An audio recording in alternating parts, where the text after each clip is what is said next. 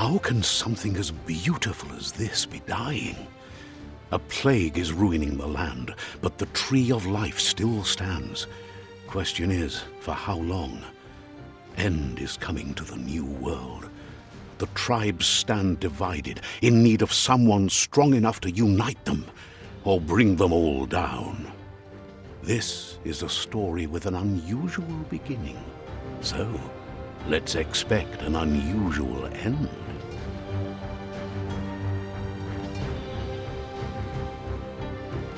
Welcome to Biomutant.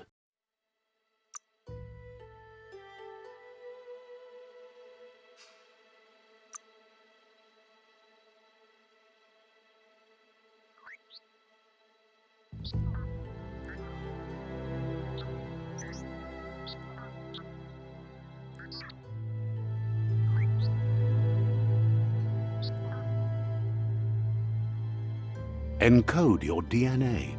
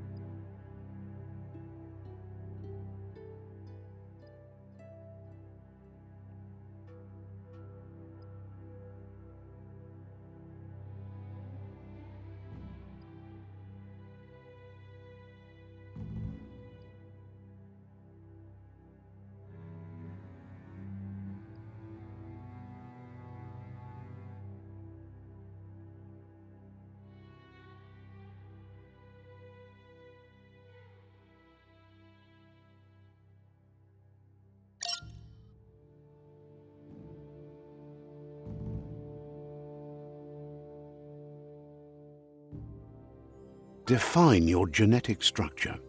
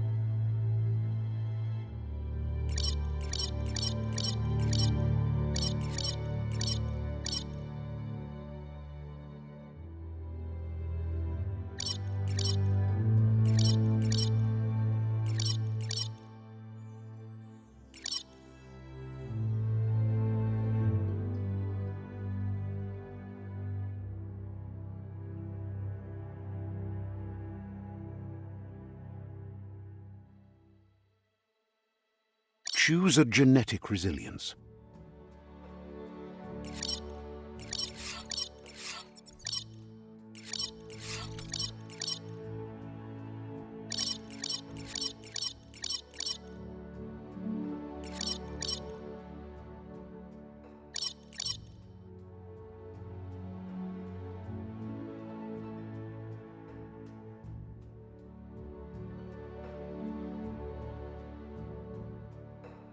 Choose your first style.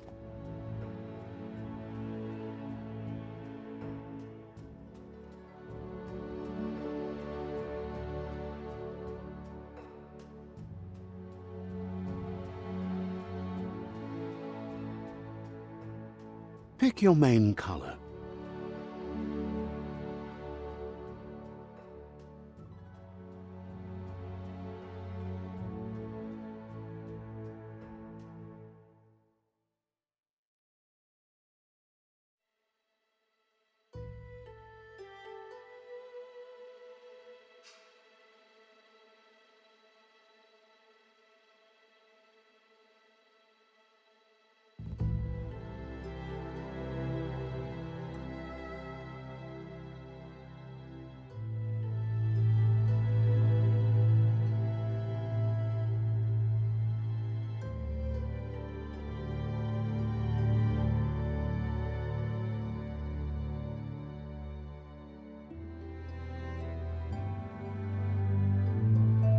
Choose your detail color.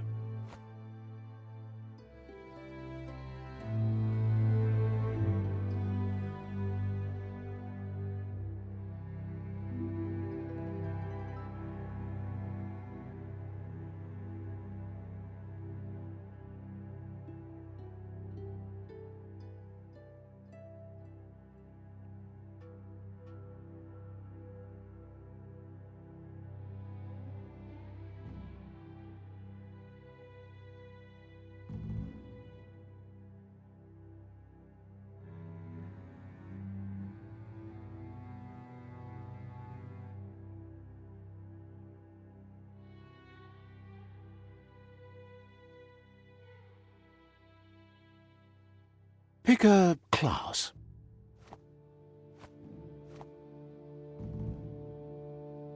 Commando. Psy-Freak. Commando. Psy-Freak. Saboteur. Sentinel. Saboteur. Psy-Commando. Deadeye. Deadeye chosen. That'll work.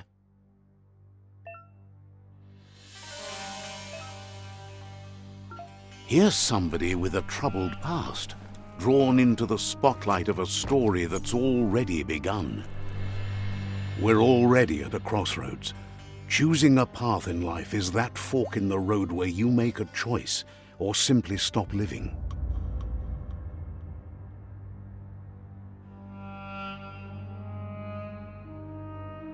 But for you, it's not only a crossroad, but a choice, a reflection of your key, the primal energy that flows through everything. Let me introduce myself. I'm the light and bright side of you, or your inner voice to be precise, an echo of balance and consequence of your actions as you move forward. Seems more like you're being light-headed if you ask me, but you'll come around eventually. But what comes around goes all the way back around. So, it's better to stick to your instincts. You can't fight what's in your nature. In your nature, and here I was hoping we'd be all about natural selection, survival of the strongest, and so forth. If that's not instinct, then I don't know what is. Natural selection is all about evolution and progress, and as soon as there's enough light, darkness will disappear.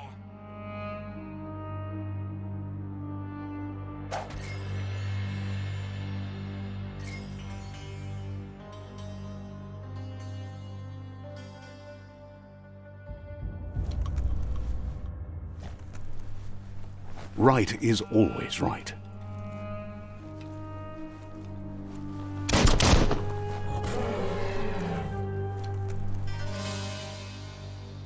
Stories of death and the bodies left behind, a reminder that we're at the mercy of nature and the one that preys on others.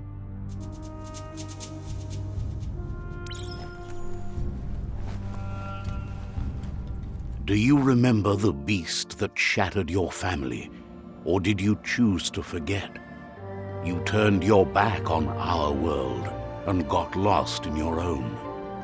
Meanwhile, the predator only grew stronger.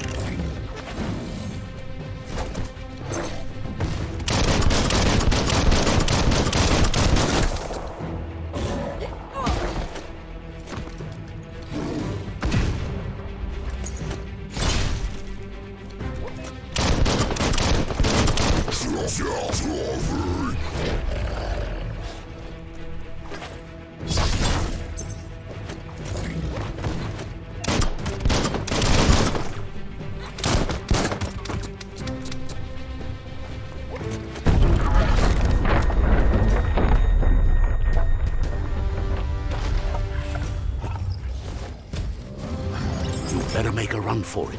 This is not the time nor place to end this story.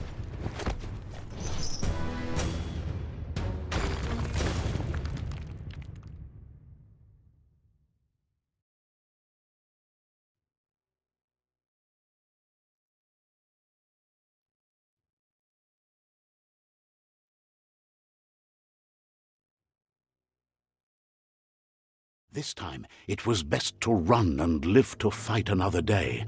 Let us hope you're ready for it when it comes.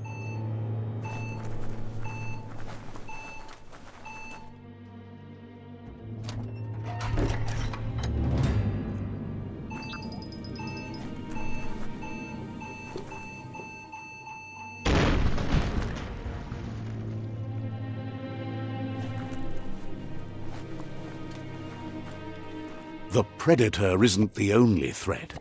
The wildlife started to mutate when the end of days began, and the tree of life started to die.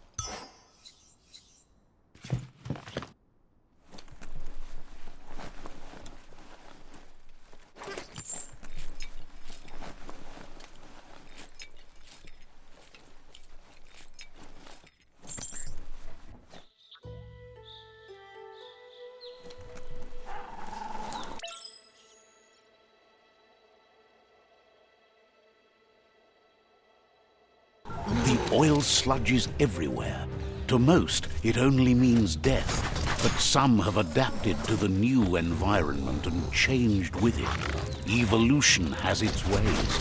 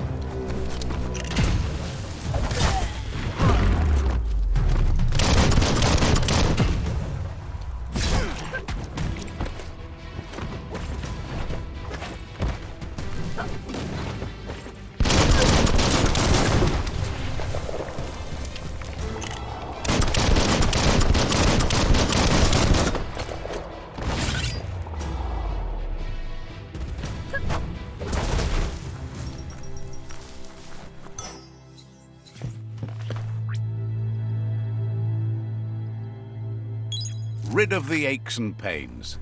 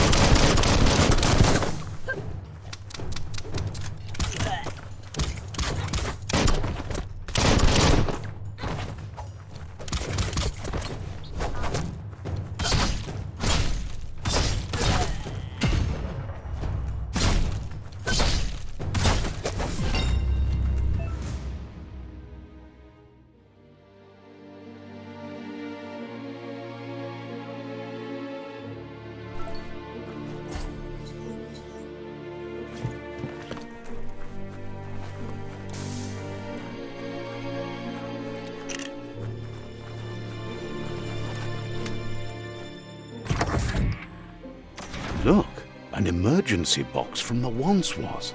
A rare sight.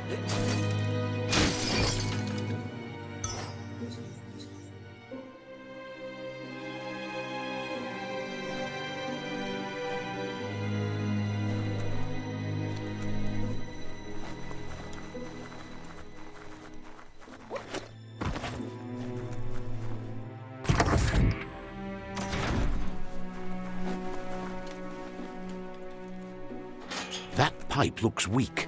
The claw bar should come in handy.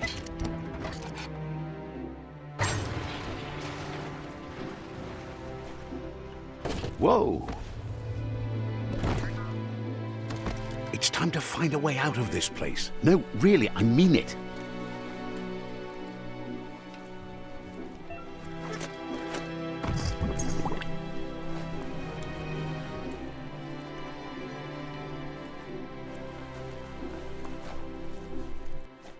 The morks produce biomatter in their multi-organ that they shed under distress.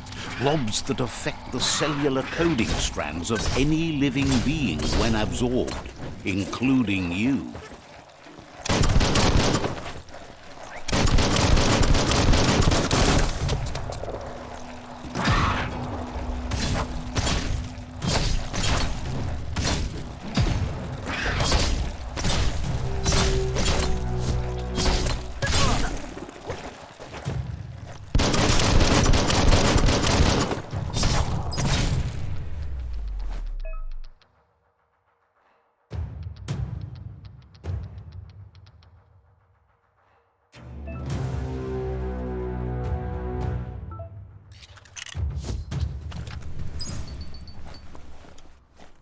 A ladder would be better.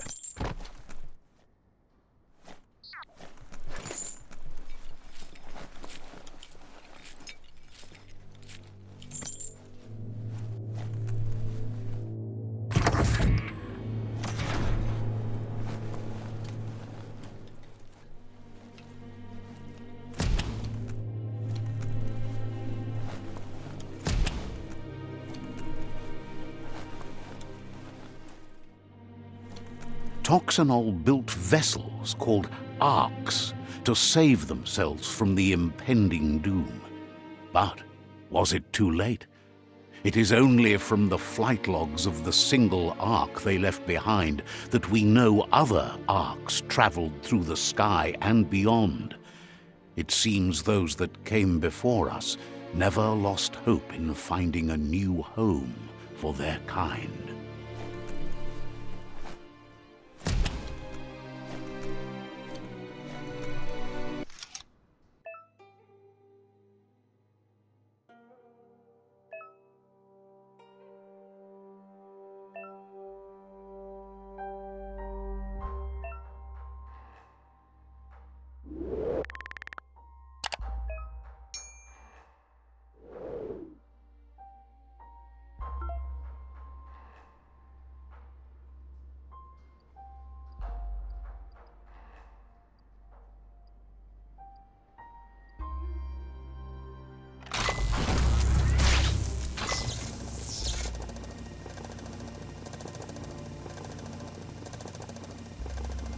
There are few records of the chain of events that led to the big apocalypse eons ago, but it's clear the world wasn't prepared for how recklessly the Toxanol Corporation would make its mark on the world. Their rare earth mining and nuclear industries generated tons of waste, and, without consideration for the future, they dumped it all in landfills until they ran out of space. That's when they made the big mistake. They began dumping the toxic waste in the surf just off the coast instead, assuming that it would sink and decay with time. And they were right, but no one was prepared for what was about to unfold. Once in the surf, the radiation interfered with the genetics of the wildlife and created bizarre mutations in their offspring. It had an inconceivable impact on biodiversity and the entire ecosystem. The world as they knew it crumbled as nature retaliated. It would never be the same again, and what remained of it became ours.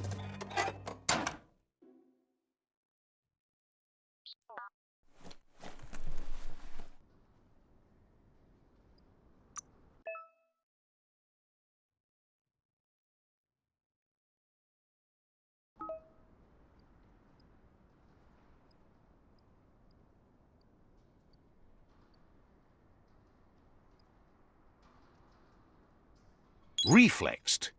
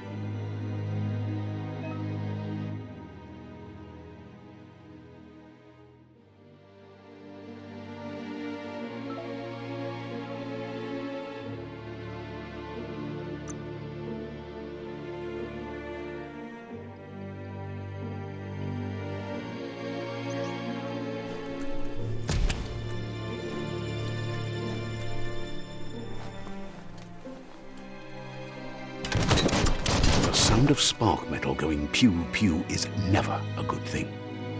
It's coming from behind that door. A warning label. The box looks like a potential brain melt. It's going to take a bit of puzzling to short-circuit the door.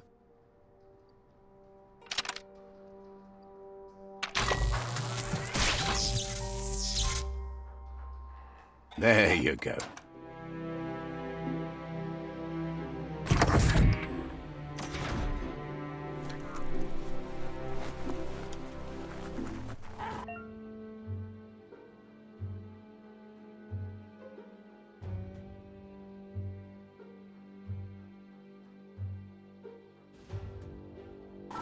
The wheeled one is outnumbered. You'd better help him out.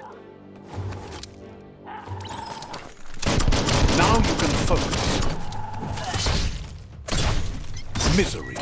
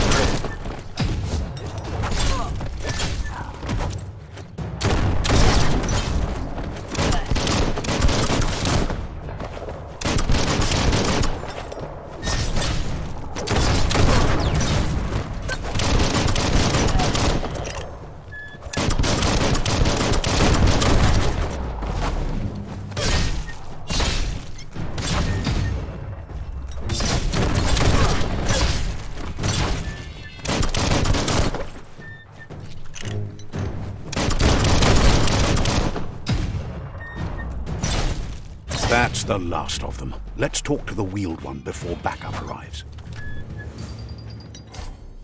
That's an odd thing, don't you think?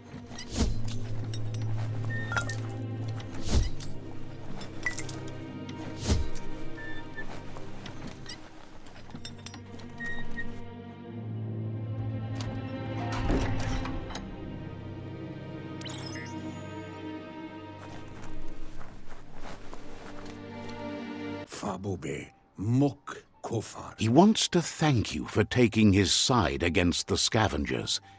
He sounds familiar. You just can't figure out why.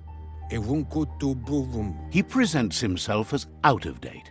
He knows he's way overdue, but he hasn't given up. He doesn't seem surprised that you don't recognize him. You were just a child back then, the night everything changed. There have been rumors of a one-eyed Ronin seen outside the Great Wall, and he's happy to see it's true. The legend of the one-eyed child that grew up as an outcast is old and sad.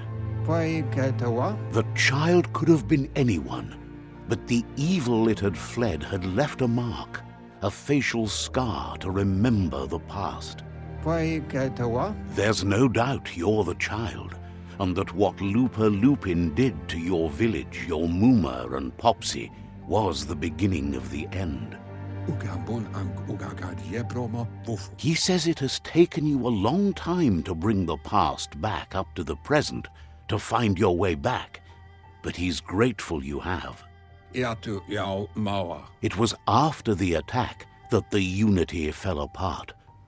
Your Muma's disciples divided and formed tribes as a reaction to the blight that had fallen upon the land. Had it not been for the Tree of Life, no one would have survived. He hopes you at least remember the tree.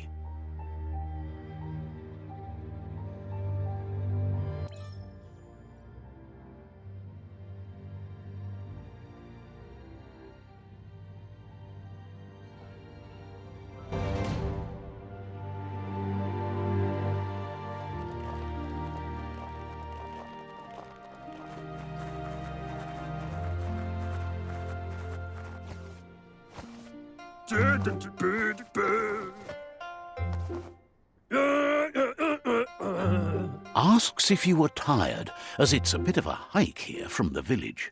He wonders if your Muma knows you are here.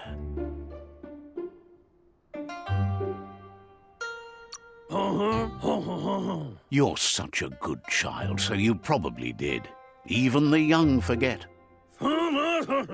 He understands why you came all the way out here, to see them, the potato people. The potato people, or Nono, are a wonder, somehow interlinked with this little tree here fueling its source of life.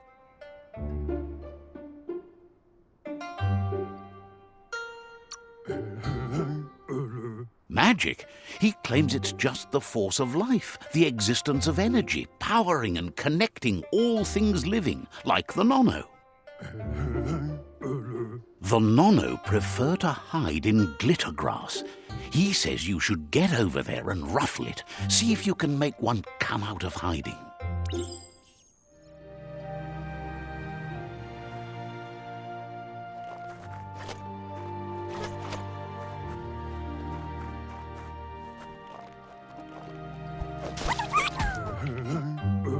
You've found one. You should be proud. They don't come out for everyone.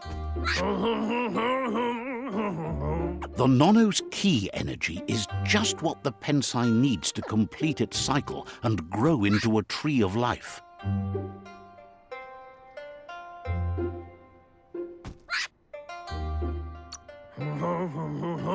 The small tree you saw up there where you met will eventually grow into a tree of life and start giving back to nature. It'll be the heart of the land. You'll need to support the tree for a long time to come. The only way it'll grow tall is with the burst of ki released from the Nono as they become one with the tree. You'll need a net to catch the Nono, and he wants you to use his, but asks you to be gentle. The Nono are sensitive beings, an embodiment of ki, the primal energy.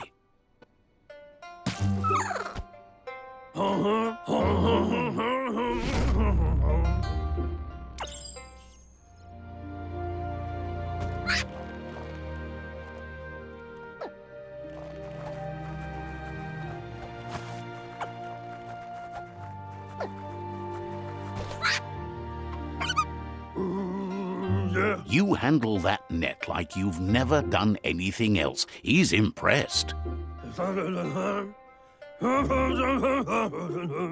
One day, he hopes the tree will have grown tall enough to sustain the world. But today, your focus is getting this one to become one with the tree.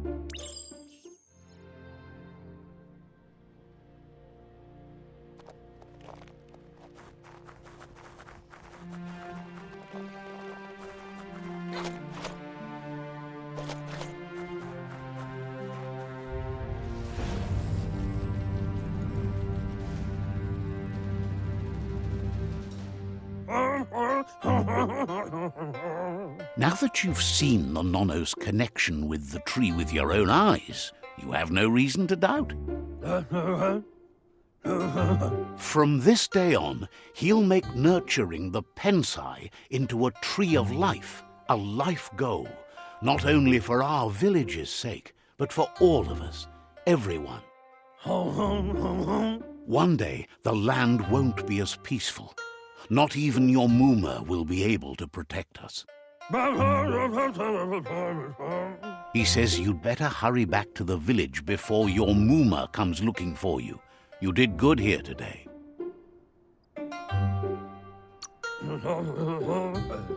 That's not true. She's the reason there's still unity, and the only one strong enough to keep the 6 Wang Fu disciples disciplined.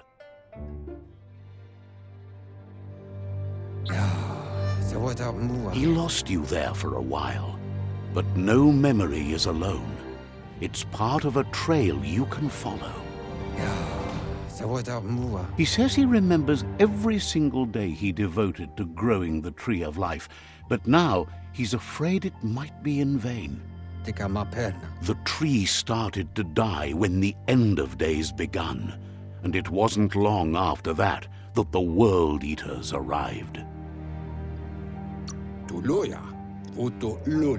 Records tell of the ruinous devastation the Toxanol Corporation inflicted on the land.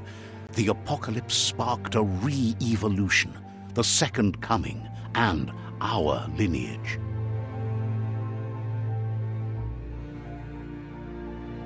His friend Gizmo is working on a Mekton and needs help defeating the Jumbo Puff at the end of the West Route. Wiz is still repairing his octopod to confront the Merc Puff that dwells deep down under the surface at the end of the Northwest Route.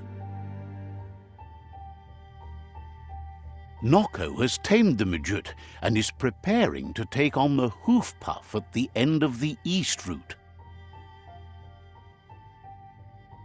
Finally, Goop is almost done with the Goo Glide, a machine able to ride the waves of the surf all the way out to the Porky Puff at the end of the route to the southeast. Come, Reaper. Out of Date says his friends are gearing up to stop the World Eaters. There's one at the end of each route. Come, Reaper. The road ahead won't be easy, but he's counting on your support. His friends aren't strong enough to end this on their own. Pa, wherefore, where? He wants you to understand that you'll all die if the tree isn't saved. Momomboso? Regardless, you'll meet again once you've played your part in the tribe war and the situation with the World Eaters. To wobble.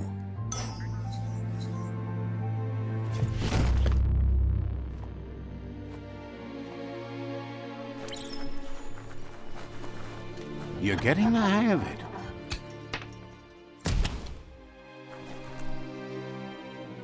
Quickest way out is through the roof where they came in, and the rope looks strong enough to climb.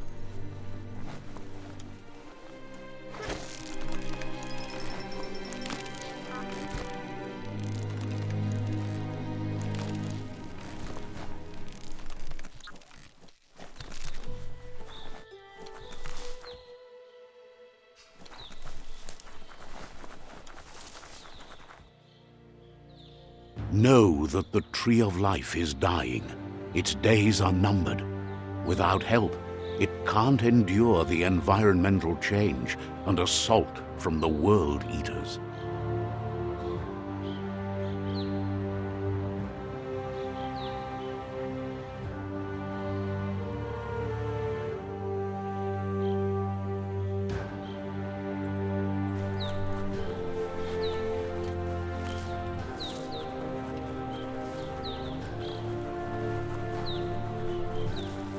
A signpost maps it out for the cartographically challenged.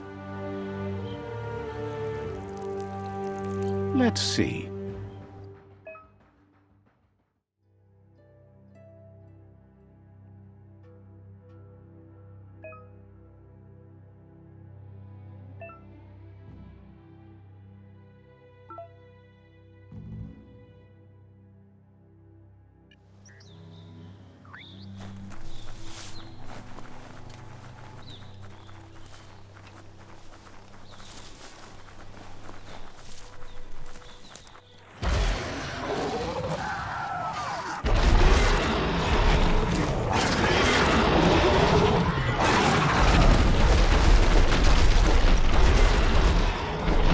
Must be the World Eater that chewed off Out of Date's leg.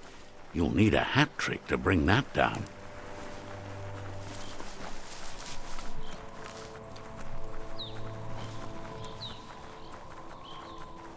Look, a survivor.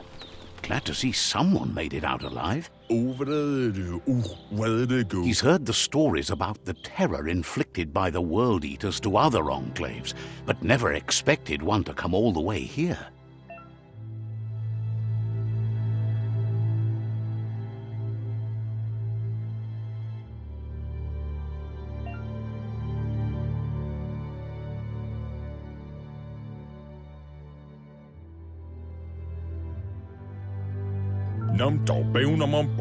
He worries there won't be much left to save if this continues, even if the Tree of Life survives the attack.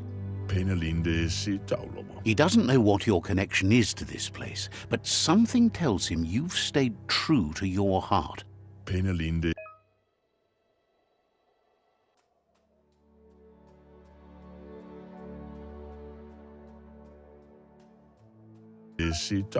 Anyway, he needs help and says it's by your actions you'll be judged, not by your intentions.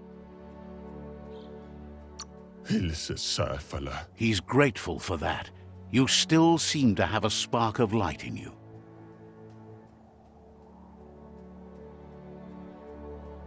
Ah! That's a spark of light in you! What's there to like about light? It hurts to look at. Not as much as it hurts to look at you. Always making this personal. And you're always trying to pretend it's not.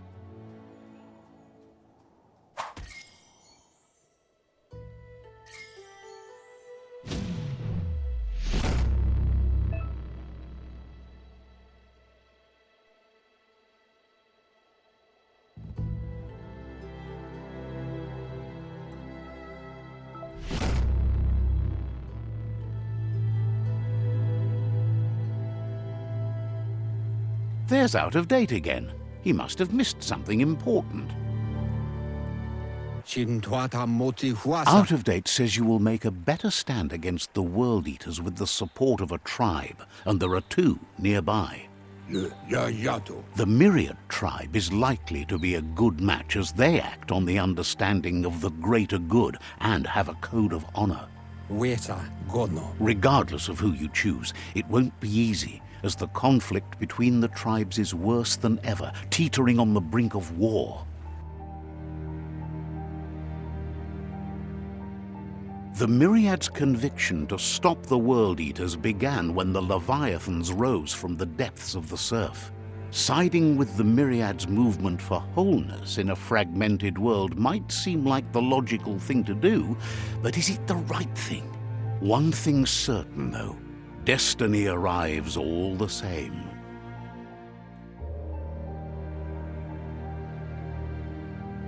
The Jagni tribe only ever had one conviction: to bring balance to the world by wiping out the weak. They believe a cleansing is necessary to restore the world and want to let the World Eaters bring down the Tree of Life. But siding with Jagni isn't necessarily a bad thing. Fate will find a way.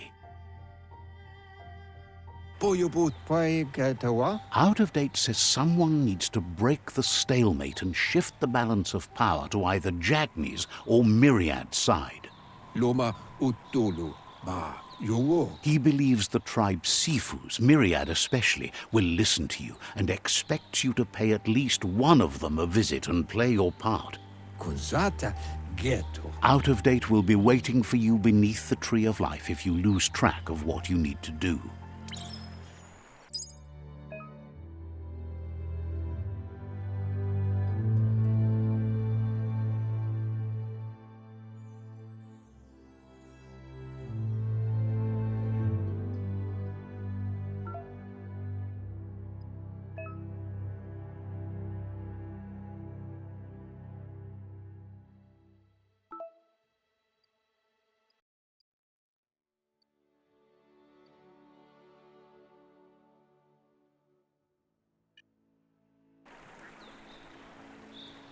Another fork in the road. It's either the tunnel or the motor bridge. What'll it be?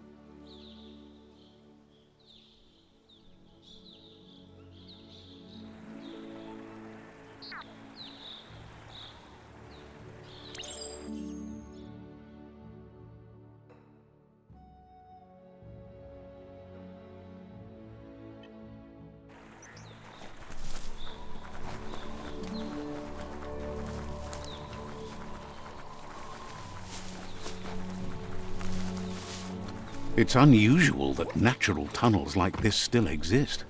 Most of them got flooded.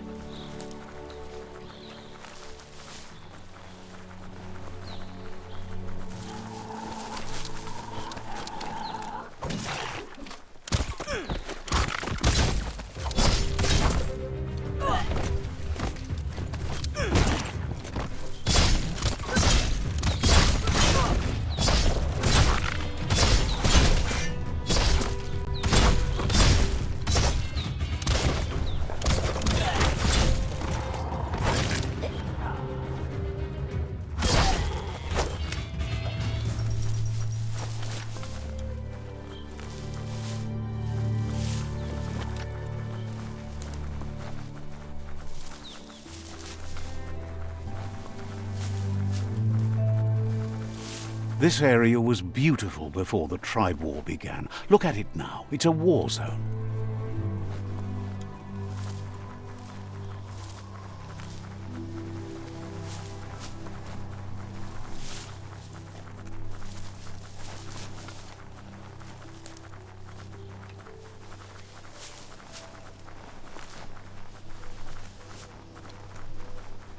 That's the Myriad Tribe's fortress.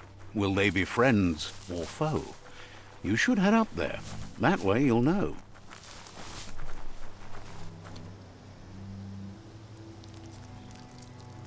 Let's see.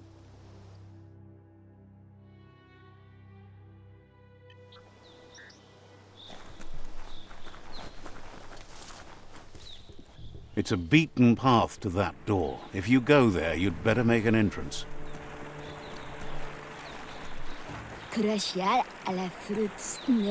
Says they're wary of strangers. They're at war.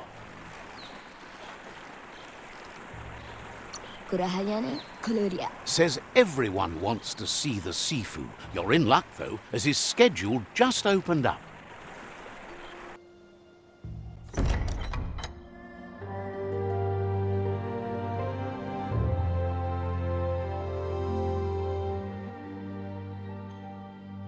Sibi?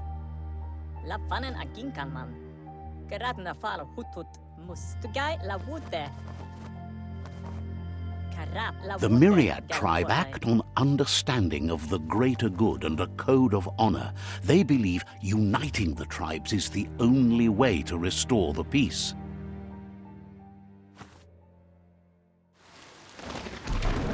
The Sifu is convinced that defeating the World Eaters and saving the Tree of Life is the only way to make the world a better place.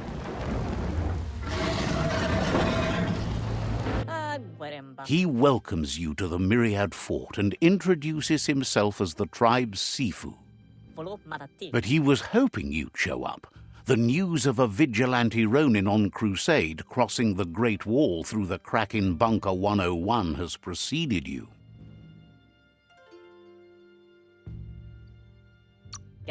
The wall that separates them from the other side? The wasteland you came from? He guesses the time spent there just left a blank space in your memory, as empty and barren as the wasteland itself. There's something about your spirit that sparks memories of you as a kidling. He can still sense you're kind-hearted. The Sifu says sometimes one memory can make another come to life. He hasn't thought about your Muma for ages, even though she taught him a lot. He was one of the original Wang Fu disciples.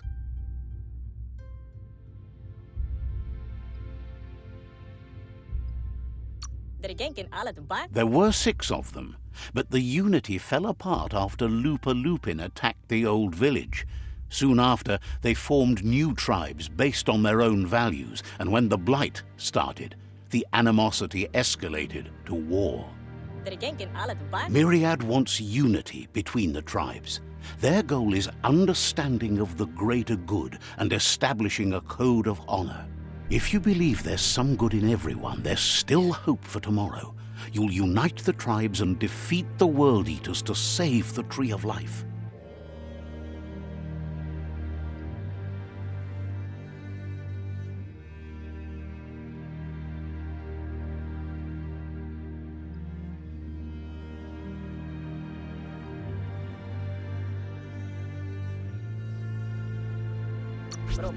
He was hoping you'd join them.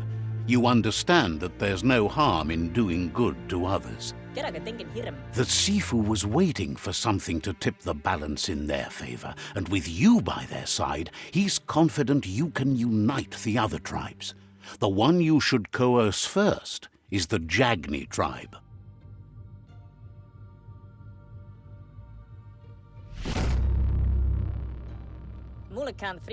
Their kin have run out of options and found themselves backed into a corner.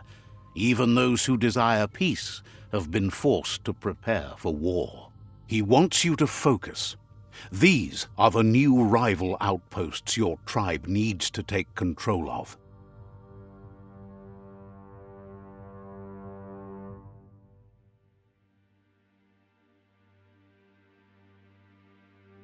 He says you'll regret not being on their side. The only way you'll learn their secrets, Wung Fu and the tribe weapon now, is if you defeat him. And that will never happen. You both have gentle minds, so they want to wage a gentle war. A war that bonds as much as it breaks. Tells you not to be afraid. Your fate cannot be taken from you. Claim the rival outposts and earn the right to wield the tribe weapon. Once you've dealt with the rival's outposts, you'll challenge their Sifu to unite their tribe with yours and let your kin share land again. Seeing you brings back his memories of the old village. He remembers your kind and unselfish soul and can sense you still have it in you, the will to do good. Anyway, the memories you make with your family are strong and can sometimes come to life. Passing the old village on your way to the first rival outpost might help.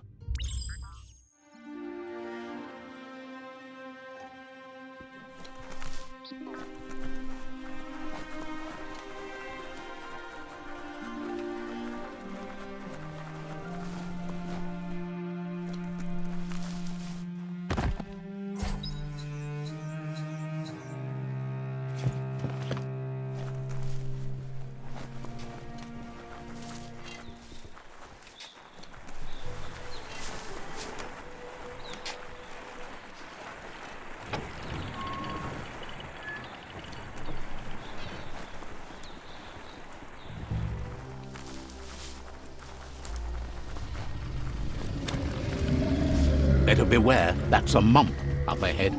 They were hit hard by evolution, the Walkthroughs especially, deformed and unfurred.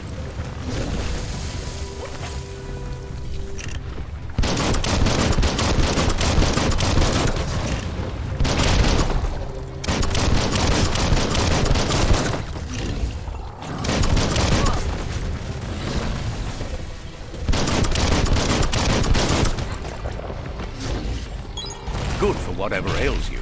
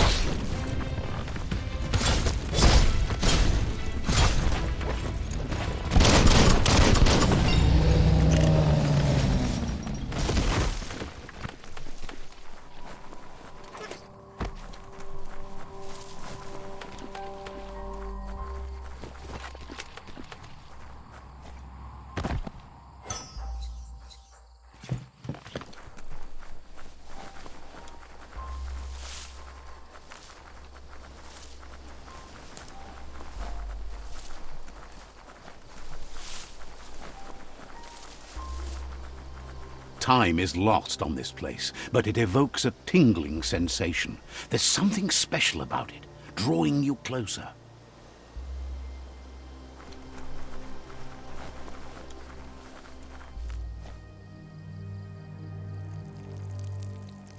Let's see.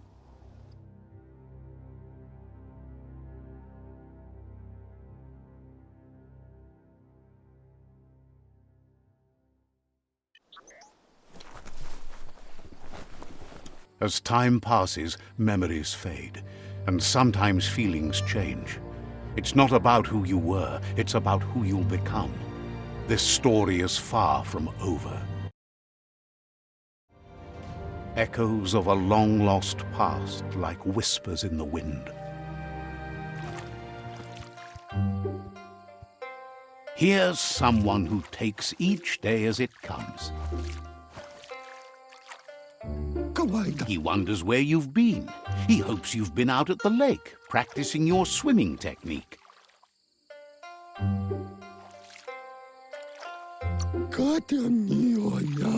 Learning to swim can be scary when you don't know what you're doing. But fortunately, he's here to give you a helping hand.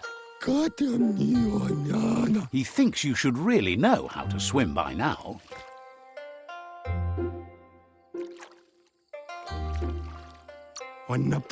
Knowing how to swim won't solve life's hard problems, but at least one of them won't be drowning.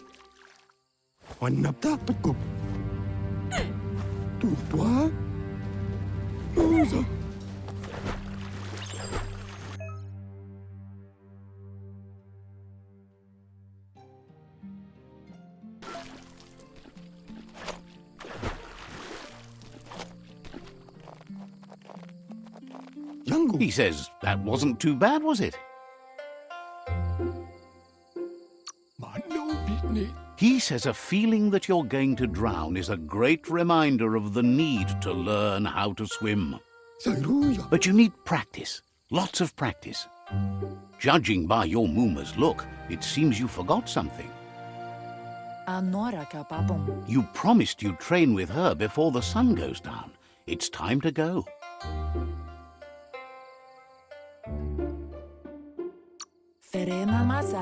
She's not unhappy with your progress, but you still have a lot to prove.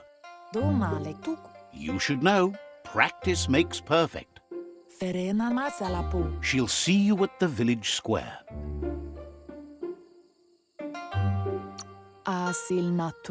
She'll be waiting for you. There will be a surprise for you at the end, too.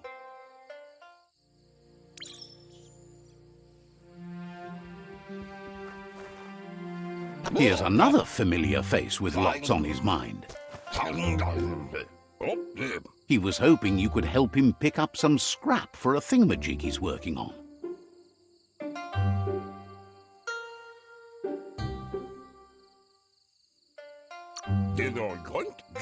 He's happy to hear that from someone that's a part of the coming generation. You owe it to yourself to protect the environment. You should look for things that are recyclable. It shouldn't take you too long to find some.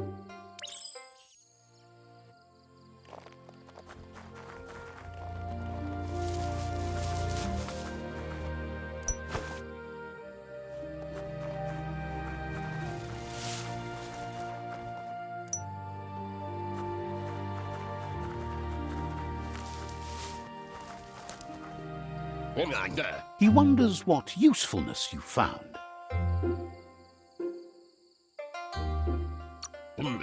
He says whatever it is, it shouldn't be left lying around on the ground. He can work wonders with almost anything and asks if you know how to upcycle.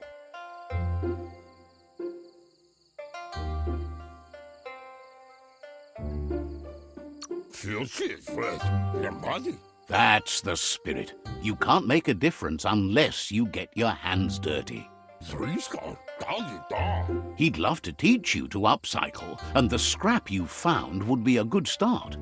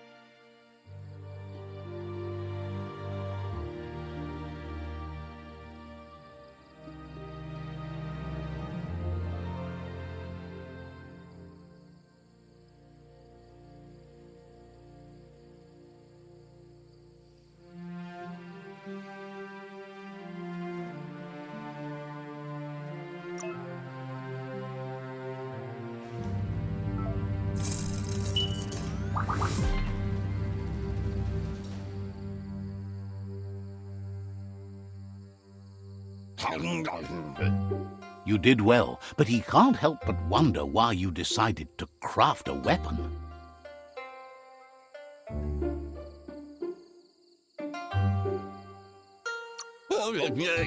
He appreciates those able to deliver a sharp remark. He's looking forward to seeing what you'll make next. It seems you have a talent for this. It looks like she's starting to lose her patience. You know she doesn't like waiting for you. She wants to see you on the village square right away.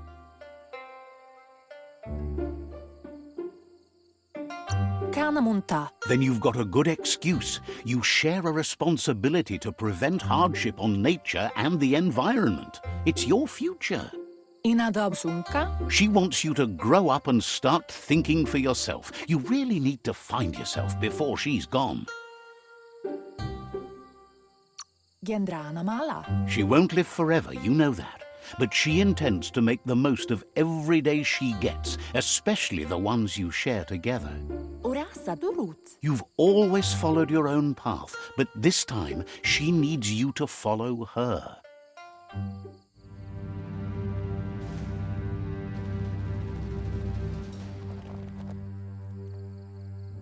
They look determined. Better watch out. He asks you to stop right there and wonders where you think you're going. He says that it's not too late for you to turn back, though.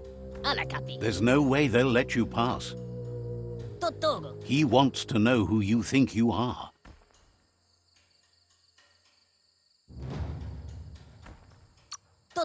You'll have to face pain at some point. He offers to help you get it over with.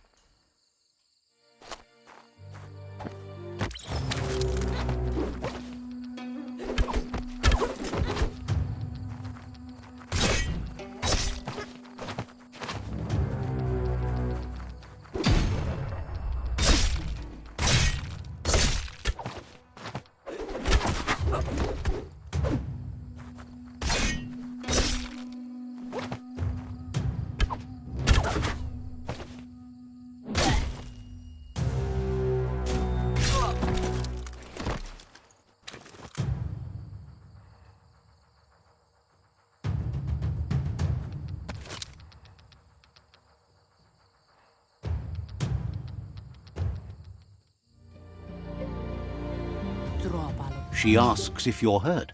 What happened?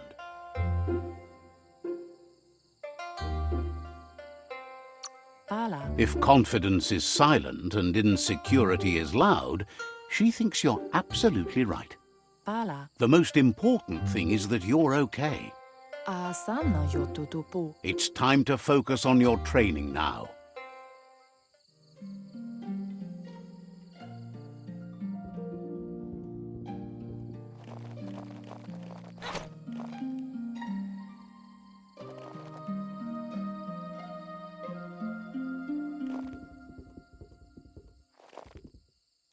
Here's someone close to heart, doing what he does best. He asks if you could help him, too, before you leave for training.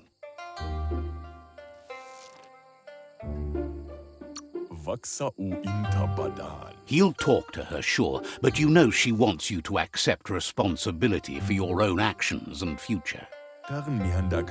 He suggests you get going and find him gadgets and ideas for how you can upcycle some old fabrics.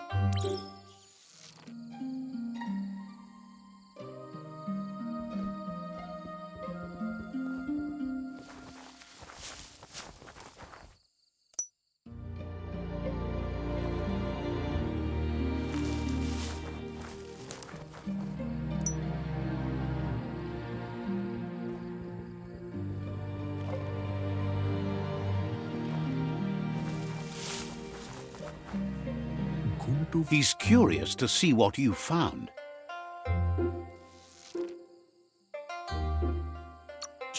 He says whatever it is, it shouldn't be left forgotten at the bottom of a pile of recyclables. He says it's about time you learned how and offers to teach you, starting with the scrap you found.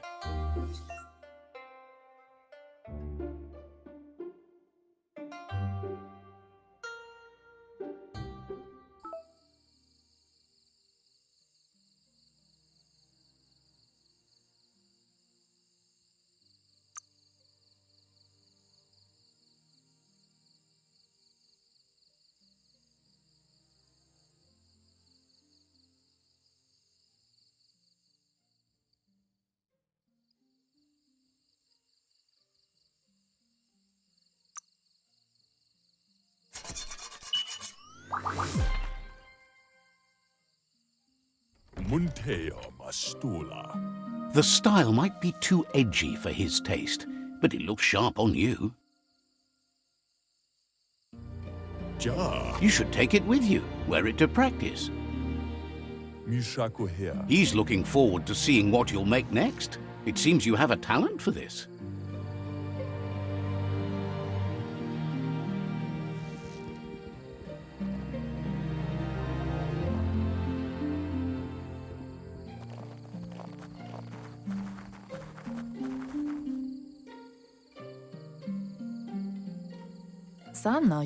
Your Muma says it's about time you got here.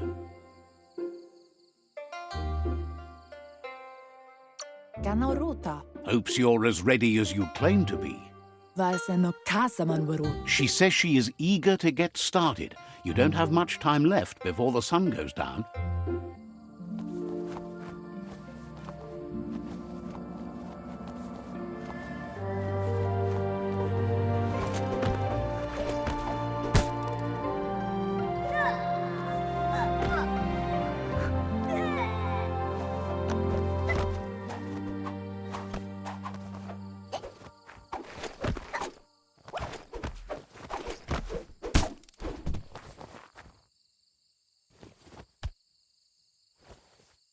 Your Muma says you did well today. She's so proud of you.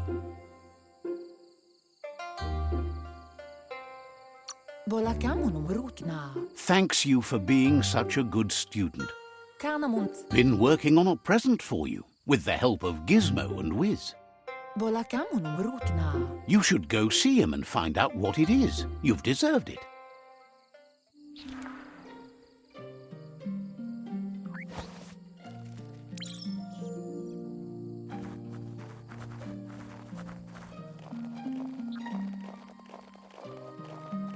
Catchy.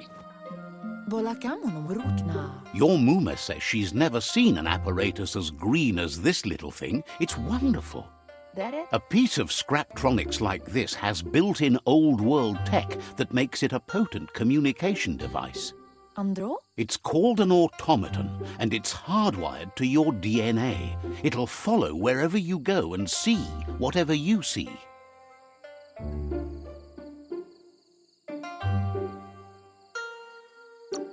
You're lucky to have such a fine helper with you. Your Muma says you look tired.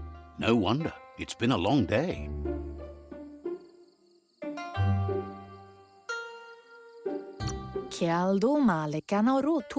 Everything ends, both good and bad.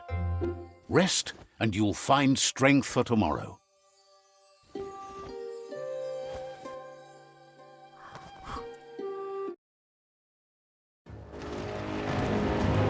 Nothing could stop Lupin from setting the world on fire.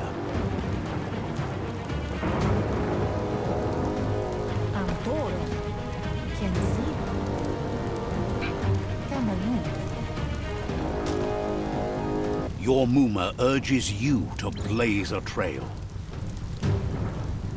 A burnt kidling will learn to dread fire.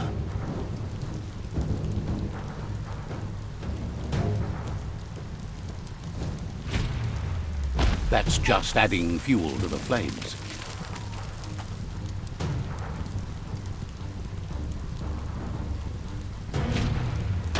Give it a last burst and you'll make it.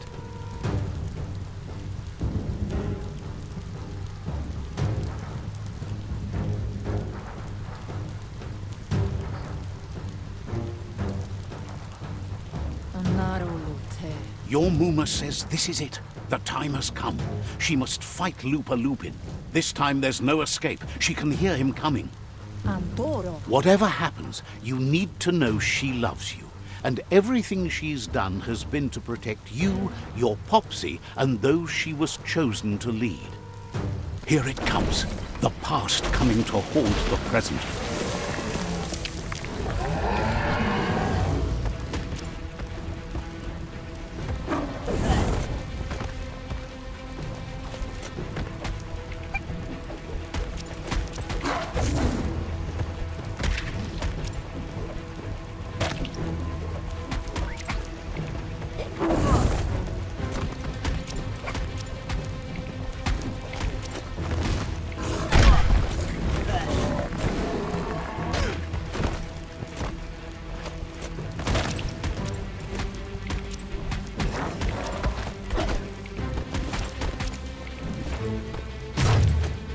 You must go through fire and water to make it out of here.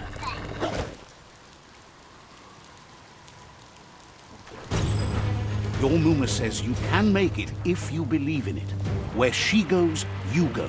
Blood is thicker than water.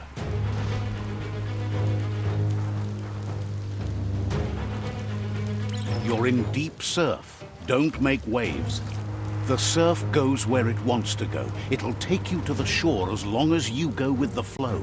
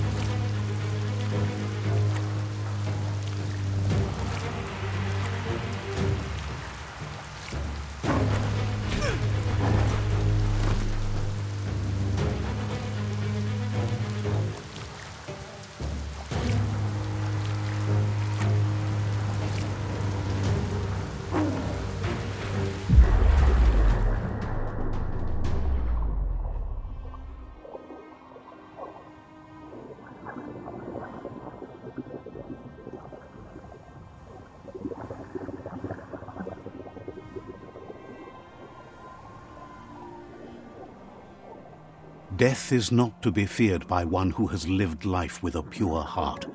A part of her will live on in you. The creature is hungry for more. Nothing is going to stand in its way now.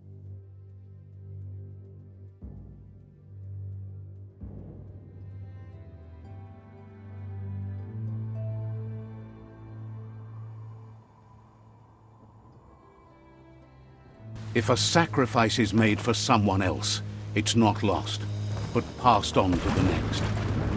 Life must go on. Real sacrifice comes from love and necessity when all other options are exhausted. The ultimate test of conscience is the willingness to give up anything to save what you truly care about.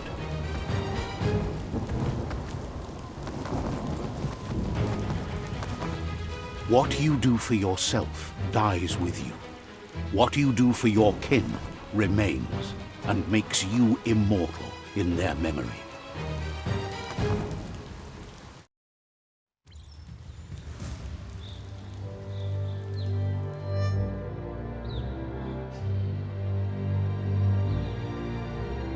As the moment fades and is lost, the only thing that remains is loneliness. It doesn't mean you'll forget your past. It simply means you need to move on.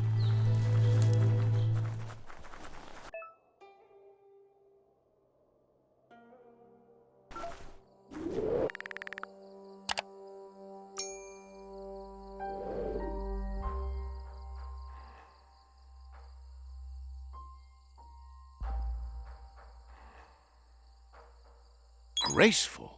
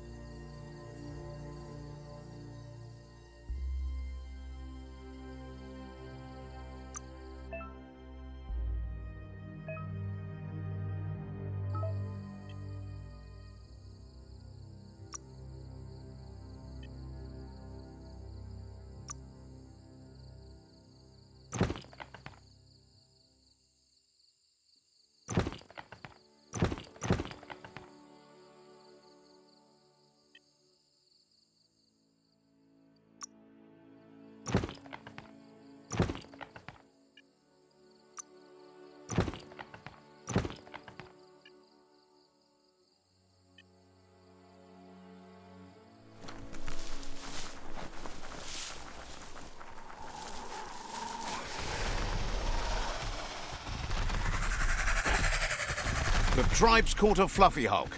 Better watch out, it's no pet.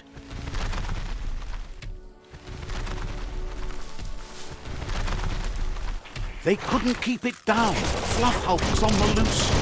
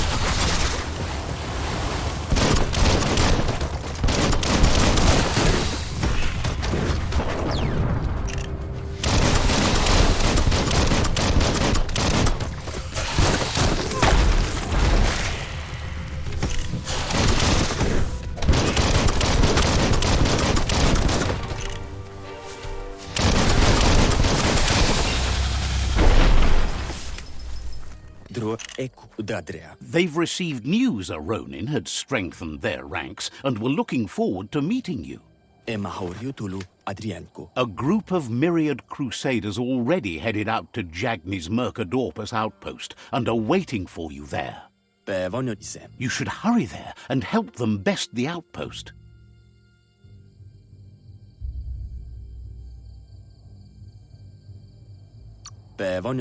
Not really. It's west of Bricktown. You can spot Gizmo's chug yard from the hill it resides on.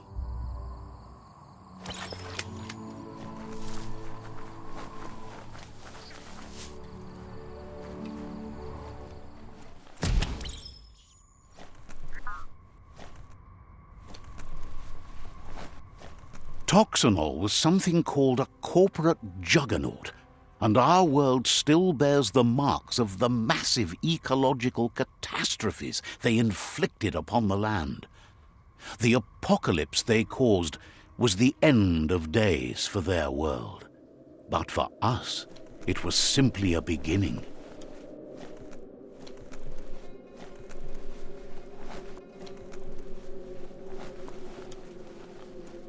Look, an emergency box from the old days. Wow, bet that nut makes a tight fist.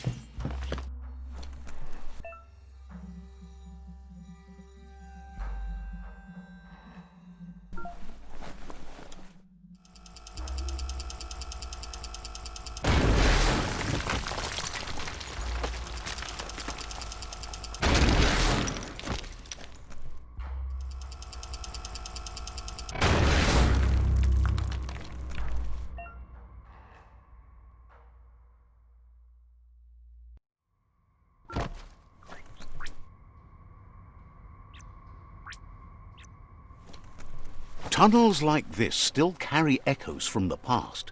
Can you hear it?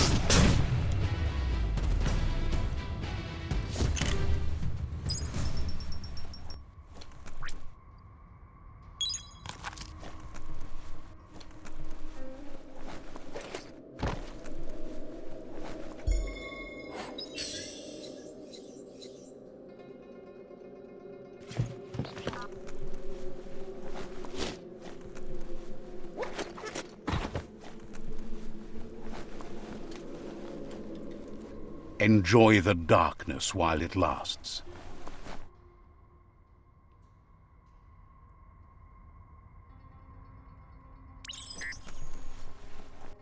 That notice board, filled with the leftovers of used-to-be wants. You're getting close to one of those old Toxanol brick towns. Pay attention. The Toxanol Corporation made this place, and then just threw it away when they were done with it. Toxanol never cared about the waste, as long as they didn't have to pay to clean it up. There must be a track somewhere in this brick town. Just hope it's not buried.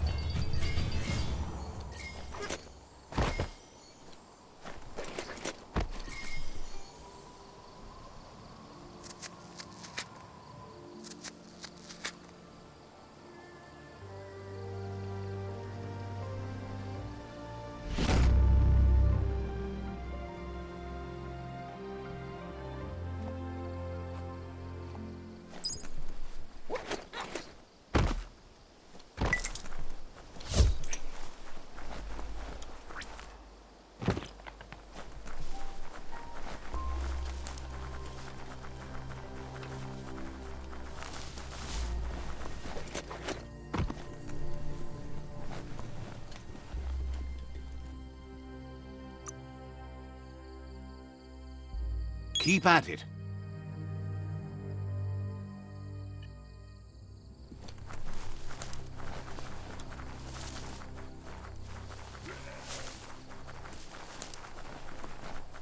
Mercadorpus Outpost, a Jagni tribe stronghold. Let's see.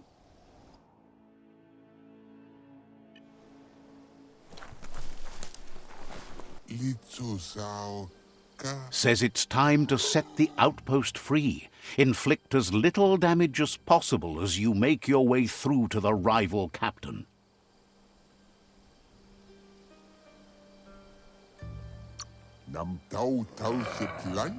If you can, you should try to convince the captain to give up the outpost and join your cause.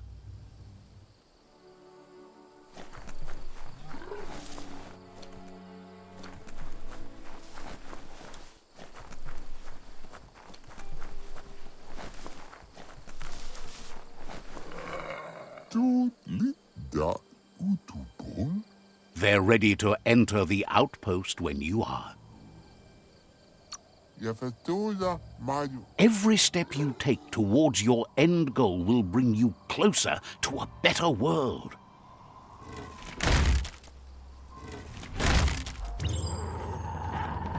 Here's the first line of defense.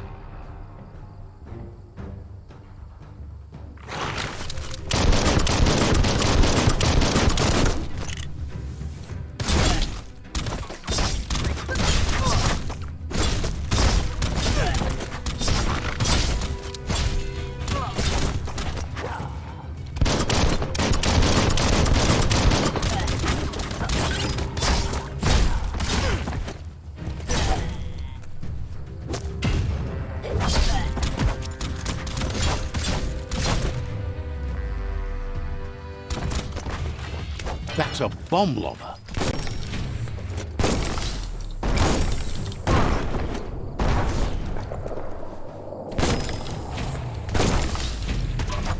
That hit the spot, wrecked it.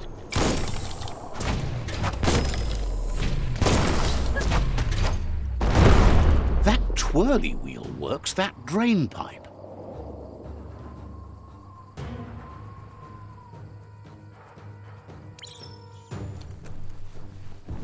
Spin the twirly wheel and open that drain.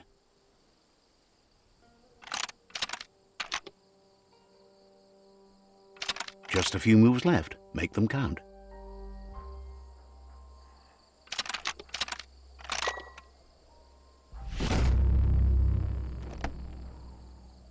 Everything's clocking together.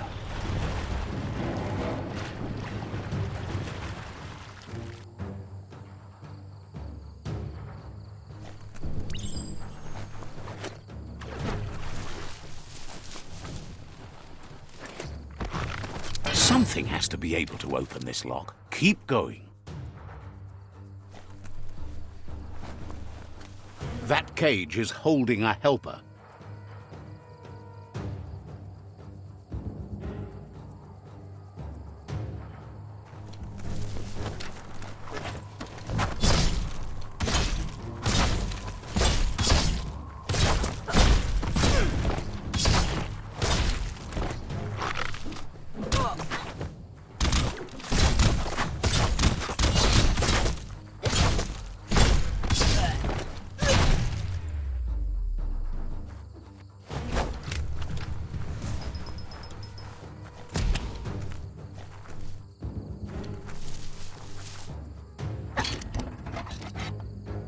They never lost hope you'd come, but weren't sure if they'd last long enough to see it.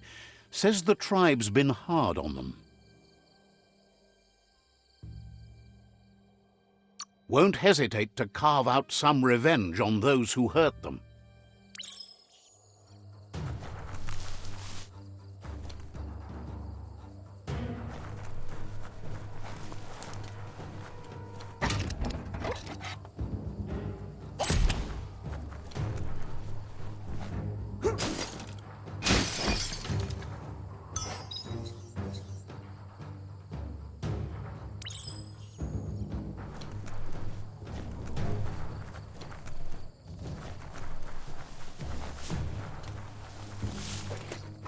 A sharpshooter.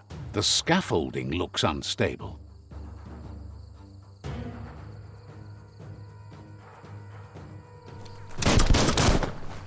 Better stay clear of the red ray. Here's the second line of defense.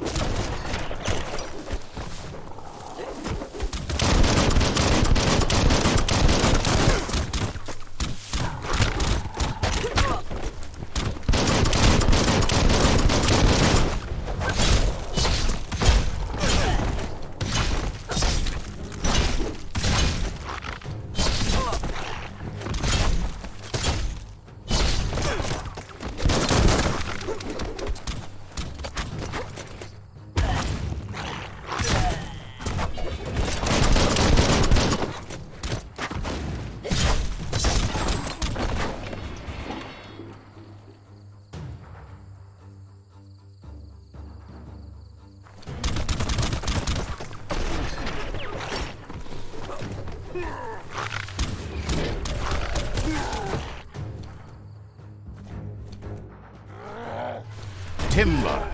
Bet a big bump will bring it down. Switched off the light. A barrel shoot. Smack it to get a barrel out of it, then hit it toward the gate and blast it.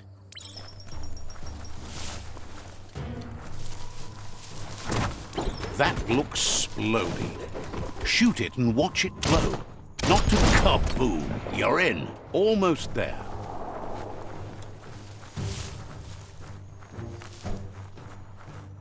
The outpost belongs to your tribe now.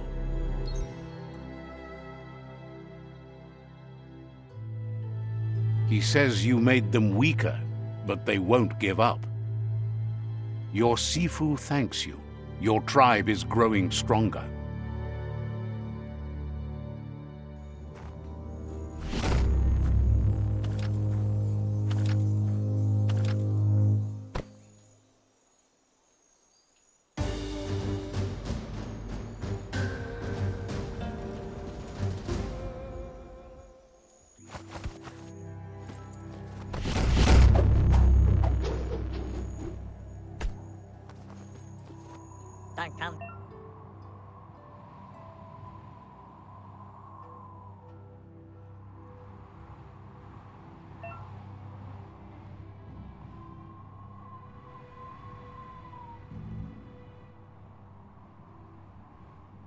Says you did a great job capturing the outpost. You've earned the privilege of carrying the tribe's weapon. Figures the honor belongs to the tribe, too. Out of Date says he's doing his best to keep up, but from what he can tell, it seems you're making progress with the tribe conflict. He had a feeling you'd get along with the Myriad tribe, but it remains to be seen what the future holds for your alliance. You seem to share the same values as the Myriad tribe. You both have the same optimistic outlook on life. At least, for now. But Out of Date emphasizes that solving the tribe conflict won't matter unless you help make a stand against the World Eaters. That doesn't sound good. Out of Date's forebodings are justified. The Jumbo Puff needs to be taken care of.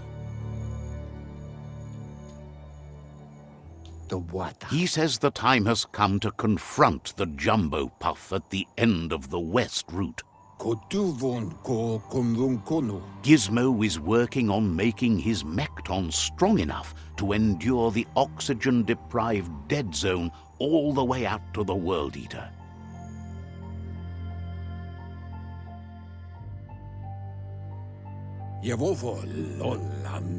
You should get over there and see what you can do to help.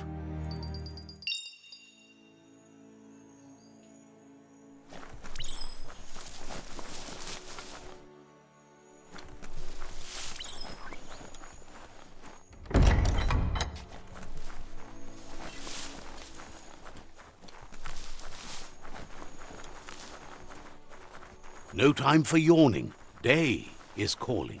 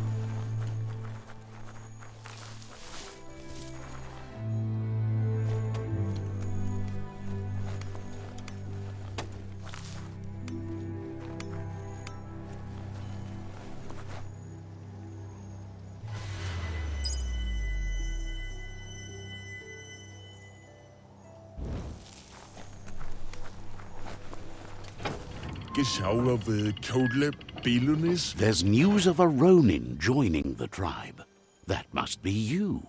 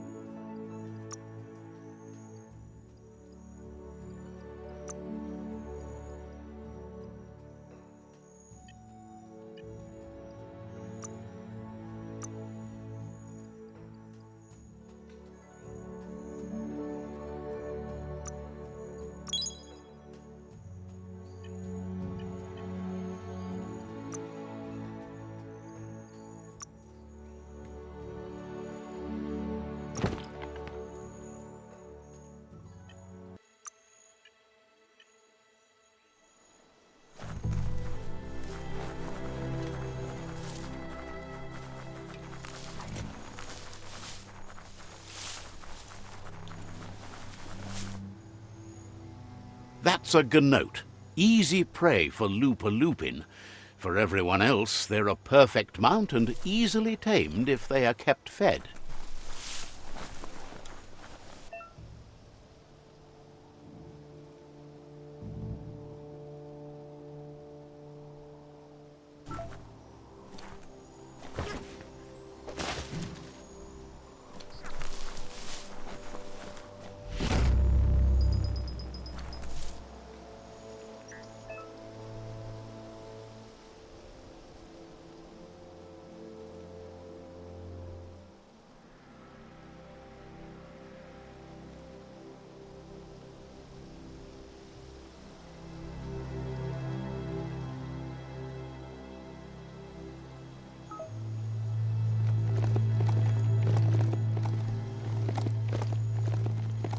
That's a resource totem, a monument left behind by those that picked scrap, trying to keep the area clean. Doesn't riding a beast like this feel good?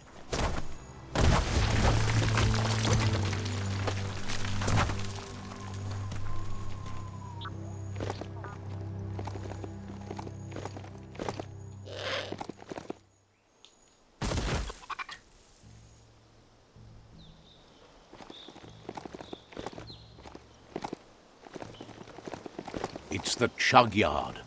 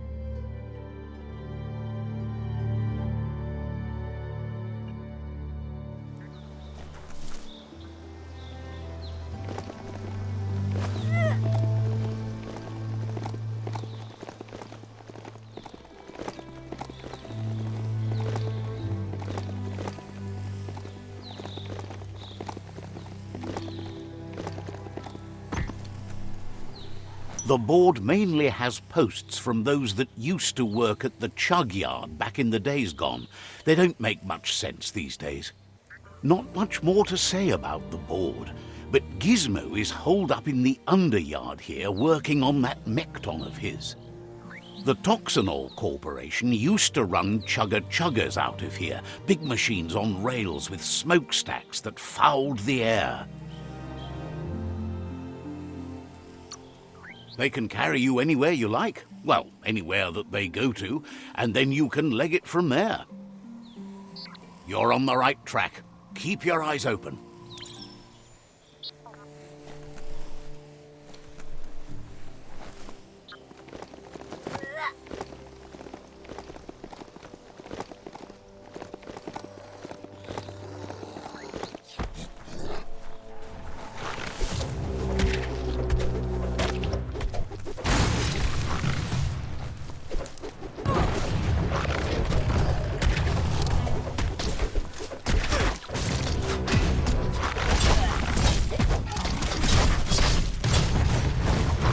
Tribes always scavenging for scrap, and the yard has plenty to go around. But they should have stuck to looting instead of playing around with sprockets. Bonker Bonker's busy ram-banging the door. This is your chance.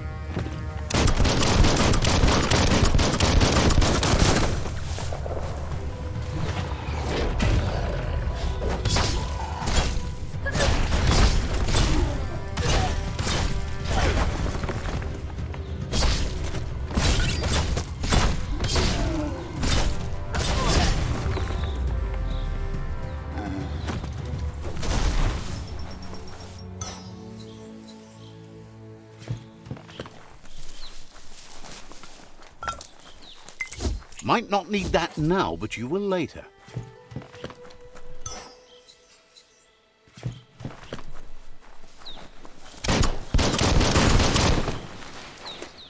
You'd better get a move on if you want to change things.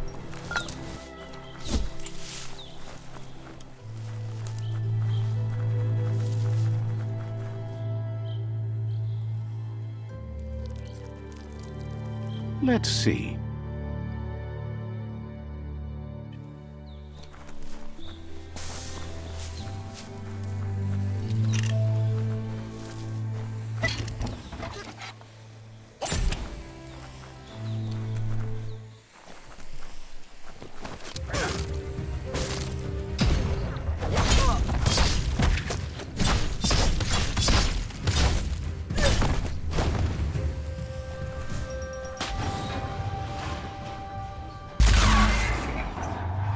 Yes, you can do anything. The sky's the limit.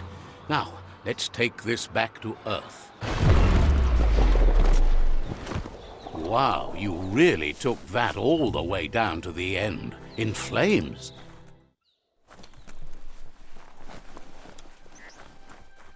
It's a wonder some of these up and downs still work. Guess they built machines better in the past.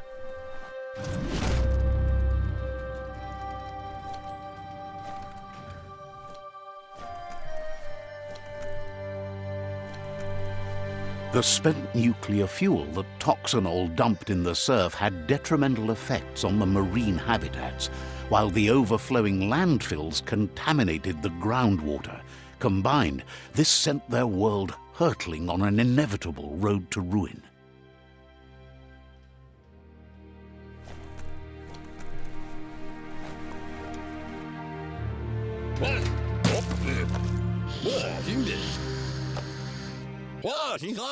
I need to brush up on my Wando, but I have a feeling he believes it was you that caused the bang at the yard. Oh, and he says he knows you. You used to call him Gizmo. He gave you the oil-greased hands when he taught you how to upcycle. Gizmo remembers you as a nice kidling, and he can still sense the warmth of your good heart. But Gizmo says how you experience a memory can be different. You know the story, but sometimes the truth it brings is personal.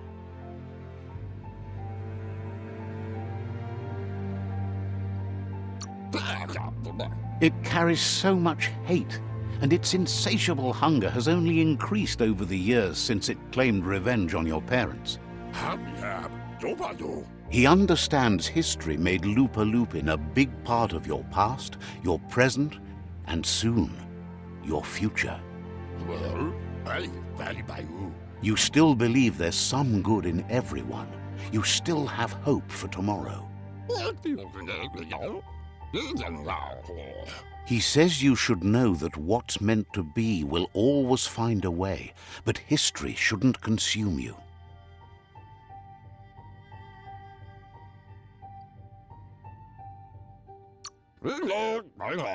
Gizmo understands you still have strong feelings, but urges you to keep them under control. You've witnessed firsthand what it'll lead to. Yes, that's the way. No arguing with that.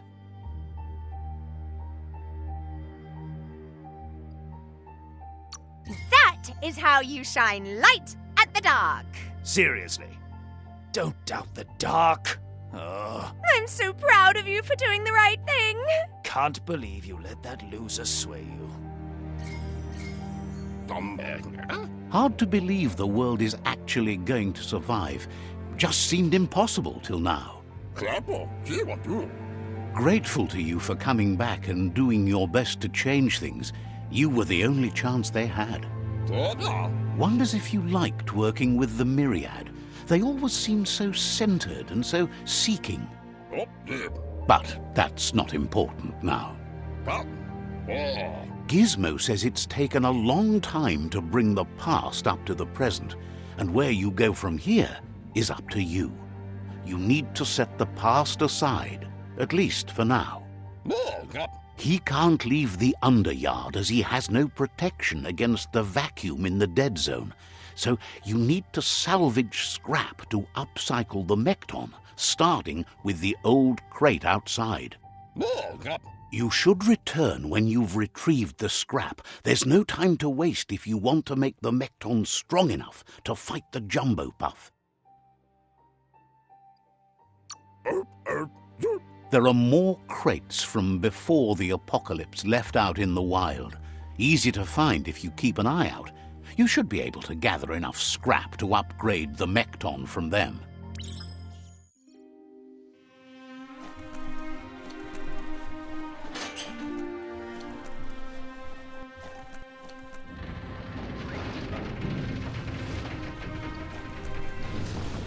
There's short of breath and death to this zone. Better take care. He who half breathes, half lives.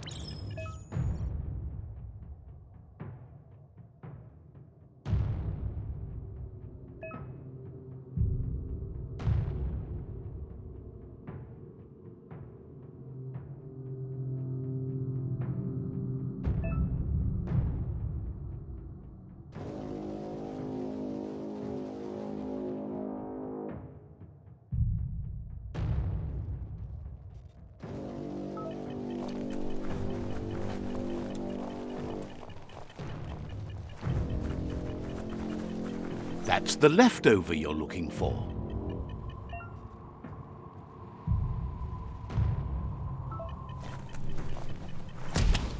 Good thing you're not claustrophobic.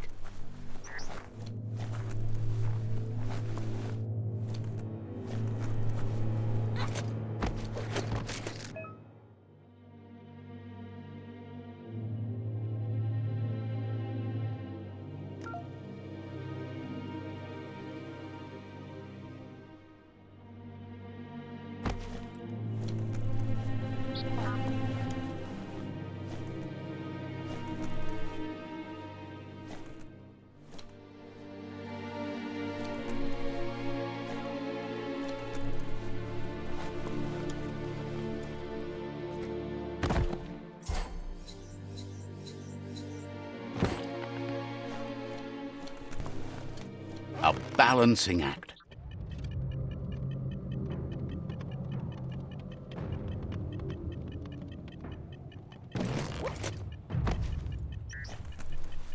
Stay away from that biohazard. You'll want to wash yourself off for a month.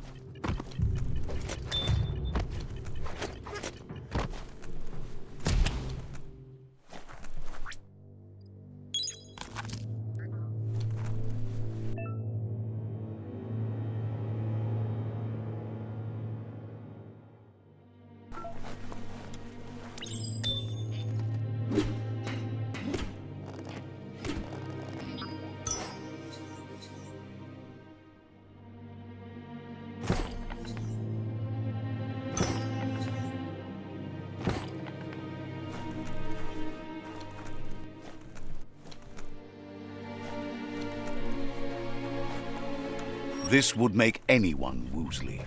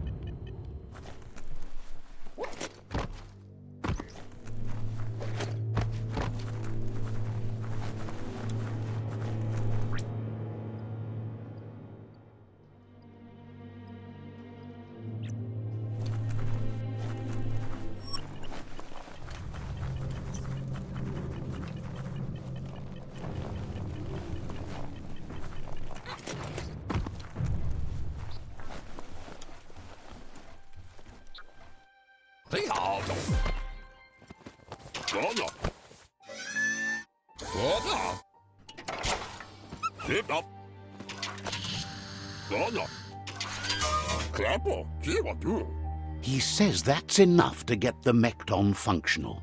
You'll have an engine, a fuel soaker, a gun, and a gathering net, but no armor, nor enough oxygen supply.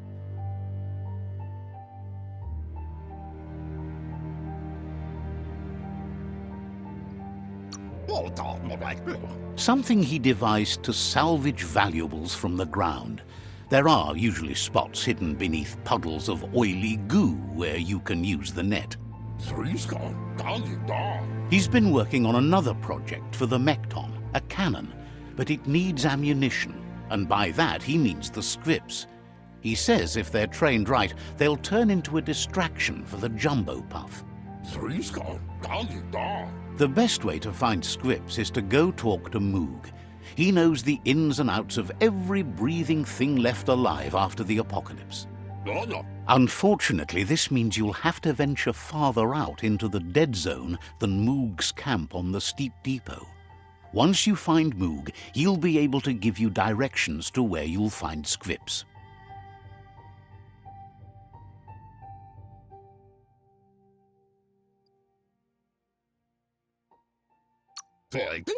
It's a little feisty and tough critter, a perfect fit for a live ammunition, if you ask him.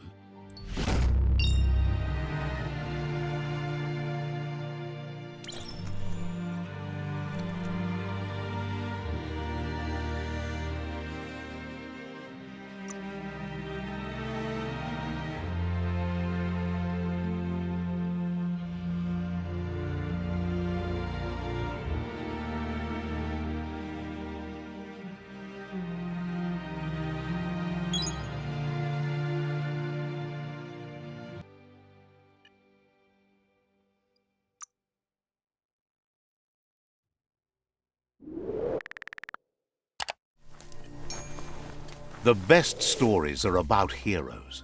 This is such a story.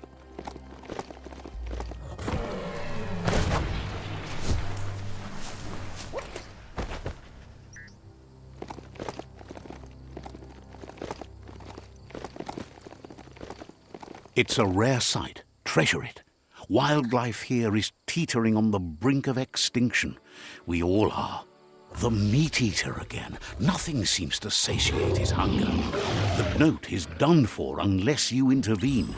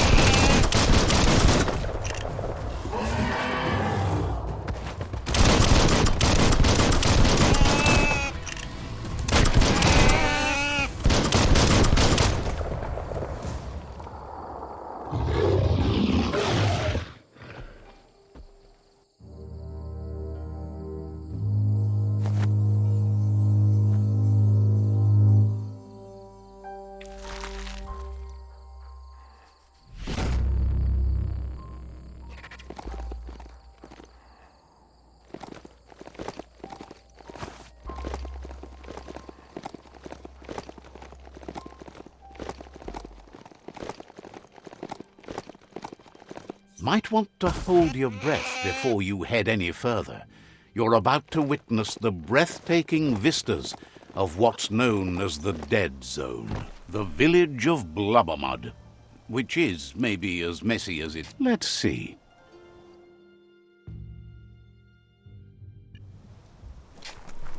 Let's hope the beast keeps listening to you. Even the sound seems sharper here.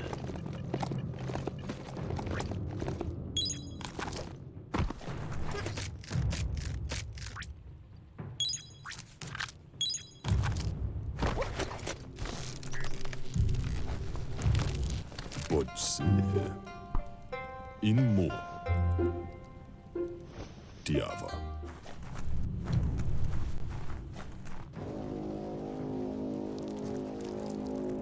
Let's see.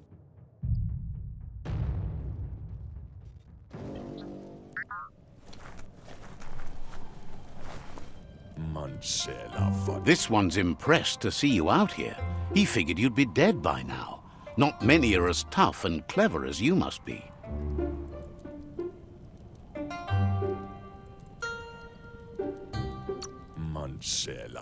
Says a monster hunter hears many things on the wind. Moog says that all your power doesn't do you a bit of good if you're not willing to pull the trigger when the time comes. Choosing what to kill and what to spare are the most important decisions you'll make. Wa. You might have a steady aim, but you need to be sure that you pick your targets with care. Ekanishalafai. It's hard to make those life or death decisions for others, but someone's got to do it. Otherwise, they'll do it themselves, and you know they'll miss.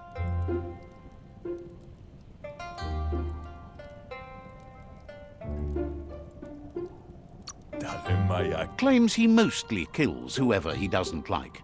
Guga. Says it's wild that the world seems to be coming back, but he supposes that means more monsters for him to shoot. Papa Zulu. Wonders why you work so hard to keep things alive. Bullets help thin the herd instead. Wuksa u intabadankali. Says you should give up on working with the stubborn myriad. He keeps trying to put out their lights and they keep putting up new ones.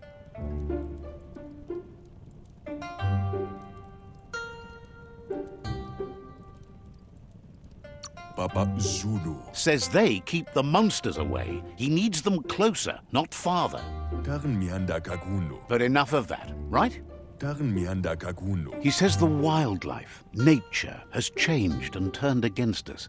Instincts of survival took over when the world changed. Como judo vavazine. He's not sure about their veggie diet anymore, and if it's changed, who knows what it's done with the chemical composition of their body output. Bon. Right now, though, he feels he's come to a point where he's got a pretty clear idea on the whereabouts of monsters, both tall and short. Como judo vavazine. Says he's not sure, but if you're going to haunt something, it seems a waste not to eat it. Padamwa como nash vaya. Moog says you must learn to walk before you can run. It takes practice before you can call yourself a monster haunter. Bustaran mianda fa. Fortunately for you, he can help. He understands you need to start off with something small before you go big. Badam udidimada bulshada. There's no better place to start than a squip cave. Hunting down a couple of these little critters for yourself should keep you on your toes.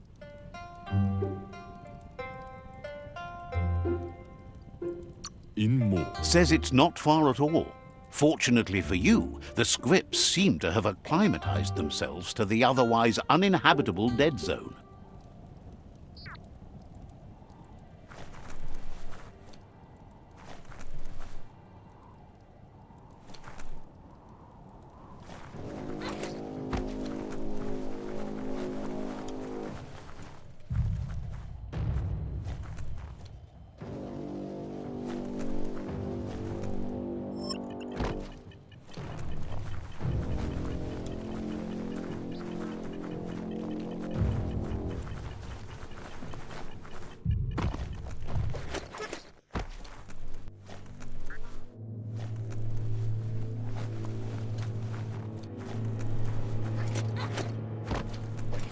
Wait, it's the squip hole-up. Place is just filled with critters.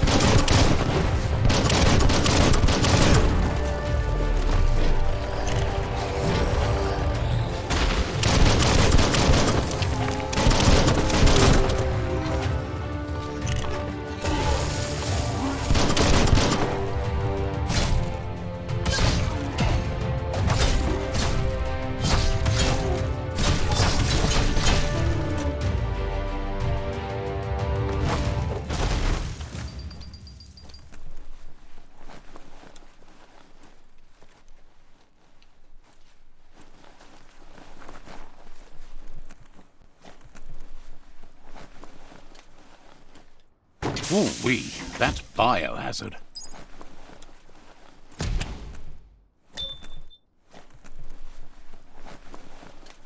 Once the volatilization from the nuclear waste evaporated, a volatile gas rose through the soil and infested structures, even Toxanol's own buildings. So, in a way, they caused their own death.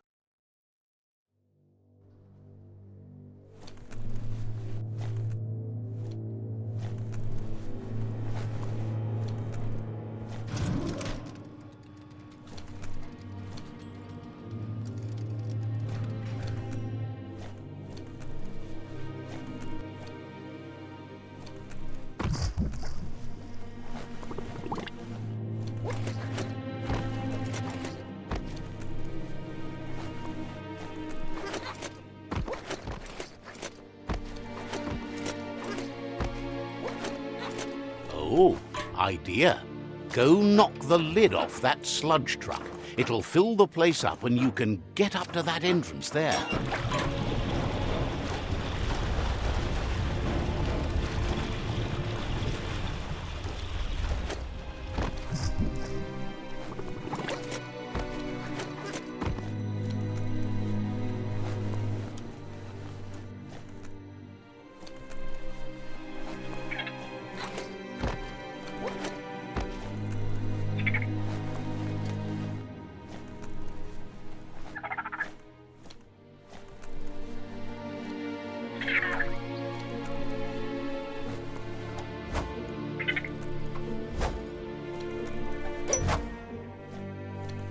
That'll come in handy. Not going to race away this time.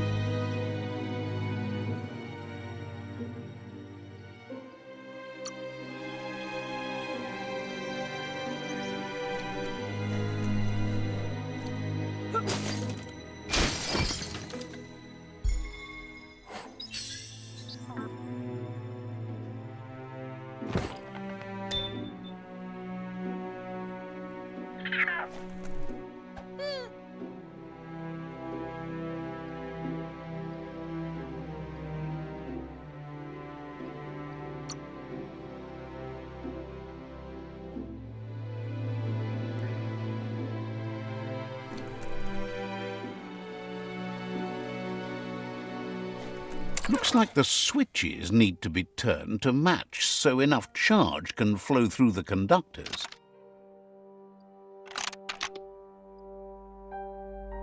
Just a few moves left. Make them count.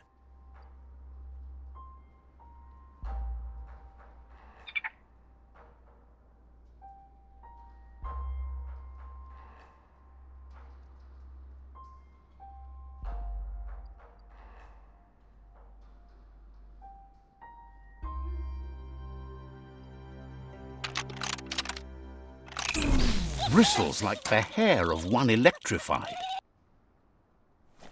You need to line up the switches so they match.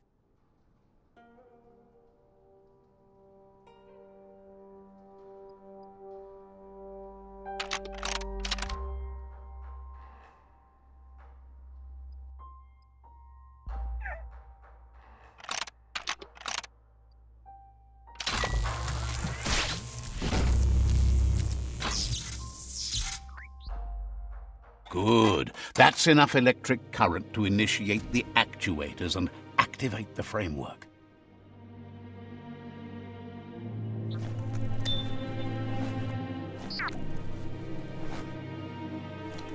You can see so much farther in the light.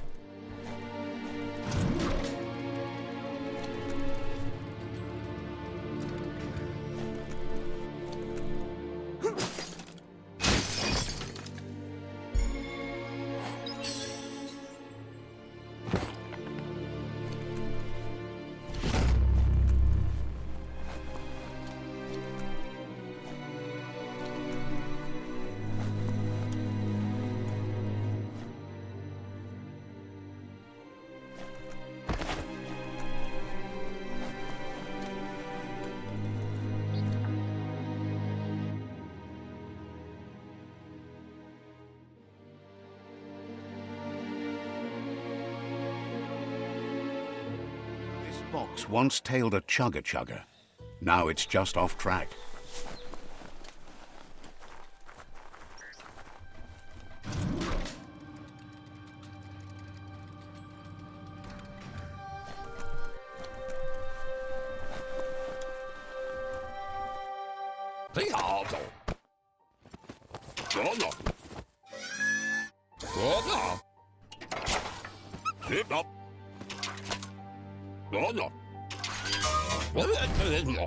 He says that's enough scripts to sustain the Mekton's claw crane cannon with infinite ammunition. Well done.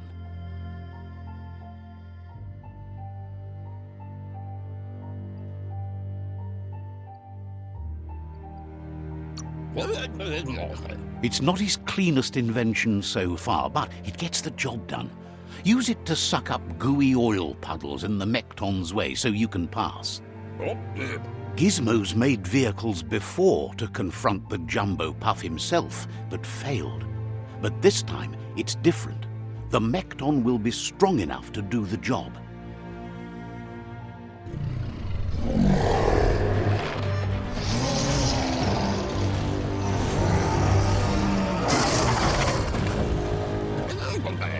It's time to put a stop to the World Eater now. Otherwise, he fears the damage it's caused to the tree already will be too much to handle. There's time to improve the Mekton before you confront the Puff. There are more wreck boxes out in the dead zone with gear you should be able to equip the Mekton with on your own.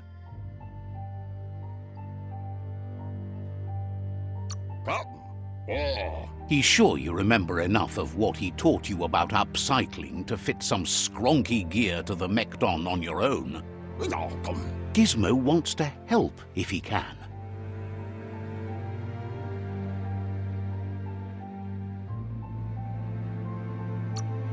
Wants to know what good you think you can really do in a world this messed up.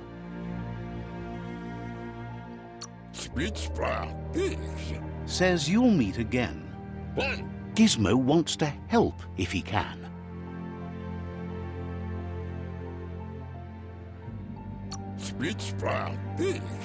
You need to help Gizmo defeat the Jumbo Puff before it destroys the West Route.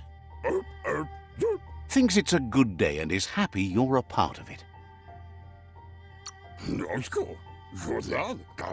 Understands completely. Gizmo wants to help if he can. Says talking to you was interesting.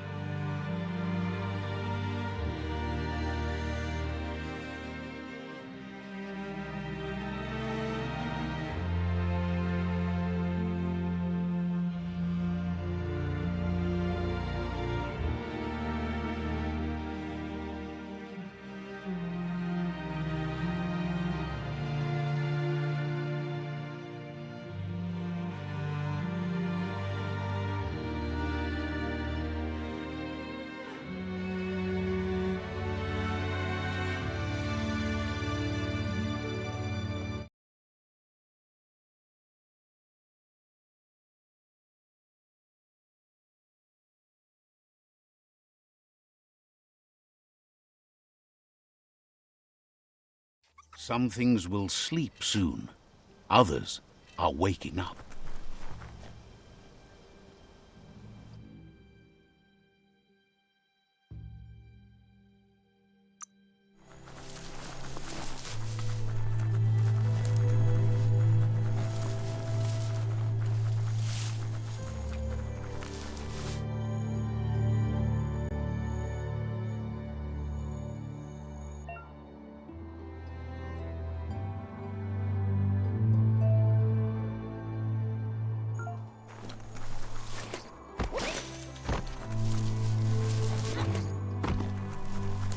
There's a monolith right there. Keep your eyes out for Nono.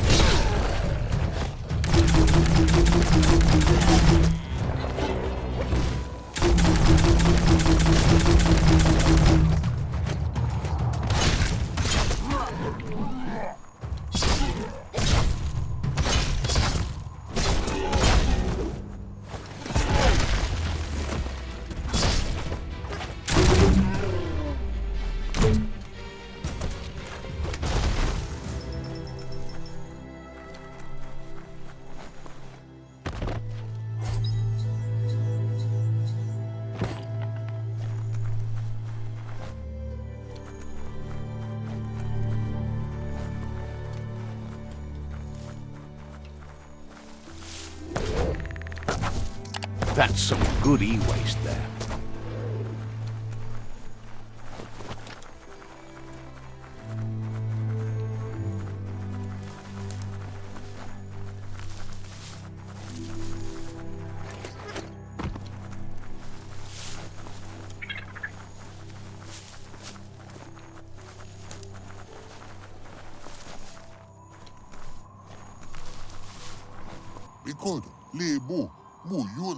Says they've been waiting for you to help them liberate the outpost.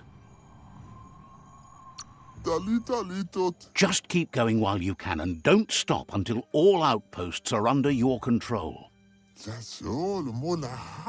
Says scouts spotted a moth nest close to the outpost.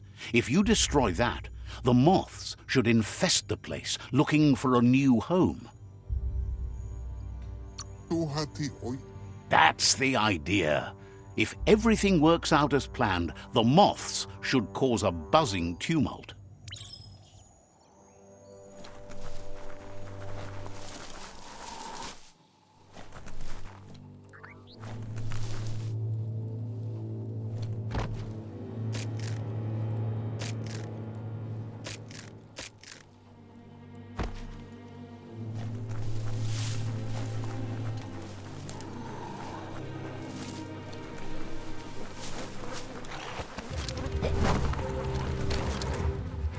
Just get to it and destroy it.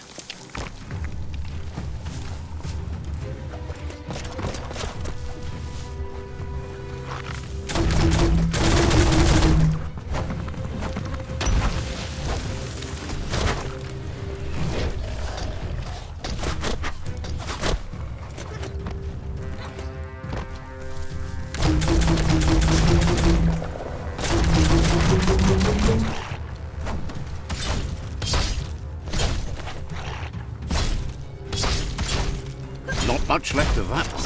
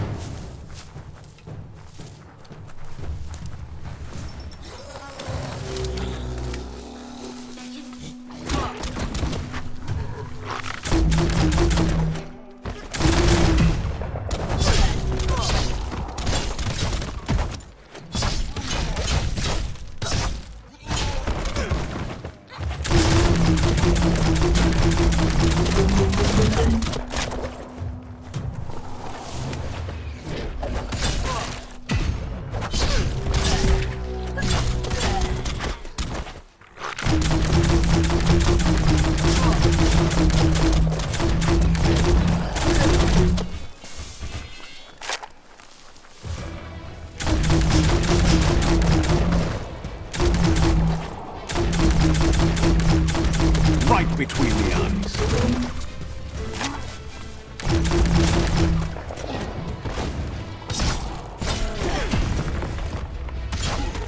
You're hurt bad.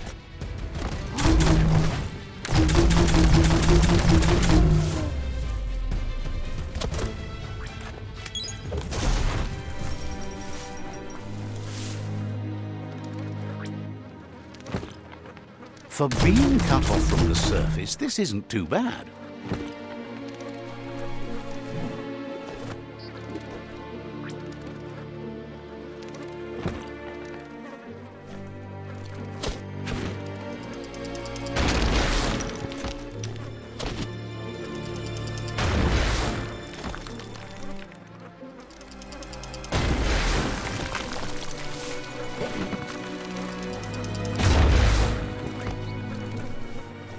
Nice work. No more moth's nest. There go the moths toward the outpost. They're good and mad. The outpost belongs to your tribe now.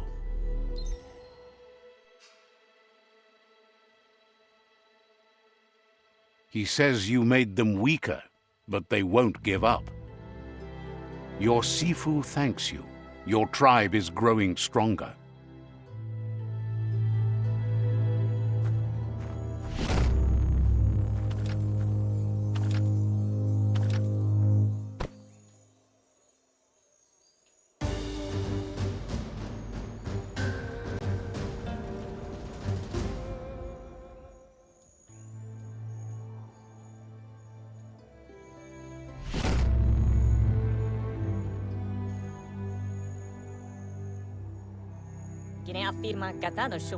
He says you did a great job capturing the rival's second outpost. You've earned the privilege of wearing the tribe's colors. No, you have the tribe's support.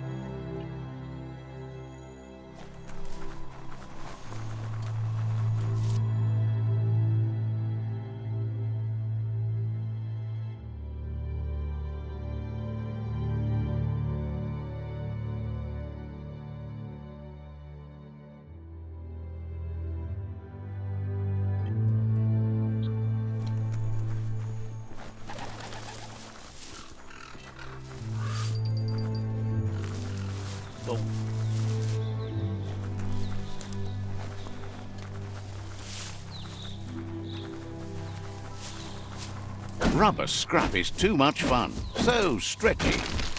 Urfidurf outpost. The Jagni tribe claimed this forever.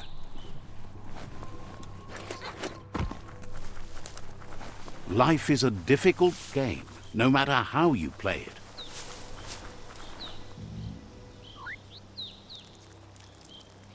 Let's see.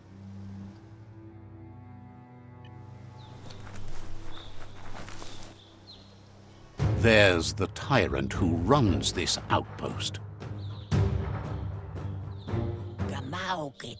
He didn't expect his tribe to lose, as they're the ones that are ruthless. But now that you're working with their rival, he can see why.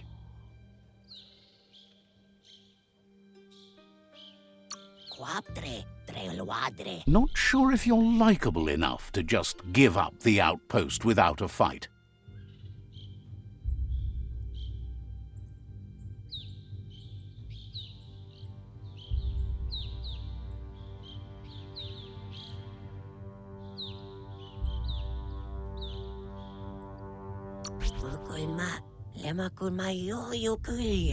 He just realized a peaceful end to this would be best. He'll trust the outpost to you. The outpost belongs to your tribe now.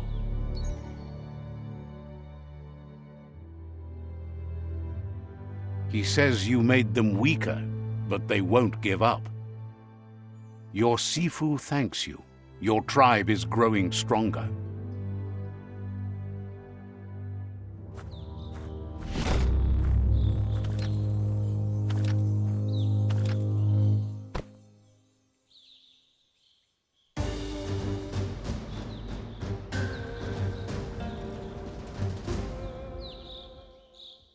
Thinks you did a great job capturing the rival's third outpost, and believes the rival is weak enough to engage them at their fort.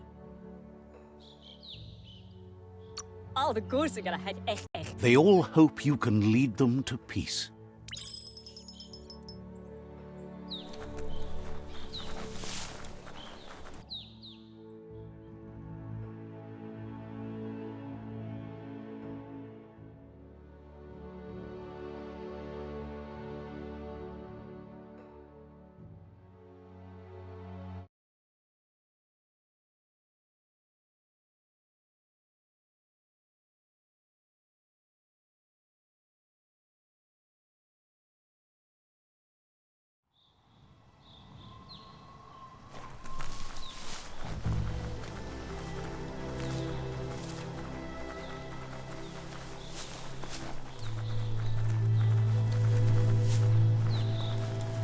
Pick your path carefully by whatever you can see.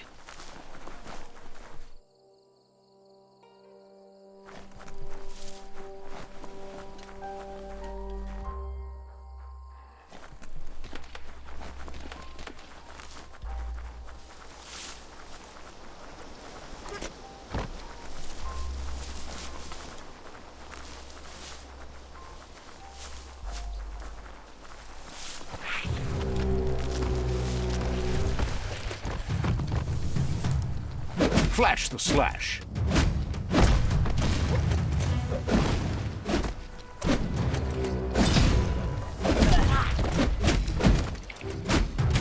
Killed that one.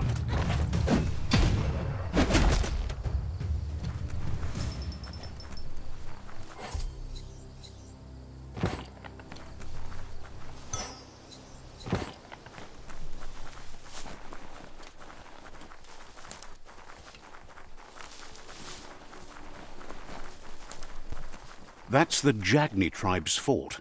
Their friendship can be a blessing or a curse. It's up to you. You're either a part of their solution to the tribe war, or part of the problem.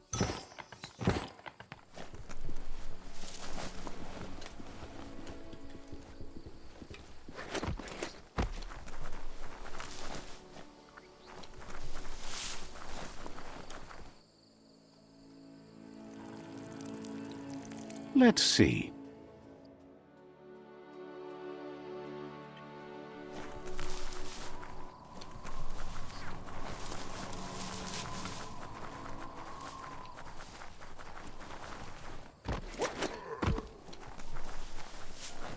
They've been waiting for you. Taking control of this fort will bring peace between your tribes. You better be. A tribe's fort is a bigger challenge than an outpost. They've positioned a storm tower near the fort that you'll use to get over the wall. However, you need to prop up its wheelhouse first to stabilize the situation. What? They've built the storm tower to protect and get you over the walls of the fortification while keeping an element of surprise.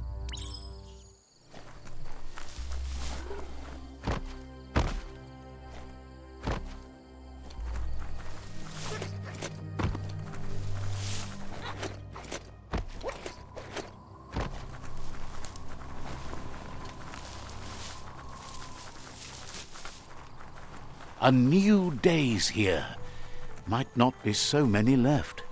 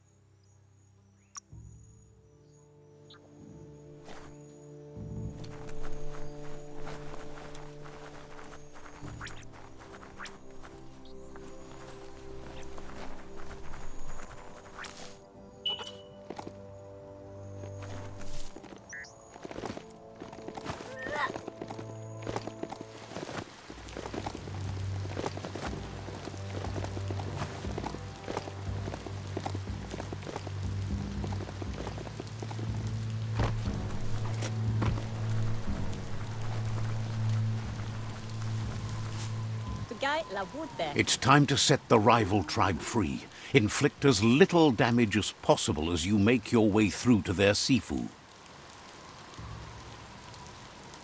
Lapu. You need to unite the tribes and save the Tree of Life to truly become free.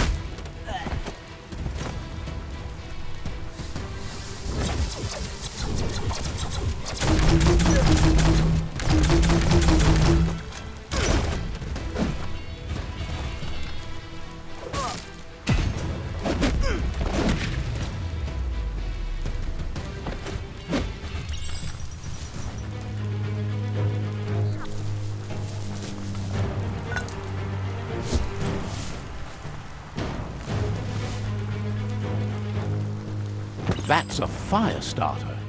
The dry grass looks like it would ignite easily. You just need to create a spark to light a fire.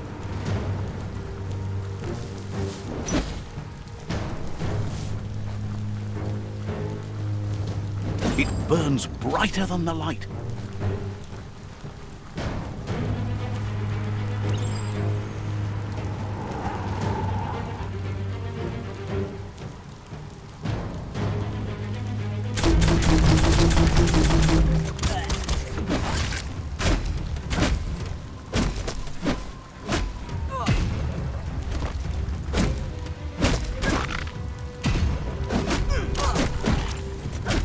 One down.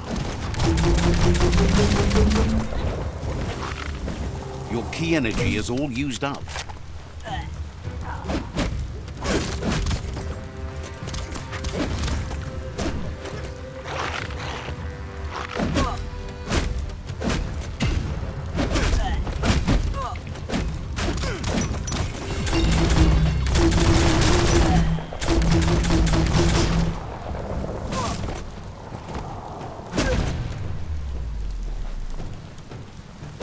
History is nothing but a series of stories.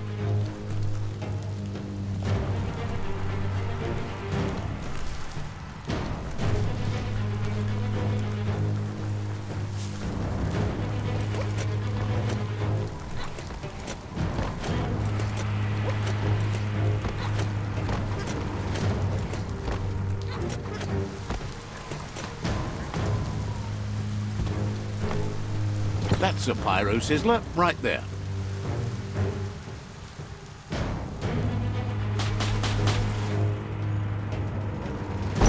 Just get to work on it. Make it frizzle.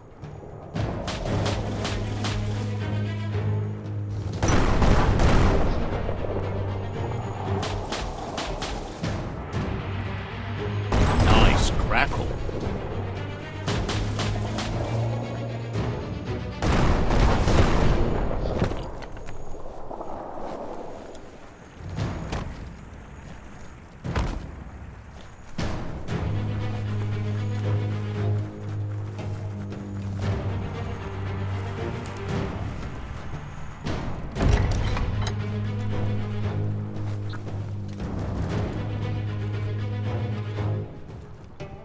The battering bonker looks like a great way to get through the gate. Bet you just need to knock and it'll open up. That's bonkers.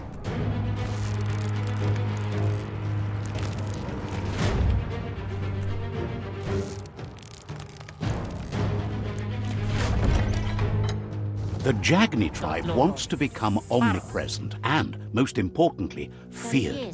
They want to vanquish the tribes as the only way they can guarantee peace is through supremacy. He didn't expect it would go down this way. It'll be hard to talk your way out of a fight.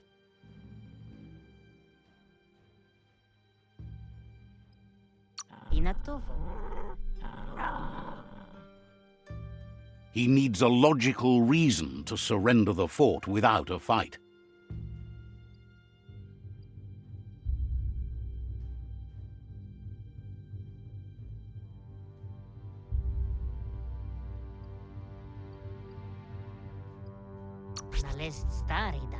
He recognizes the strength of a good argument and agrees it's for the best. He'll surrender the fort to you.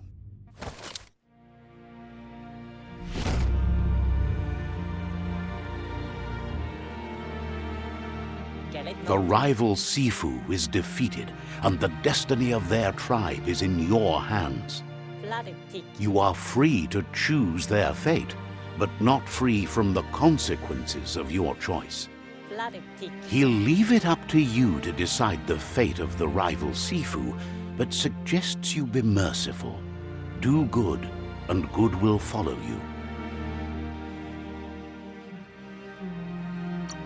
Thinks it's a good gesture to offer support to others when you can see that they need it. And with that, you're spinning your own fate, good or bad, never to be undone. Side by side they'll stand until order and stability is reinstituted. He wants you to focus. These are the new rival outposts your tribe needs to take control of.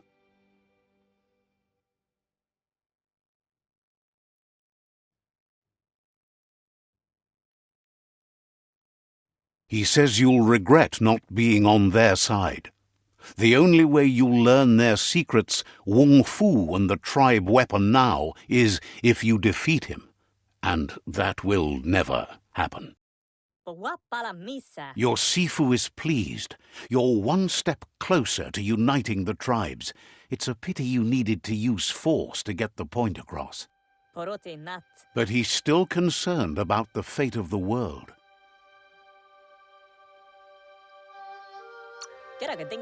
You can't lose this war. If you get the ending wrong, the effort it took to get there was in vain.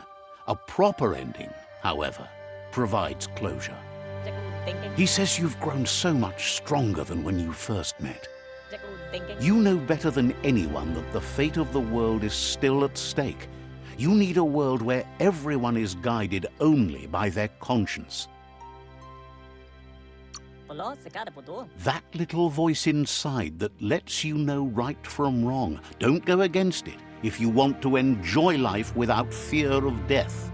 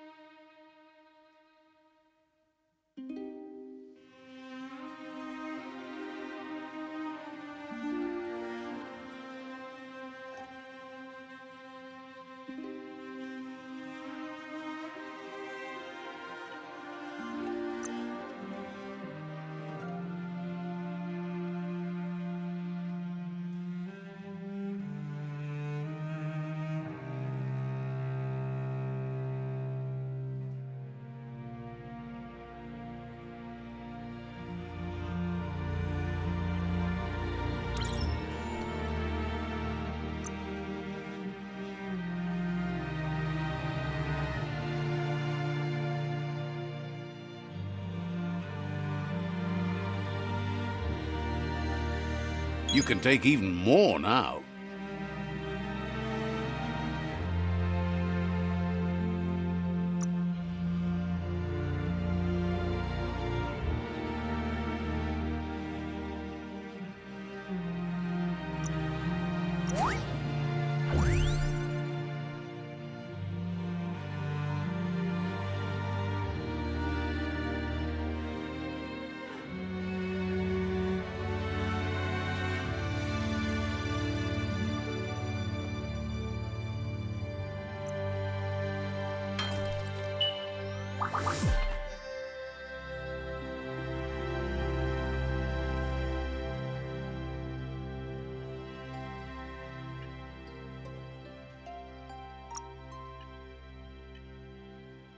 There are places up ahead far worse than this.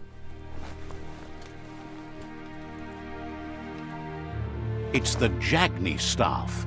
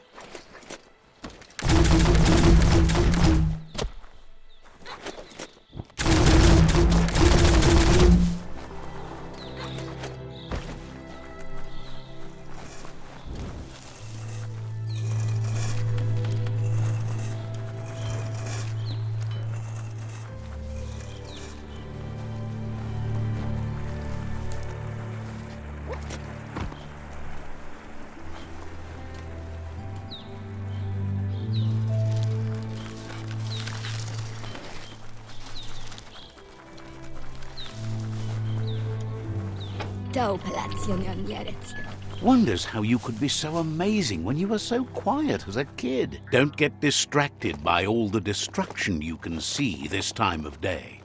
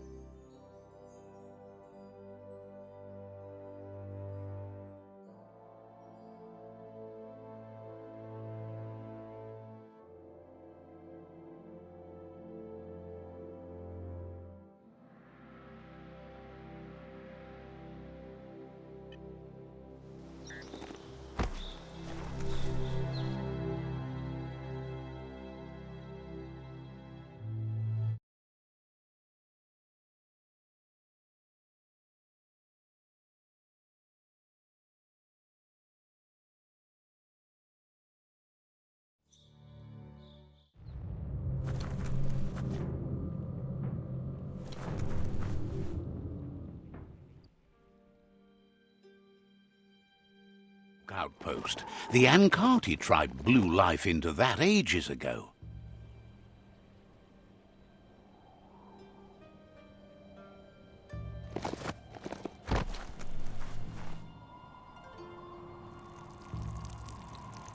Let's see.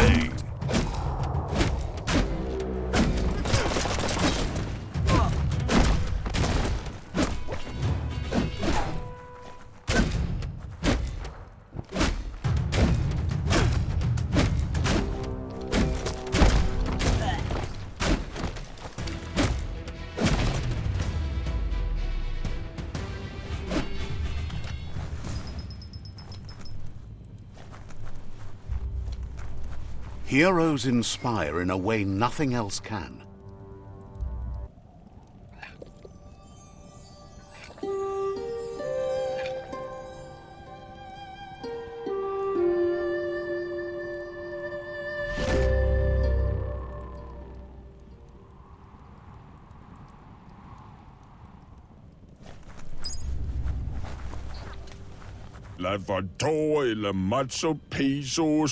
Thinks you should find a good place to hole up until daybreak.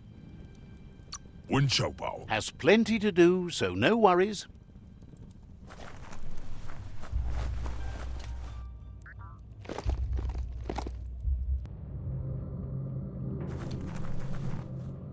Nighttime is the better time for lots of things.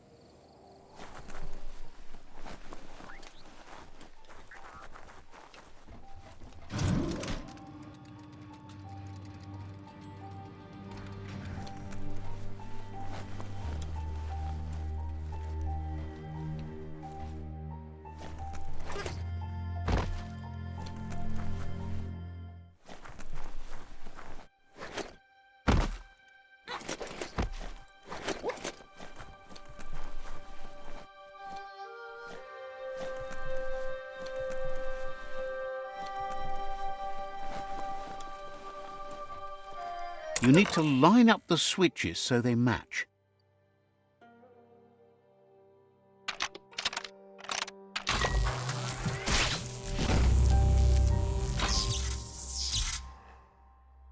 Good. That's enough electric current to initiate the actuators and activate the framework.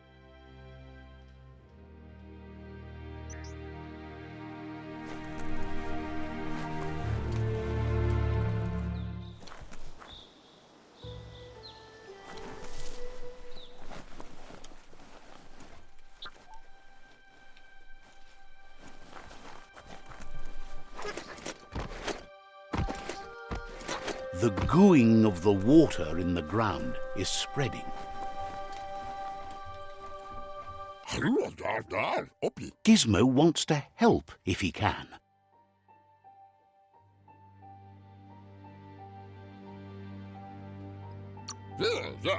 You need to help Gizmo defeat the Jumbo Puff before it destroys the west route. Untended, the world will go under with time.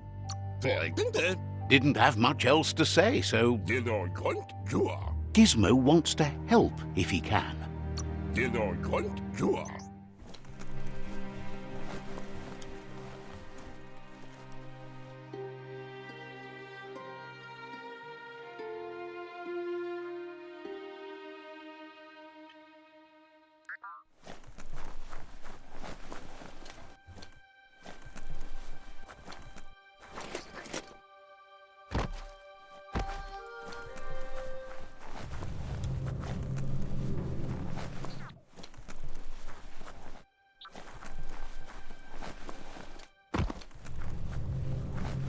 Stomping time.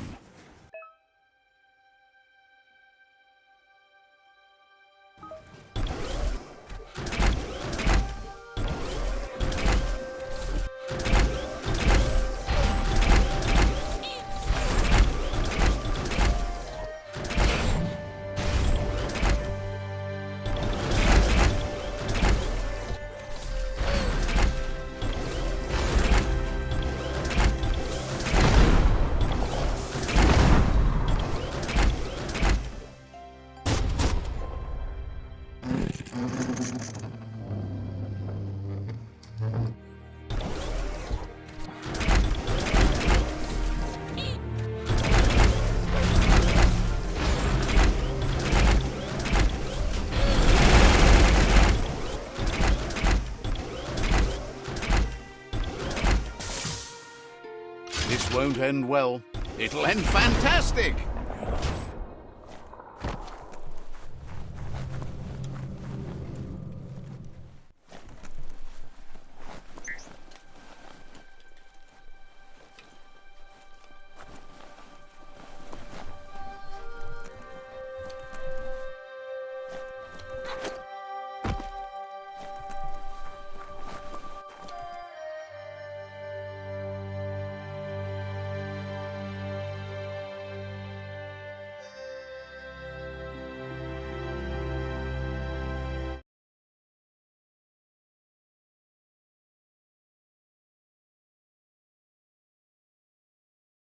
In the old world, roads like this really led somewhere. Now, most of them lead to disaster.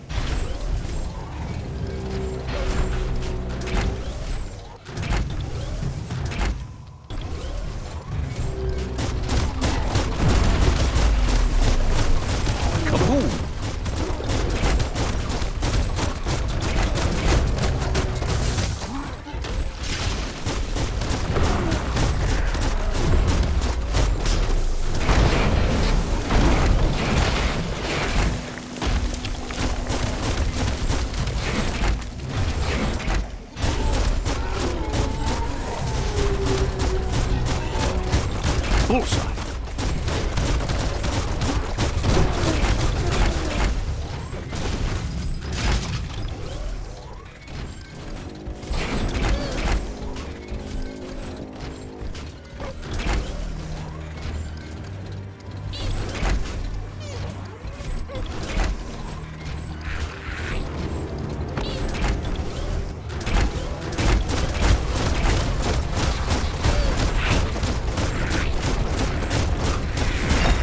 Hot metal.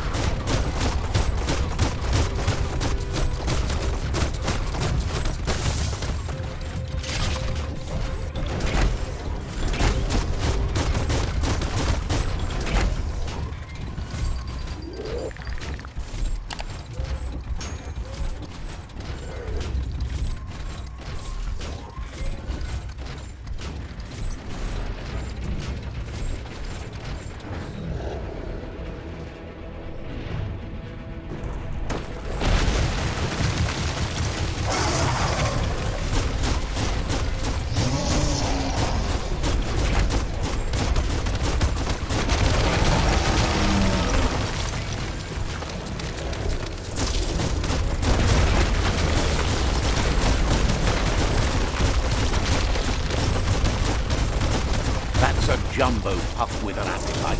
Ain't no fuzz. Better put an end to it before it ends our world.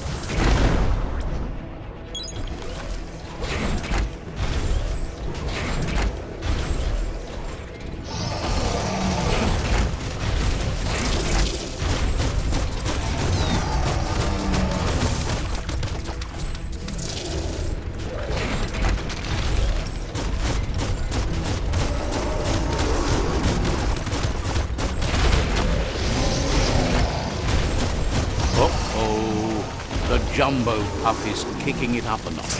It's time for an electric performance.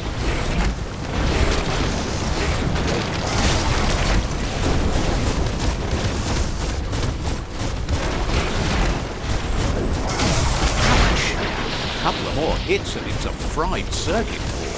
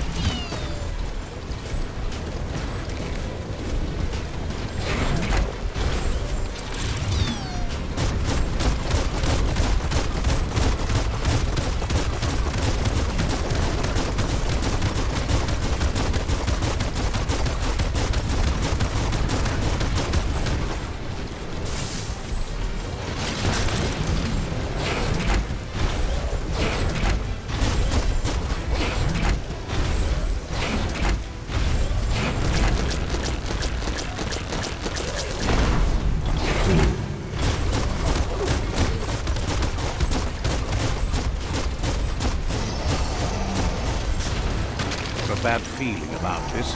It goes all the way down to the stomach.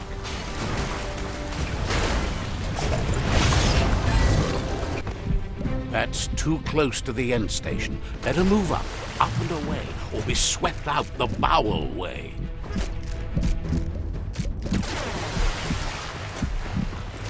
Better pumped out than flushed down. Don't let it happen again.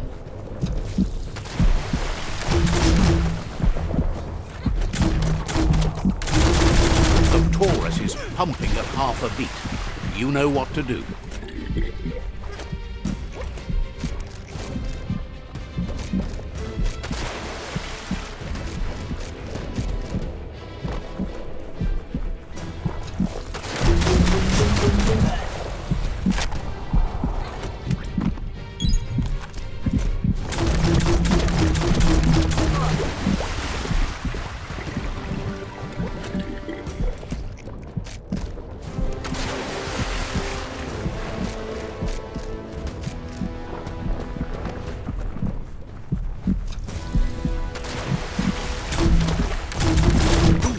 Guessed it would go down with a throw-up. Can it really get any better than that?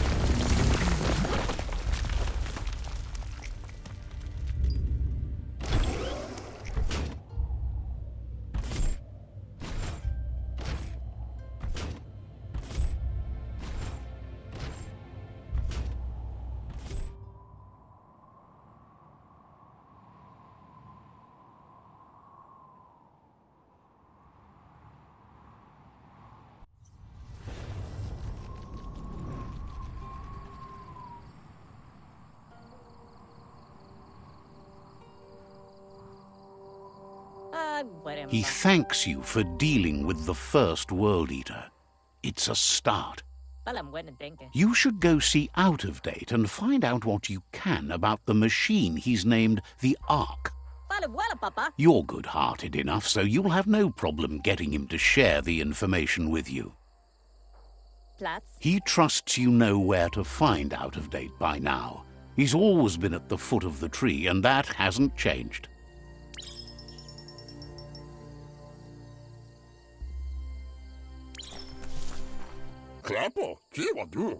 Gizmo will always make time for you. Understands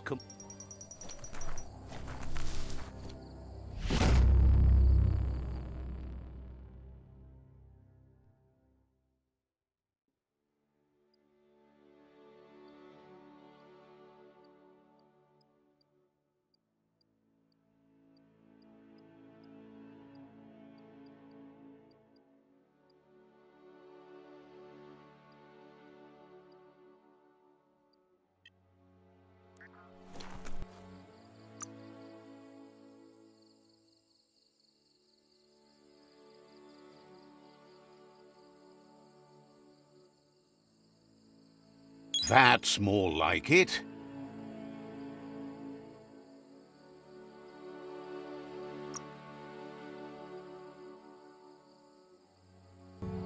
Let's build something.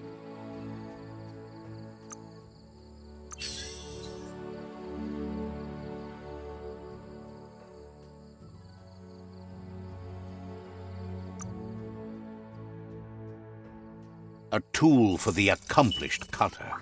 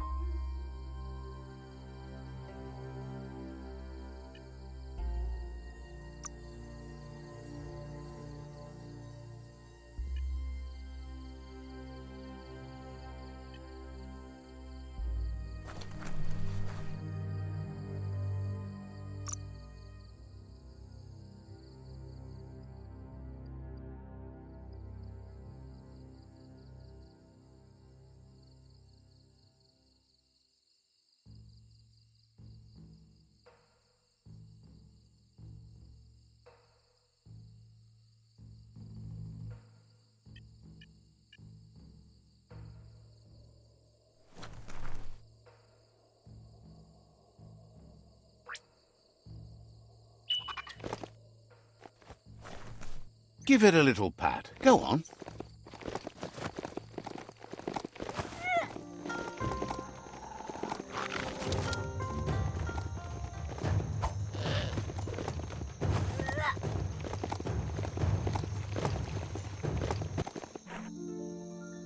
There it is, the tree of life. The idea that all life is related by common descent, where the twigs are existing species and those produced in the past represent the succession of the extinct. The tree's great branches were once budding twigs, a connection between the past, present, and future. A representation of all extinct and living species with its ever-branching and beautiful ramifications. We are an evolution of those that came before.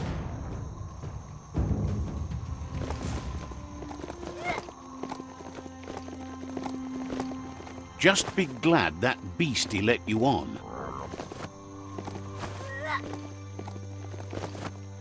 Old brick-bracks like that, sometimes still full of good things.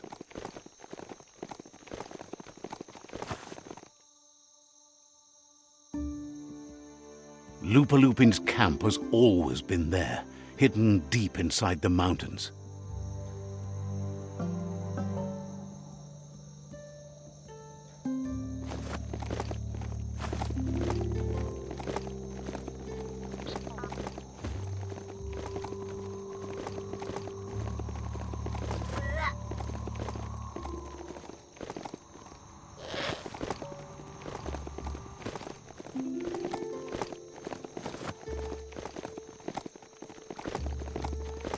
Tread carefully here.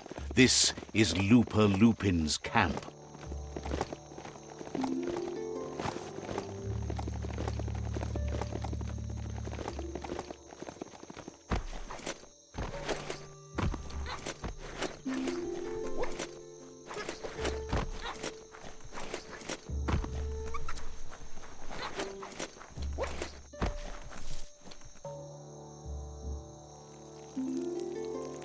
Let's see.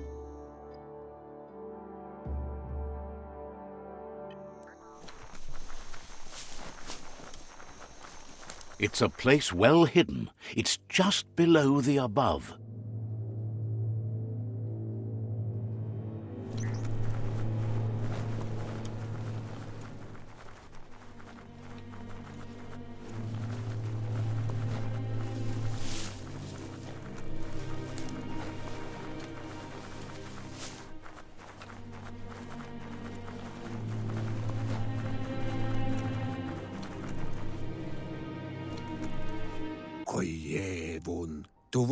Out of Date's impressed you made it this far, but there's still so much left to do. The end of the world is still on everyone's minds. You've beaten a path where you have the power to destroy or save everyone. Question is, what you'll do with that responsibility. He can sense that your heart beats steadily and acknowledges that the best way to find yourself is to lose yourself in the service of others. Thinks it's important that you remember who you are and where you came from. Someone without knowledge of their history and origin is like a tree without roots. What do you think his are? He's the one that's called Out of Date, remember? Out of Date says there's a time for everything, and now there's no use thinking of the past, for it's gone. Think of the present, because that's where you are. It's time to set your priorities as the one who completes things. If you continue to do good, good will follow you. If the world really does end, there won't be anywhere to run. So he's prepared for the worst, something he calls the Ark.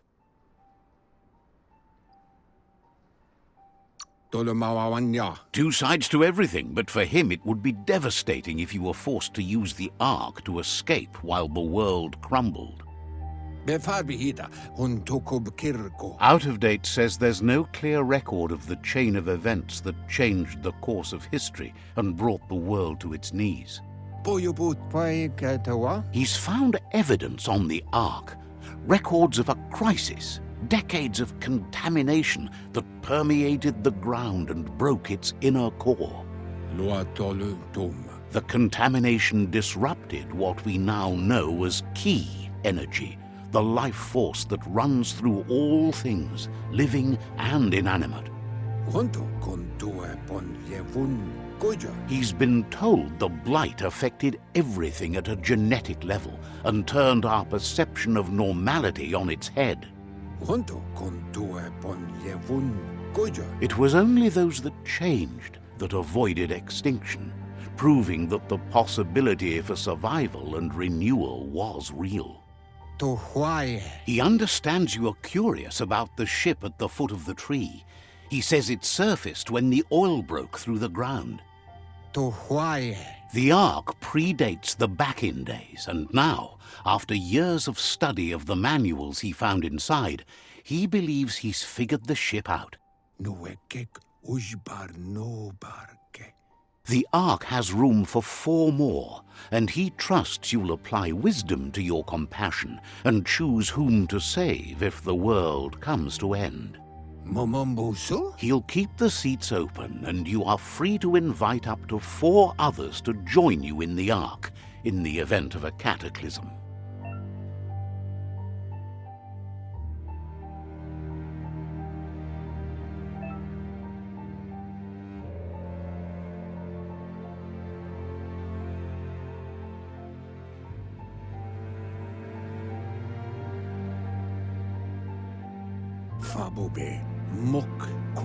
Out of Date says that from what he's heard, you've been busy. He says he appreciates what you've done so far, but unfortunately he's got urgent news from his friend Goop in the southeast. Out of Date says that even though he's unsure about your intentions, he hopes you'll support Goop. He says he'll point you in the right direction, but finding Goop and making sure he gets what he needs is up to you. That's the sound of impending doom. Out of Date's premonitions of imminent disaster are true. The Porkypuff needs to be handled. Out of Date says that Goop is worried now that the Southeast World Eater is stepping up its activity. He explains that Goop is working on a goo-gliding vessel in order to get to the World Eater, but needs help to get it done.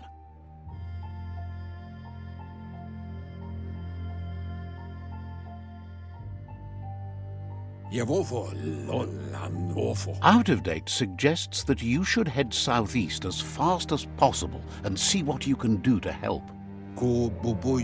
He wonders what's on your mind.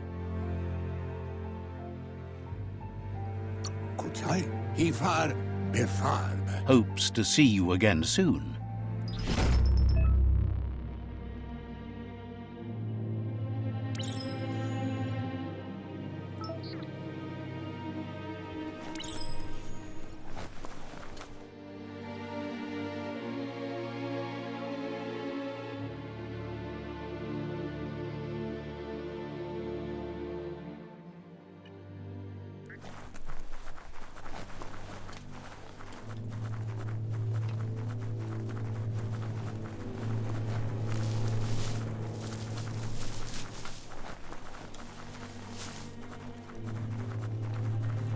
Could be danger around any corner down here.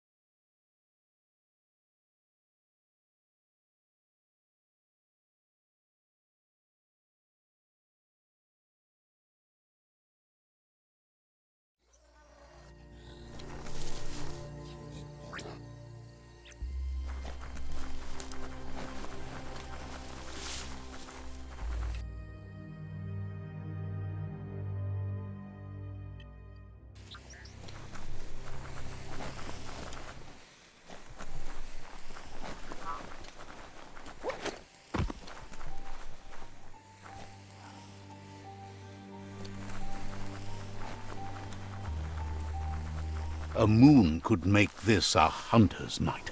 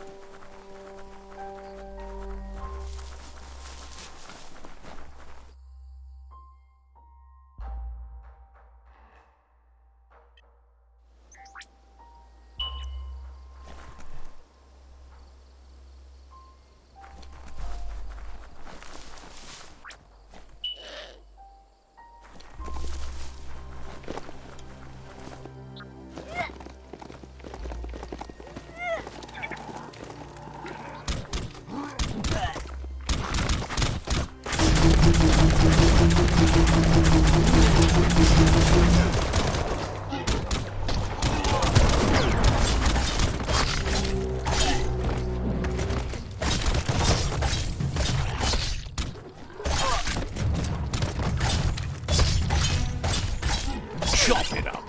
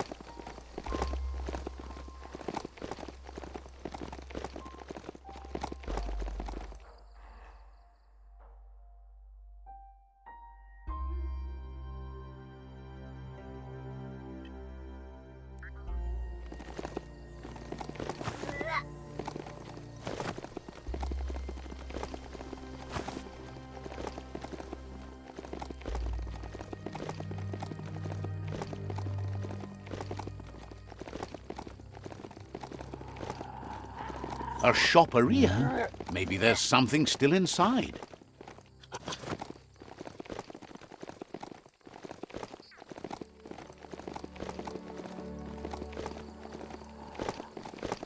This day is as good as it's going to get.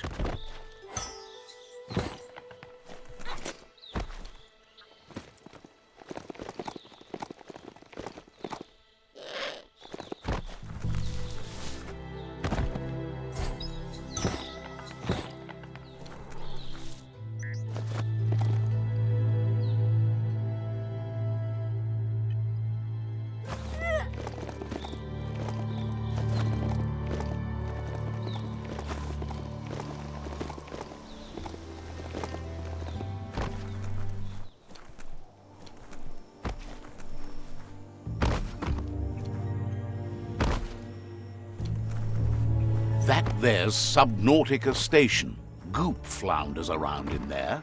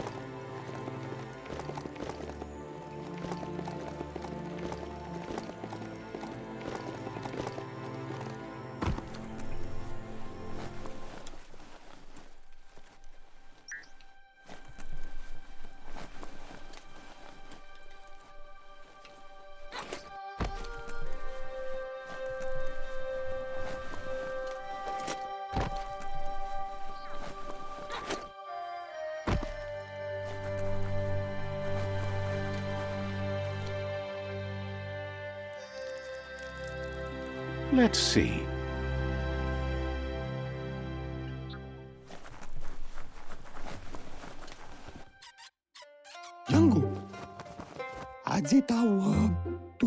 Says it's good to see you again. He's Goop. You might remember him from the old days when he tried to teach you how to swim. Goop says you were always so righteous as a child, and he can still feel it, even at a distance. Goop says memories fade surprisingly fast. We are all pieces of what we remember. It's only together we can remember the story as it was.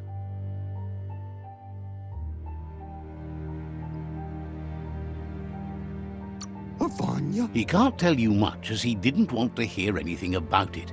He can't understand how someone could be so vicious, even though he knows there are reasons behind it. He understands you've returned to face Lupa Lupin.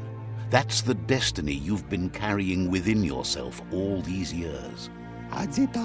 He says that the catastrophe back then didn't vanquish the good in you. It's still there, as bright as when you were a child. Now the time has come for you to remember and act.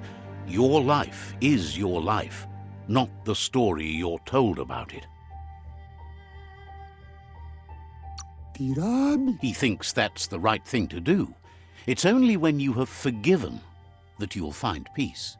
The light shines on! Better isn't the word I would use. Right, not better. Best. You're the worst. The worst of being the worst. We're just the best. Can hardly believe the world is going to make it. Wonders what that's going to do to the goo. Thanks you for doing everything you could to de-goop the surf. Thinks the Myriad made a good match with you. You're both like sunshine on the surf. But hey, back to the goo. Knows yesterday is already gone. It's what you do today and tomorrow that'll move you forward. You need to set the past aside, at least for now. He can't leave the Subnautica station, as the pollution has worn down the insulation of his suit. So you must salvage enough scrap to fix up his goo glide, starting with the old wreck box outside. You should return when you've retrieved the scrap. There's no time to waste if you want to make the goo glide strong enough to fight the Porky Puff.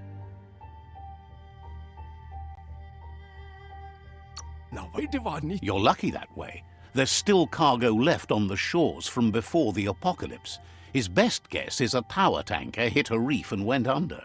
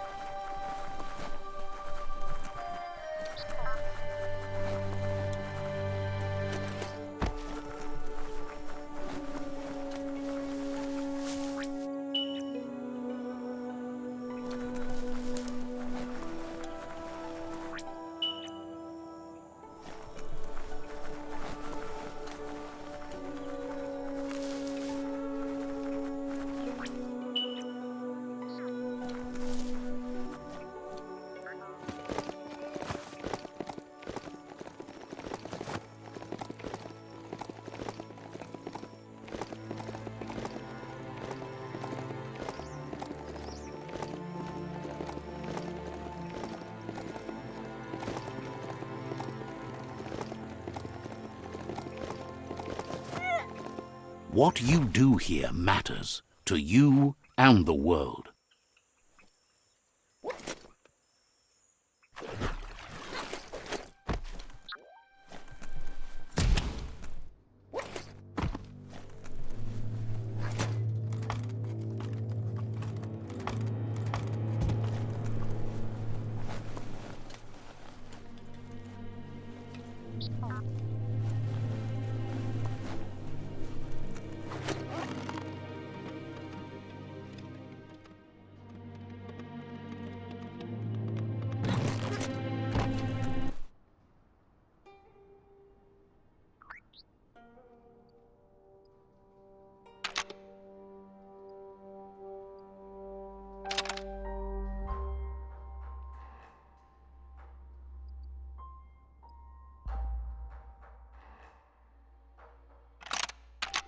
Just a few moves left. Make them count.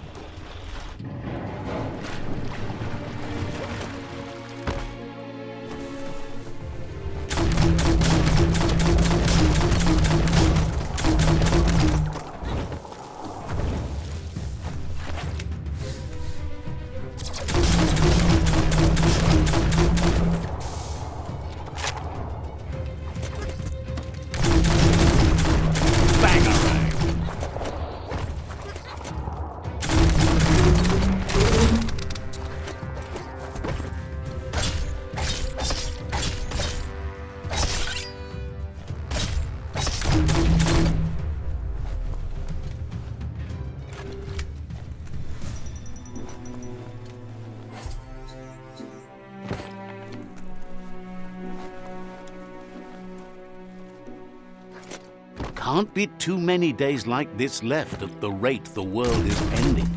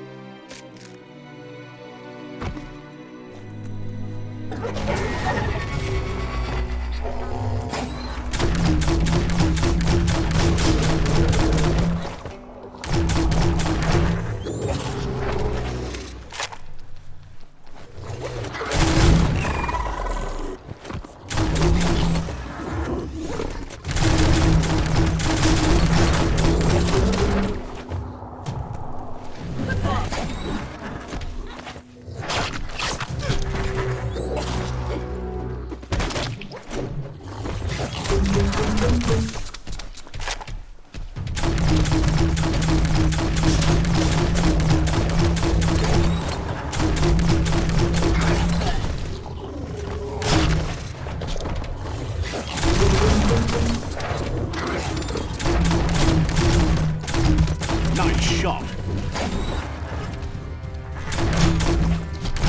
Cricket.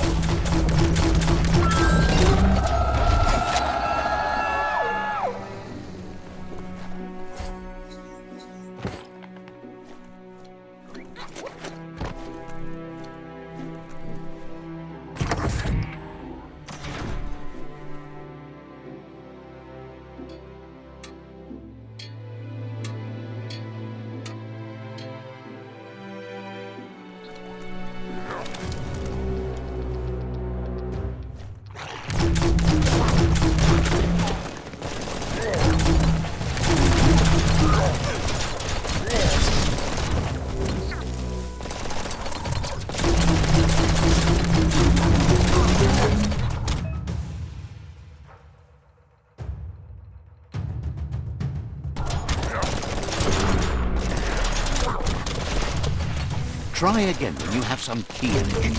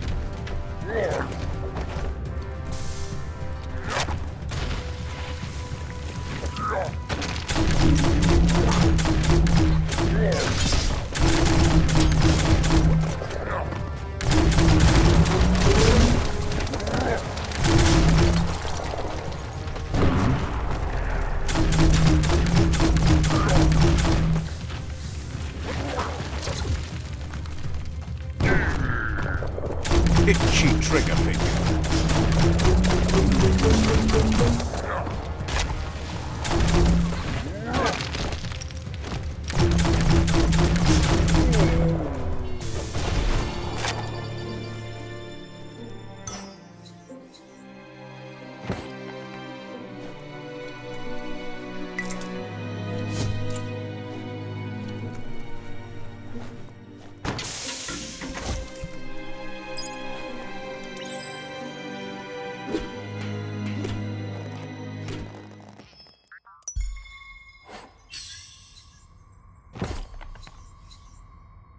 Don't lose your way in the blackness.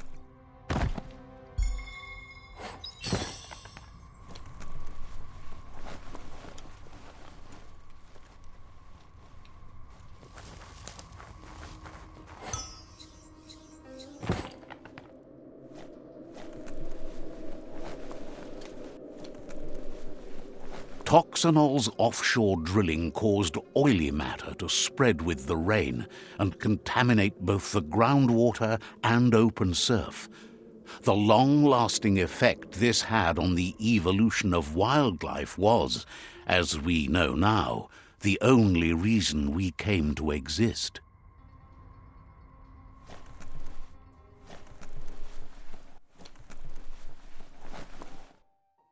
You need to line up the switches so they match.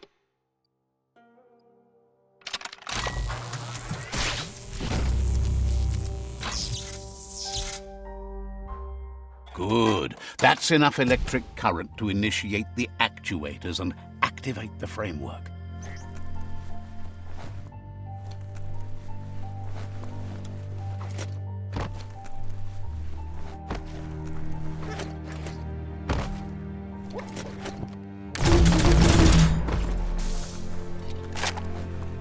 Mukamme.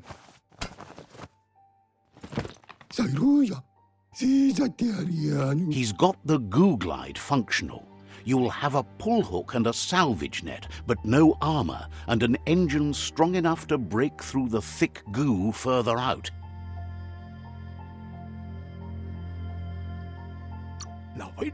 There's debris floating around on the surf that might be blocking your path or needs to be towed. That means you'll need a device so you can get it out of your way. Goop says Gizmo's devised a cannon for the goo glide, but instead of bullets, it flips quacks, squeaky distractions for the triple attentive porky puff, which will give you time to get yourself in position. The best way to find quacks is to talk to Gulp. He has the bearings of the surf archipelago and knows where the quacks like to float. This means you'll have the privilege of visiting Gulp in the Sinky Dink. He'll be able to give you directions to where you'll find quacks.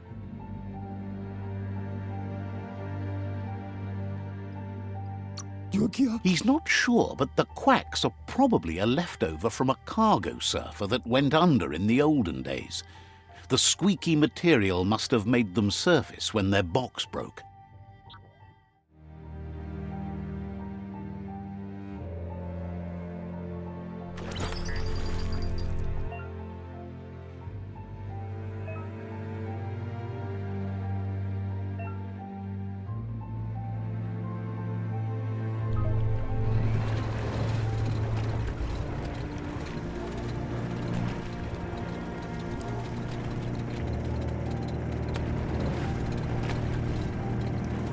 Everything seems to take longer at night. Sometimes you've got to paddle on your own. Lots of notices on the board for things that made sense in the days when the surf was a lot cleaner. Interesting to see what they cared about here. Wonder if any of it matters now. In the old days, this was a port for boats that went under the surf. They helped clog the surf into goo. Toxanol didn't do it on purpose, I don't think. Their machines made a mess, though, and they never cleaned up after themselves. You should be able to find a track here, just need to keep your eyes open.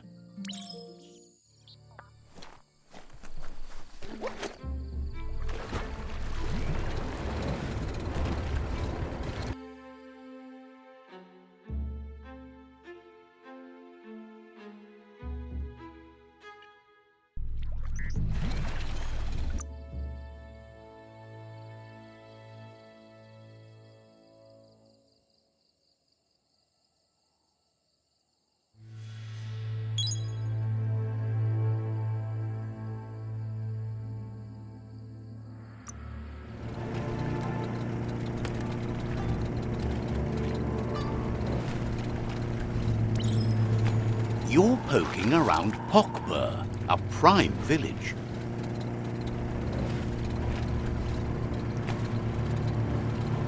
This here is the Sinky Dink, home of Gulp, at the very least.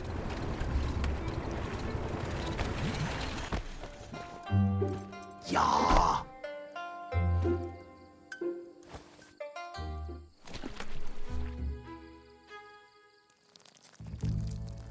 Let's see. It would feel good to lay back and take it all in. He's pretty sure he's heard of you before, although the details are maybe a little hazy. He wonders if you have something for him to drink.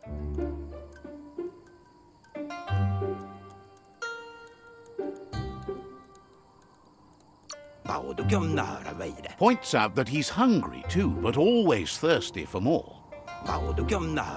Says you look like you've got a powerful thirst to do something in this world. Good, bad, not really sure, but it seems like you've been drinking in your destiny and liking the flavor. Wonders if you could take the time to help a man slake his own thirst. You'd be doing him a liquid solid. You're a do-gooder, so you know you want to. Either way, he hopes you find a way to wet your whistle before the world comes to an awful dry end and leaves us all thirsting for more. Says life's like a mystery drink. Sometimes it's amazing, and sometimes it's awful. But either way, you can't stop drinking till you're dead. Sure, but that's nowhere near as quick and easy. Who wants to stop to chew? Wants to raise a glass to you getting the world fixed up a bit. Respects how you always try to help, no matter that the world's fate is hard to swallow. Sees why you joined up with the myriad. They like a peaceful drink, just like you.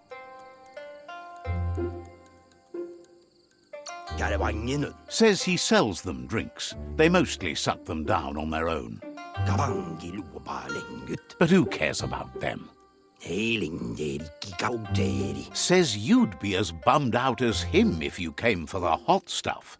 The glugmocker, Nimhimbibble, and his favourite radium syrup. That one's even more intoxicating now, aged in truck tankers and all. Without a drink, and radium syrup especially, he can't move, much less think, as the power of his mind is directly proportioned to the quantity of syrup he swigs. That's why he's called Gulp. The drink helps him forget the state the world is in, but it only lasts until tomorrow. The world is still doomed, even if the sun goes up.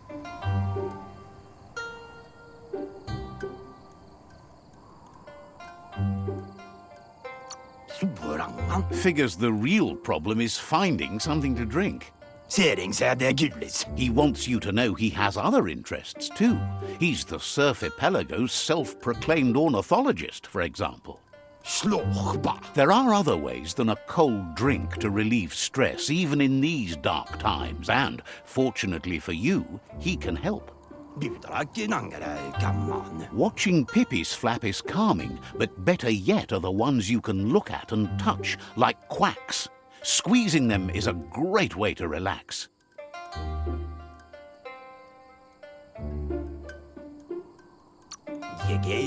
They're better at floating than flapping, so you should be able to net a few without growing yourself a pair of wings.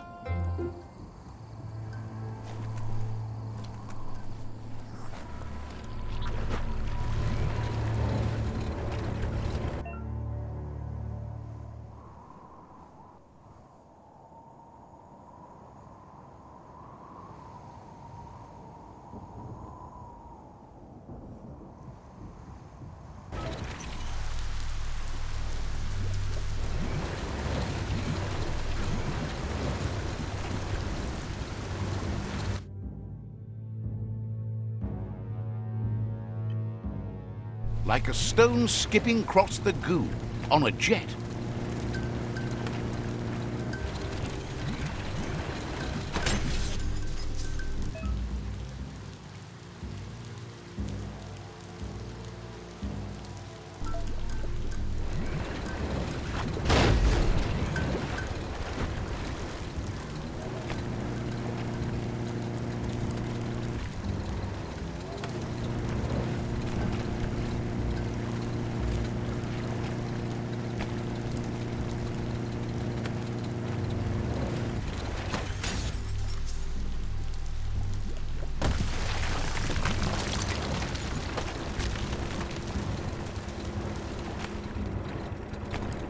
The Quack Hollow. It's just loonly.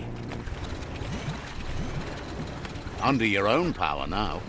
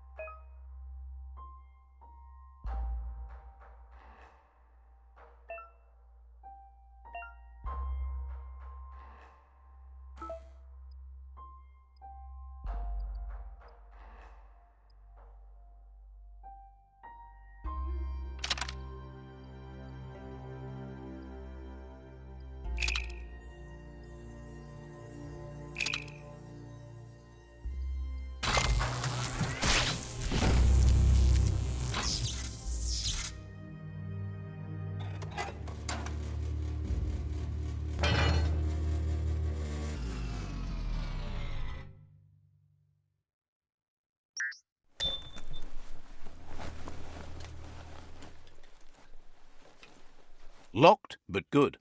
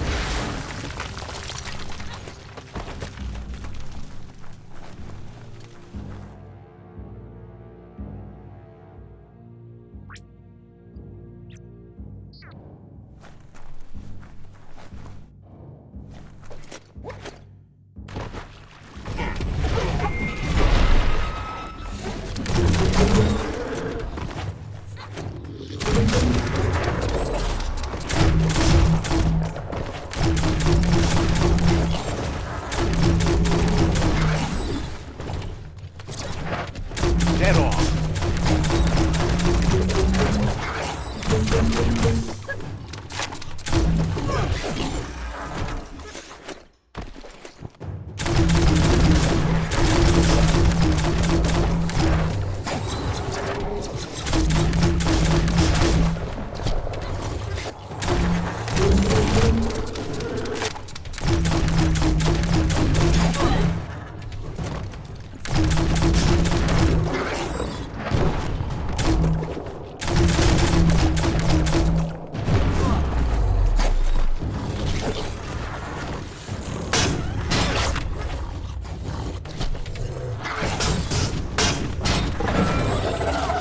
Don't flinch away from this. It's your moment.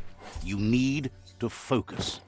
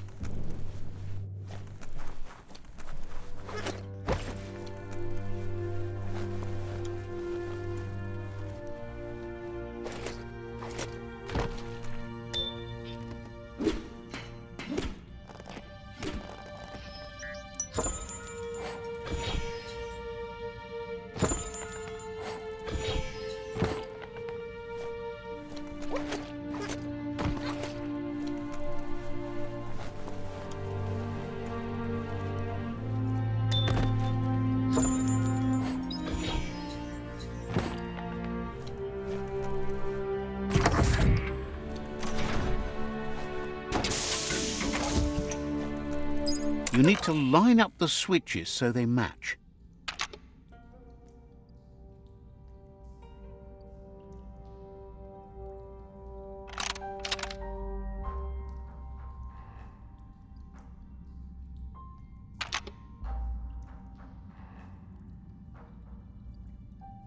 Just a few moves left. Make them count. Good. That's enough electric current to initiate the actuators and activate the framework.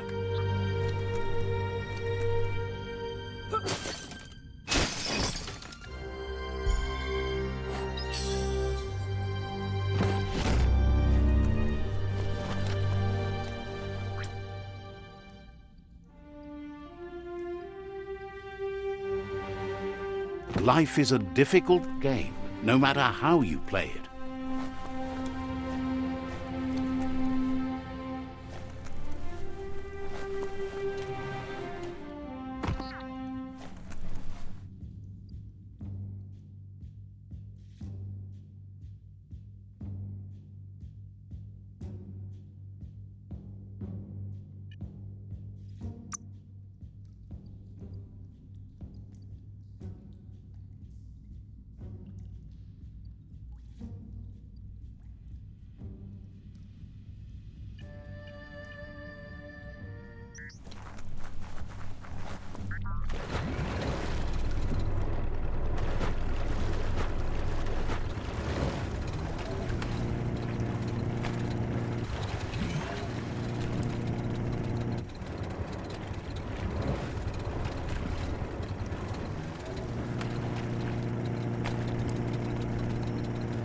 Had enough of that?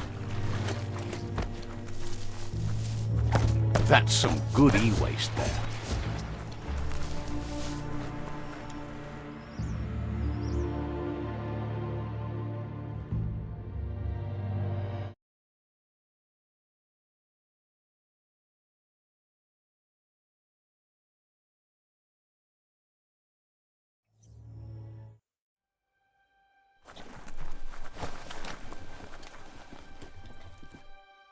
Usa.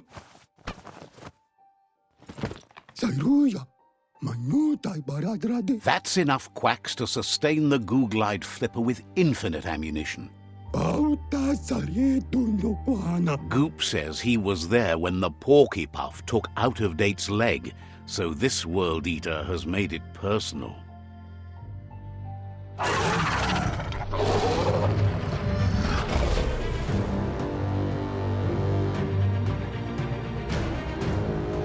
Sairuya. After that, Out-of-Date started using his head instead of his legs and came up with the plan on how to best make a stand against the World Eaters, and it wasn't by foot. Awali. He seems happy to talk.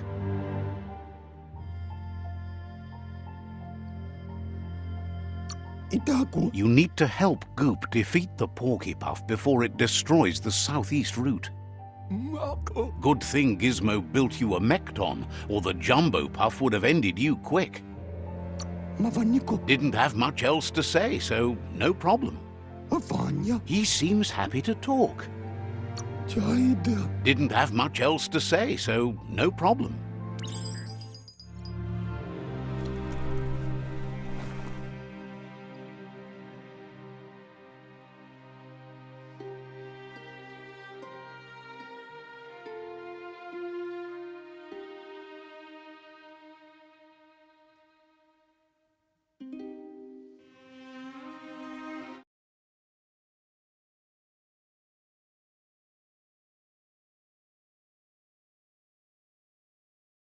Fine time to be outside.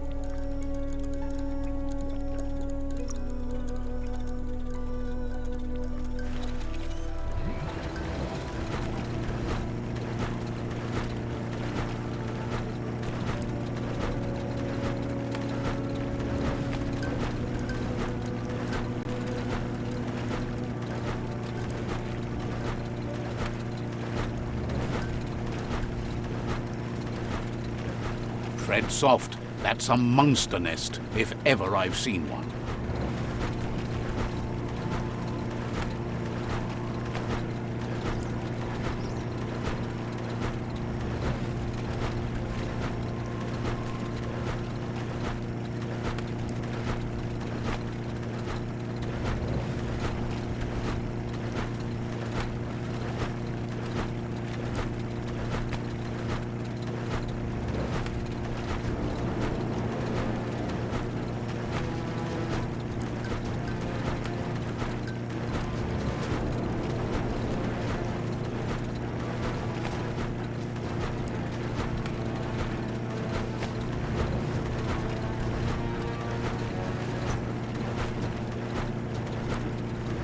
It's the Porky Puff nibbling bark.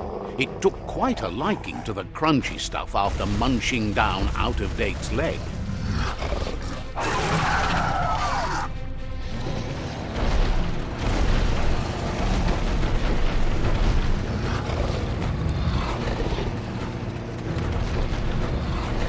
Hook the boom ball and tow it beneath the puff.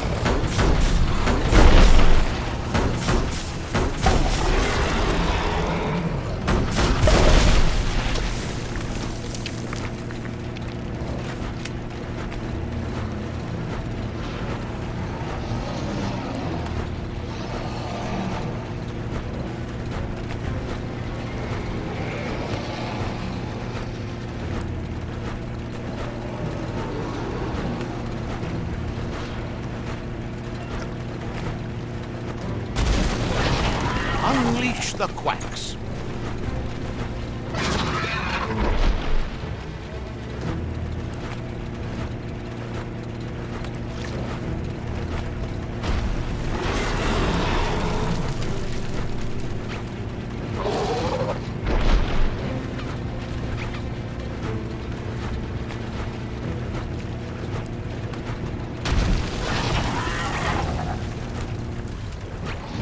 Ain't that cute? A two-bit playing with quacks.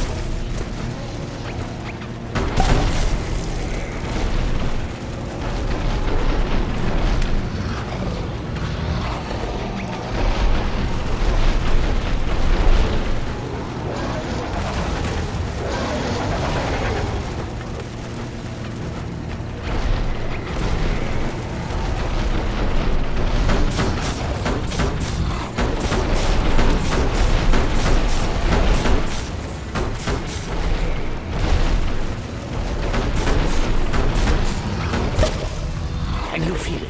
It's the brisk wind of change. Don't let this opportunity slide.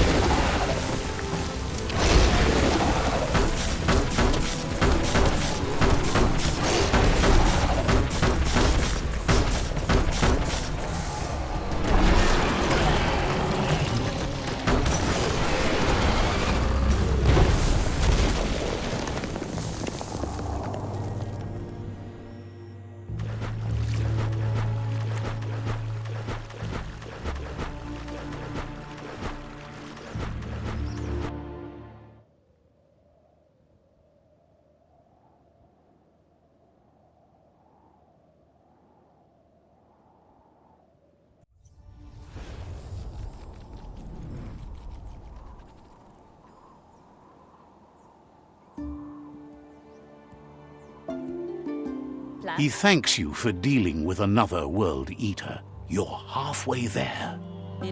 wusa hut. He's got word Out of Date spotted Lupin and has a feeling your time has come. He hopes you're up for it.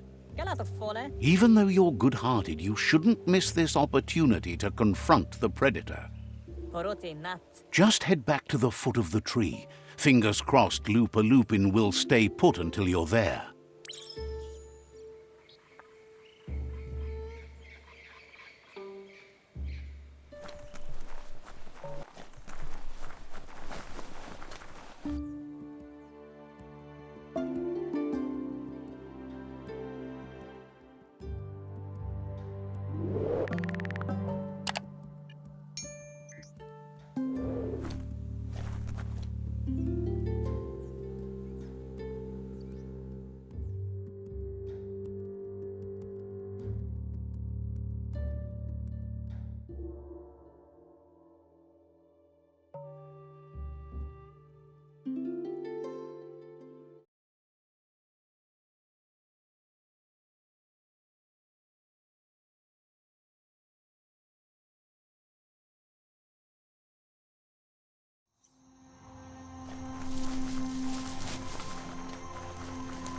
The underworld is like a whole new frontier.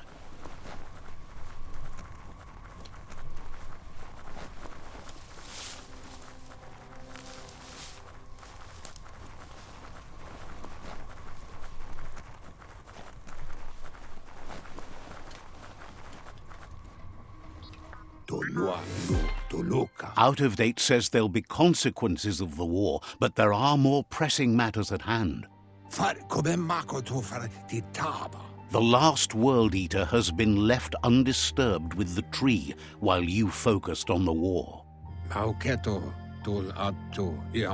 He thought someone with your light perspective and key would have had different priorities and faced the World Eaters before resolving the tribe war. Regardless, Out of Date is grateful the tribe war is over. Out of Date understands the road has been rough, but you already know what's left to end this journey, and it'll be tough. You're the only one that's strong enough to face the last World Eater. The future depends on someone with a light perspective to give the world a chance to survive. Only time will tell what the future holds, and if it will bring a lasting peace for those that make it to the end. Out of Date says the word about what you've done so far is spreading. The tribes haven't lost hope yet. He appreciates what you've done so far, but unfortunately he's had urgent news from his friend Wiz in the northwest. He's unsure about your intentions, but hopes you'll support Wiz. He says he'll point you in the right direction, but finding Wiz and making sure he gets what he needs is up to you. That doesn't sound good. Out of Date's hunch is real. The Merc Puff is up next. Out of Date says that Wiz is worried now that the Northwest World Eater is stepping up its activity.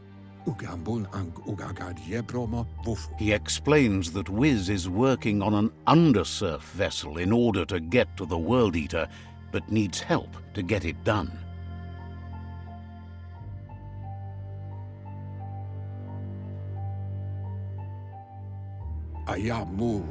Out of Date suggests that you should head northwest as fast as possible and see what you can do to help. He's happy to help. Says you should take it easy.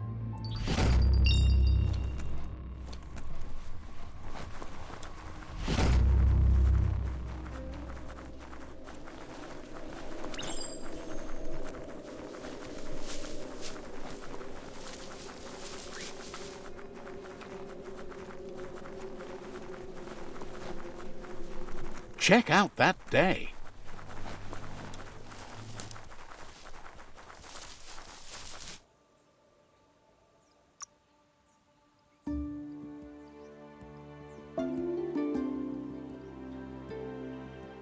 That's more like it.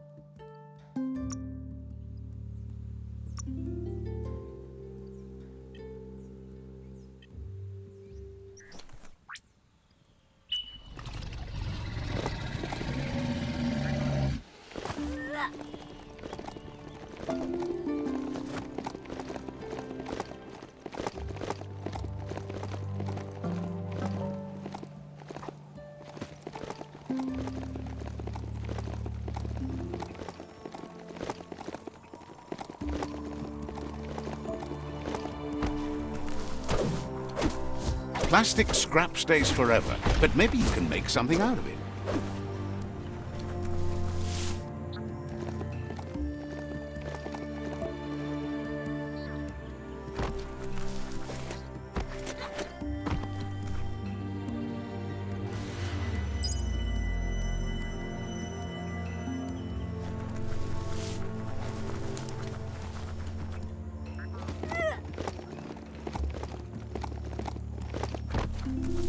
The Surge Surf Factory. Keep your eye out for Wiz while you're here. Let's see.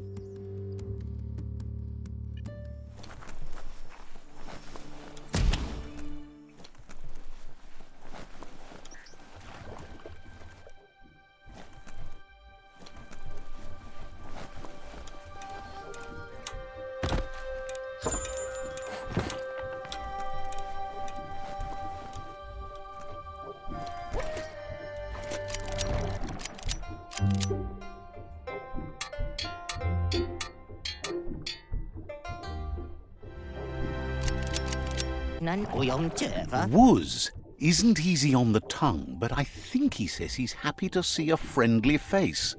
Not too many of those around these days. Says it's good to see you again. He's Wiz.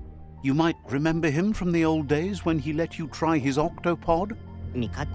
Wiz remembers you were such a cheery kid, and he's glad to see that light hasn't faded from you, despite the years. But Wiz understands it was a long time ago, and memories get murkier the deeper you go, but says it helps to have friends with you to plumb those depths.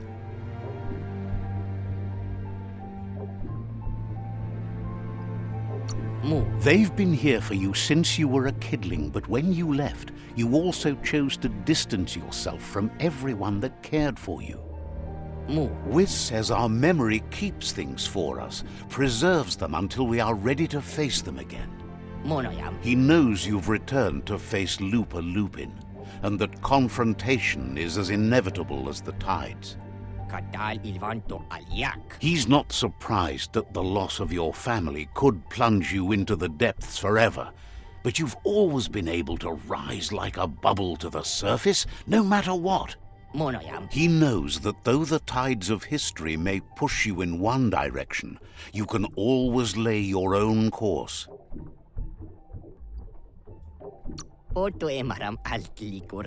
Ultimately, it's your choice. You were the one to be wronged and have lived with the consequences. He believes in consequence as it's a direct result of action. There's a bright day coming! Hey, that's going to get you burned! The only one getting burned around here is you. That stings. Oh, do you want some first aid for that? Asks if you ever think about freedom and whether any of us really has it. Did you make the decisions that brought you here, or are you just a pawn of fate?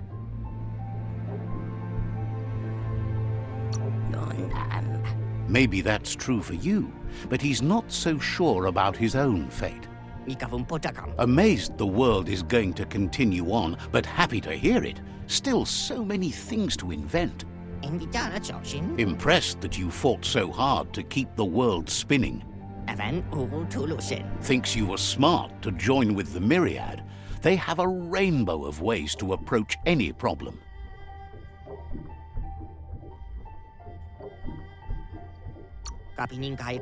Says they're unified in the ways that matter. But that's not nearly as important as this. Wiz says that you should let the past dwell in the depths. But there's something else down there too, gnawing at the Tree of Life. He's named it the Merc Puff. This is why he's tinker-tonkering with the octopod.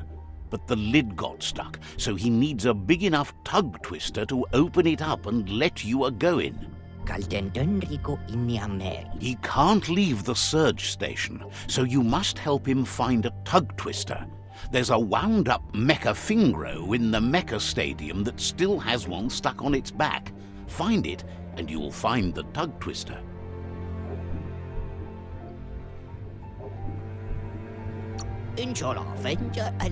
It's definitely made to lend a helping hand and do the heavy lifting. Toxinol records mention it as an automaton made for moving bionucleus matter into storage areas.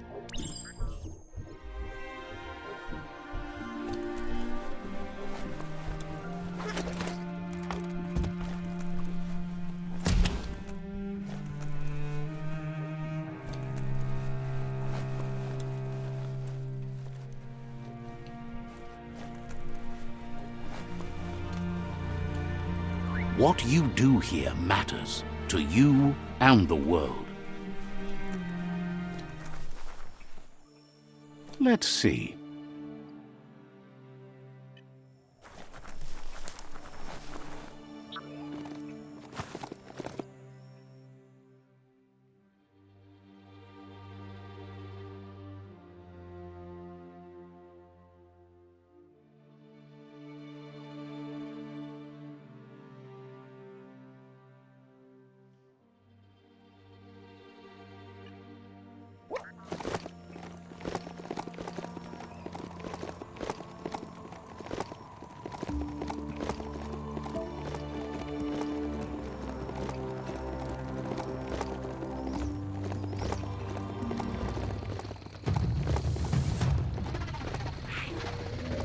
You found a bric-brac that's not absolutely flat.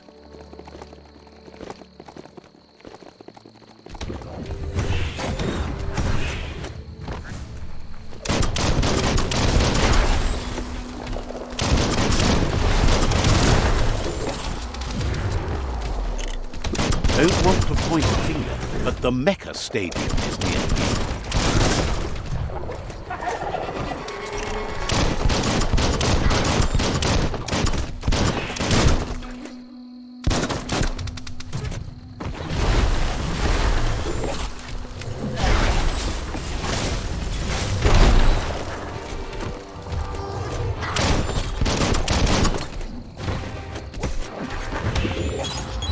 Good for whatever ails you.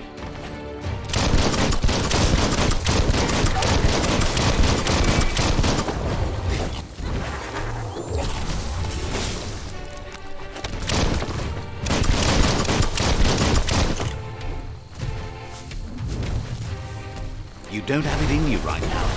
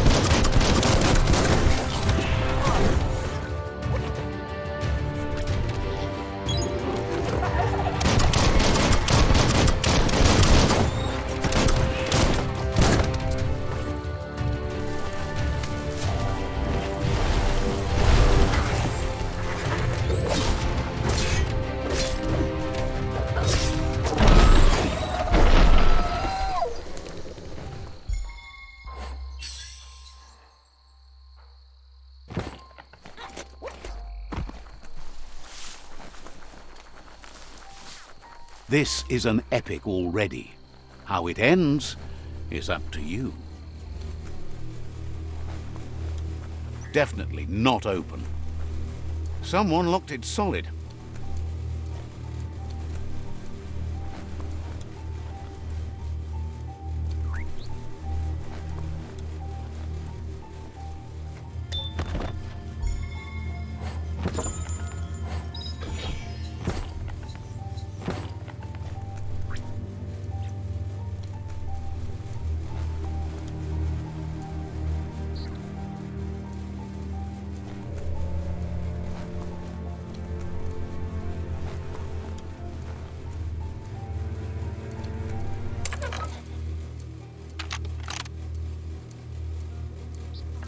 Just a few moves left. Make them count.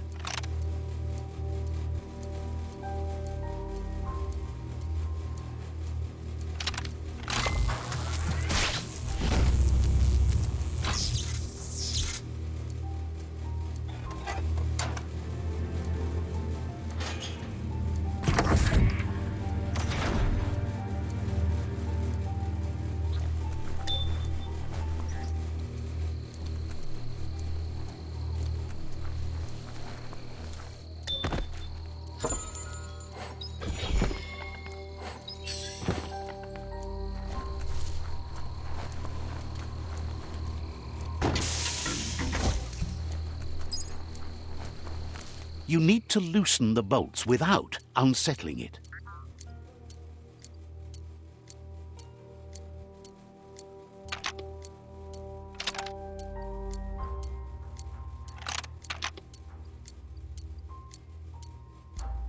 Just a few moves left. Make them count.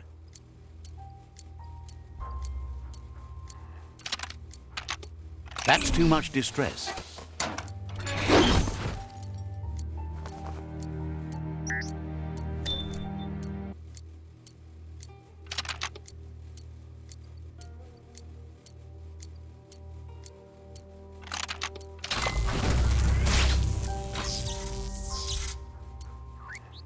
That's it. The tug twister's loose. Let's hope it turned the grabbing hand into a helping hand, too.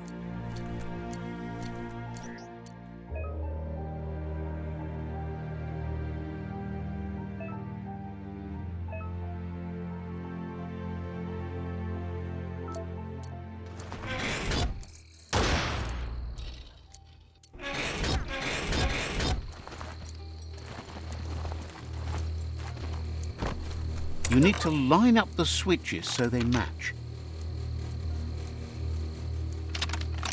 Just a few moves left. Make them count.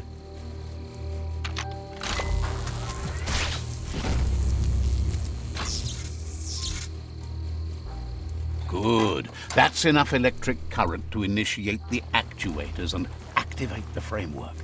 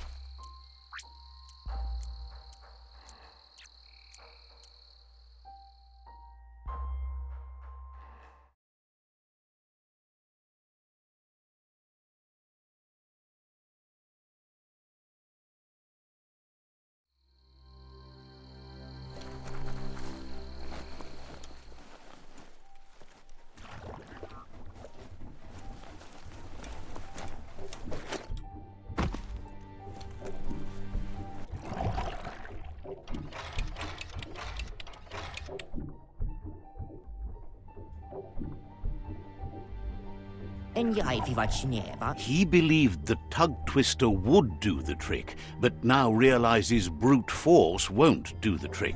You need something slick. Well, he means slick, as in greasy, so you can lube the hinges of the lid. He can't argue against the fact your fur's shiny. He says the lid should open if you sprinkle grease it. Problem is, he's all out. He knows his old friend Choo-Choo always keeps his grease sprinklers well filled. He should have an extra that you can borrow. He stresses that you should come back as soon as you've retrieved the grease sprinkler. The Merc Puff is crunching bark by the minute.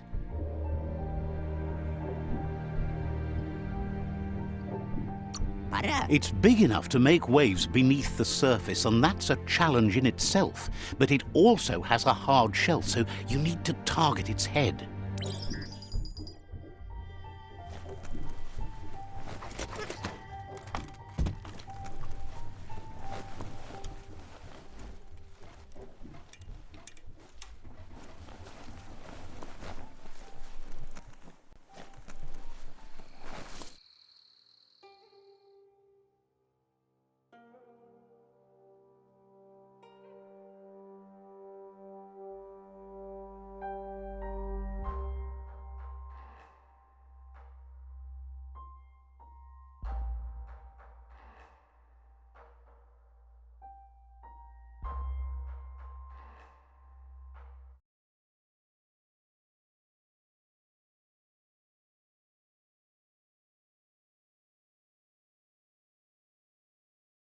That's an Aurora totem. Legend has it that activating the 4 of them together will form a band of your aura in the sky. At least you can feed this ride grass.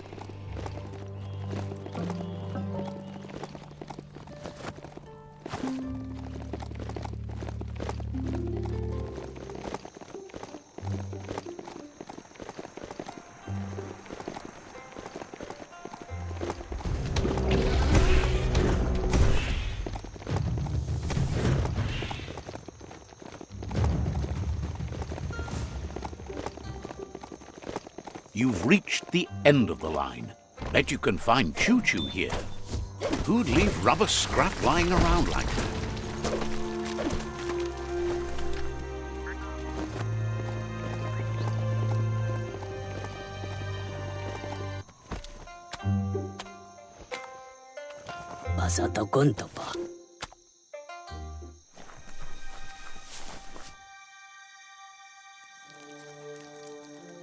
Let's see.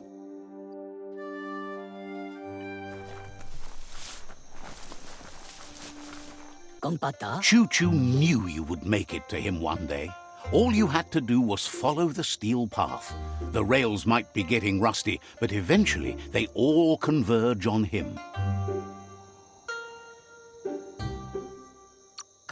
Claims rails are like rules. If you follow them the way you're supposed to, everything good in life can roll your way. Says you followed the rails to where you need to be, but tracks have switches in them too. The question is then, will you keep on the same track or look for a way to hit that switch? You seem like you're on the right track already. He just hopes you don't get sidetracked onto a darker path. Whichever way you go, he wants you to know that the rails never steer you wrong. Stick to them, and they always bring you right to where you're meant to be. Wants to know if you've ever regretted taking one track in life instead of another. If you could go back, would you switch tracks or keep chugging along the one you're on? Likes your sureness, the way you keep at it like a chug-chug with no way to reverse. Seems like the world came out of its rut and is chugging toward higher ground again. Can't thank you enough for hitting the brakes and working to turn the world chug around. But let's not get derailed. Says he's surprised to see anyone this far out, but sometimes the wrong train does take you to the right station. As you can see, he didn't plan to make a stop here, but now that he had to, he's really happy to see you. He says his name is Choo-Choo. He's been off track since the world started dying, but he's trained his mind to stay positive regardless of the situation. Says sometimes life runs off the rails, but it's always better when they're good and greased. He's convinced the tracks are like the paths our lives take, and you must deal with the outcome, even if you didn't lay them yourself. This time, though, he was sidetracked and needs a new wing nut to get back on track. Wing nuts are easy to find, as they're fitted on any in-front chugga-chugga out there. The challenge is taking them off, so he's happy you're here to do it for him.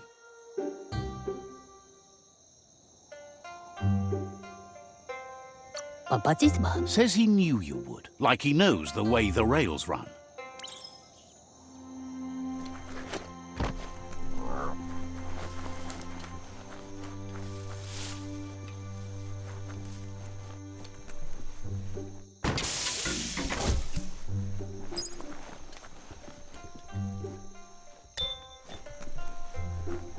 That's you need to swivel the globus's bearings to get the atlas mapper to work.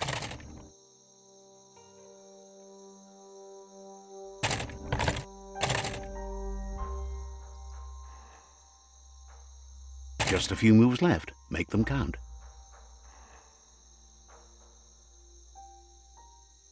This story is as powerful as you'll let it be.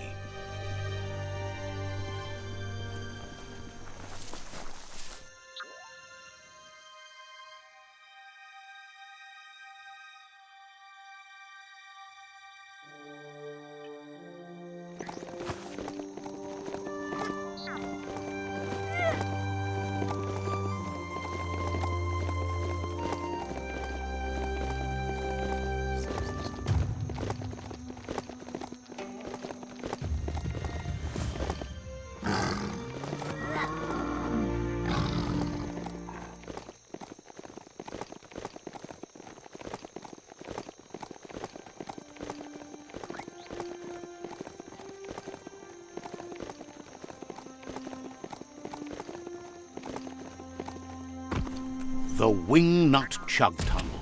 It goes on forever. The day is dawning.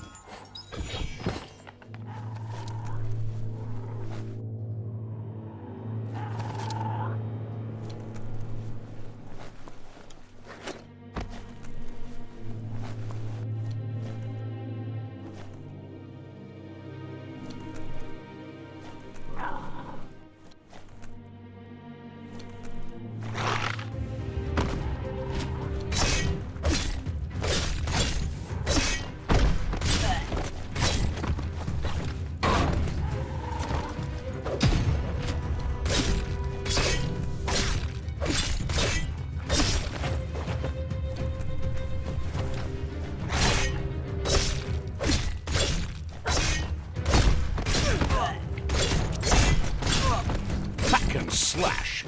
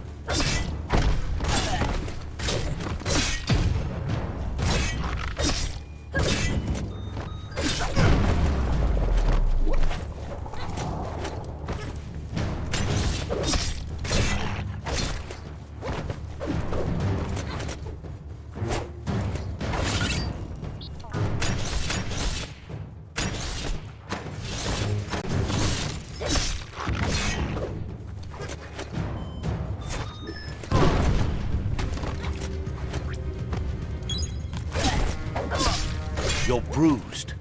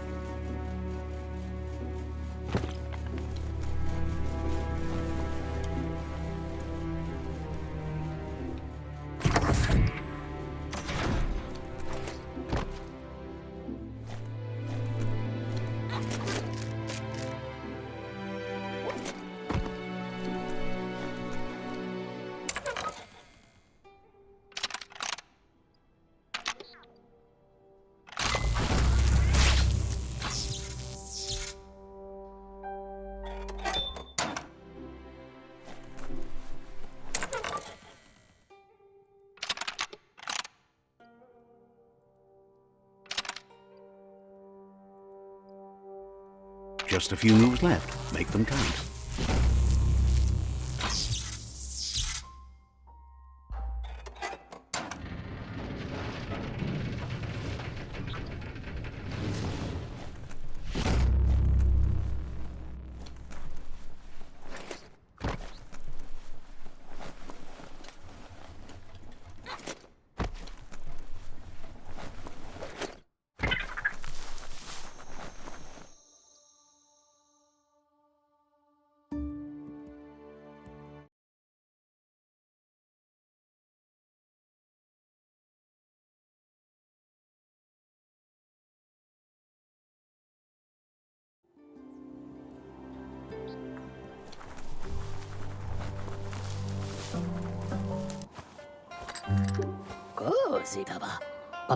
Choo-Choo says he knew you'd come through. If someone makes a stop at your station, it's for a good reason. But he understands no one gets their tracks greased for free. He'd be happy to part with his spare grease sprinkler, as he believes it's a great fit for any of your business that needs to be unstuck. He keeps it safe in a box on the handcart, in case of emergency. It's on the cart. He wants to keep it close by. In general, you won't have much time to act in case of an emergency. Choo-Choo says you should help yourself to the grease sprinkler. It's a versatile tool from the bygone, a last of its kind, so don't let it go to waste. He's convinced you'll put it to good use, as there are lots of stuckies out there that need greasing to open.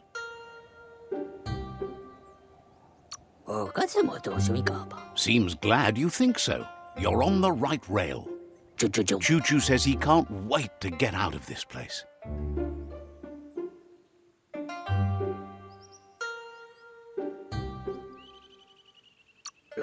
Understands completely.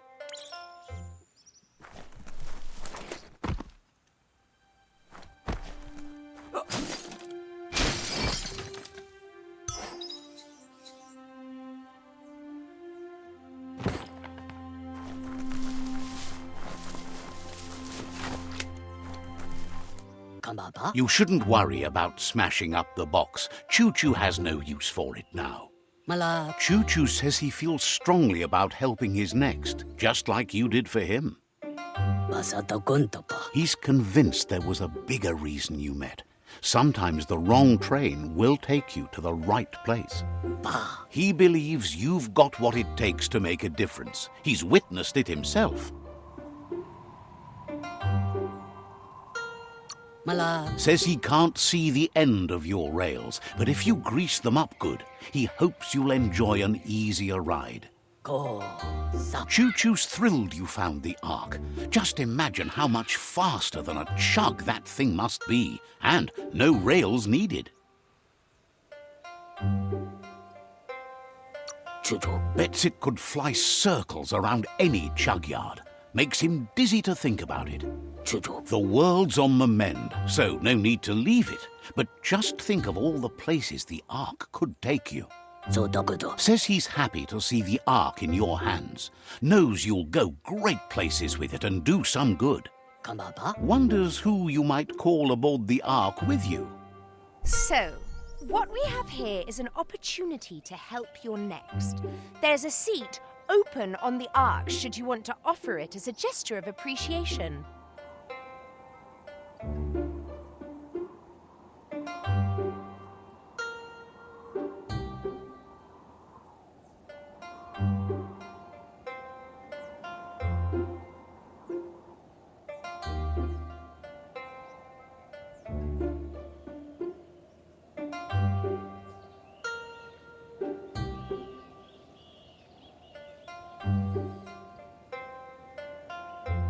Why? You don't need anyone else but yourself and me, of course, but I'm a part of you, so that doesn't count. If you want to go quickly, go alone. If you want to go further, go together. The only one we'd want to get away quickly from here is darkness. But you know you can't go on without me. Even if I'm bad company, I complete you. I think we can finally agree on something. It is better to be alone than in bad company. But best of all is being good company yourself. After spending a life on the rails, he's eager to ride the skies with you. Just let him pack his rollerboard and he'll roll aboard. Choo Choo says he's ready to pack up and leave.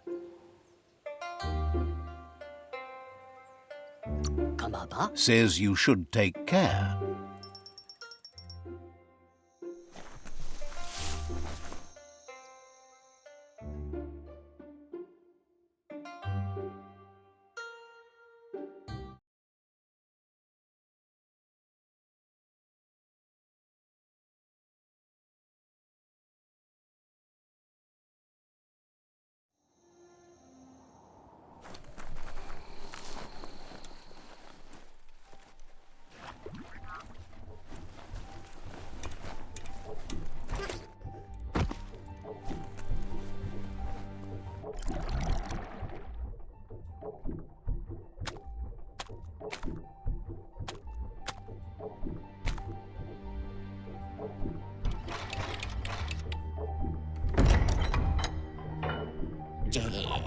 Wiz says that there's no plan to confront the Merkpuff until the octopod is properly armed.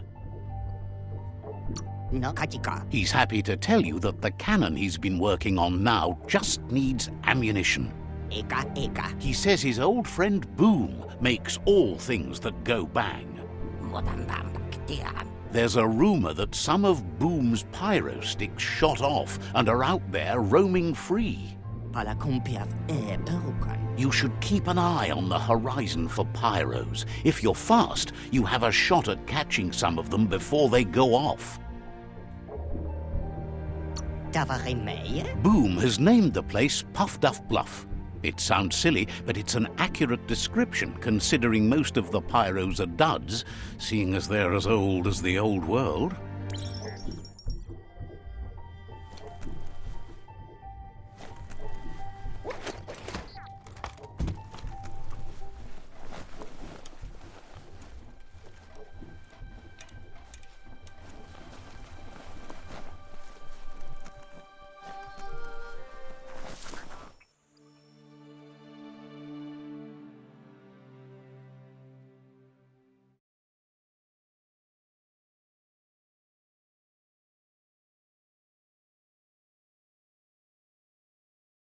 Keep your wits about you.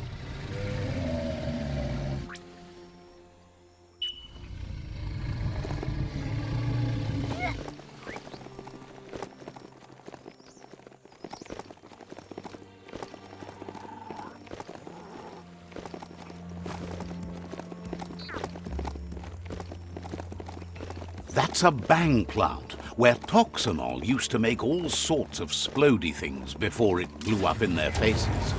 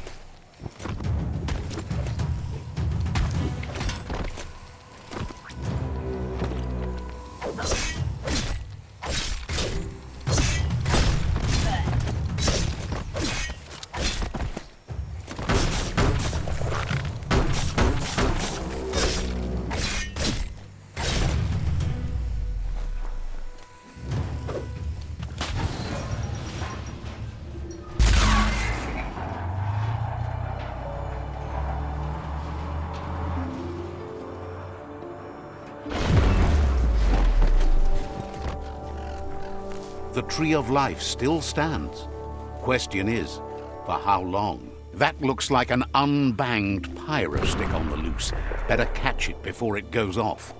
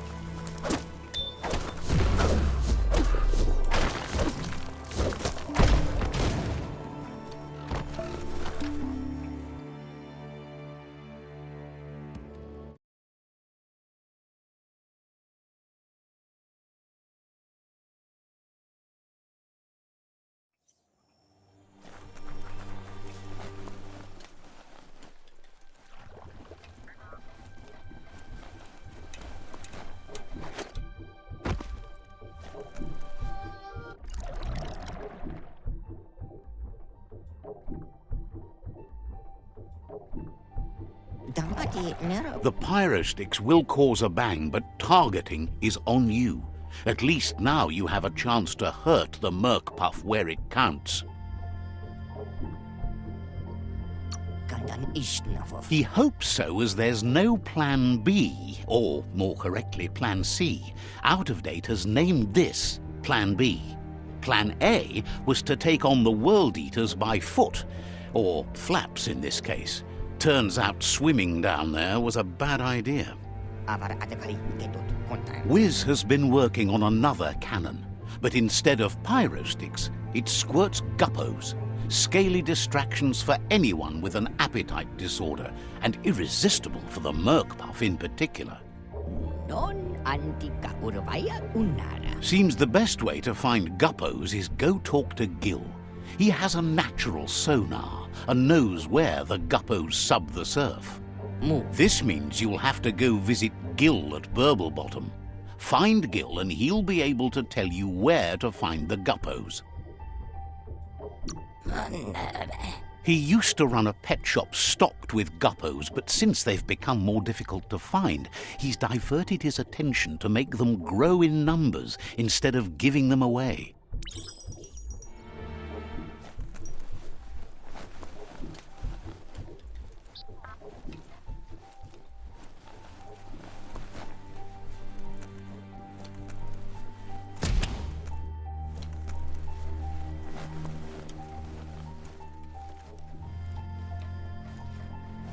Someone has to end this plague before it's too late.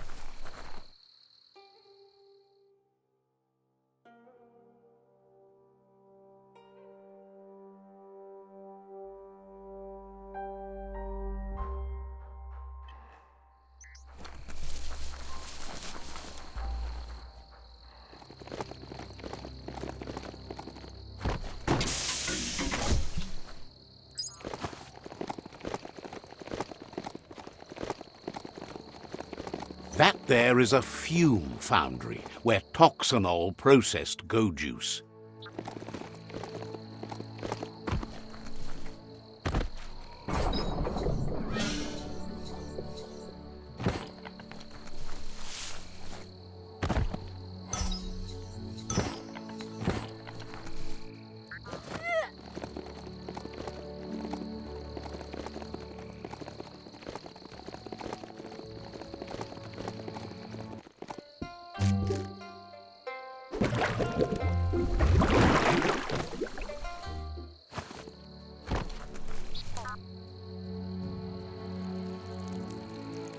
Let's see.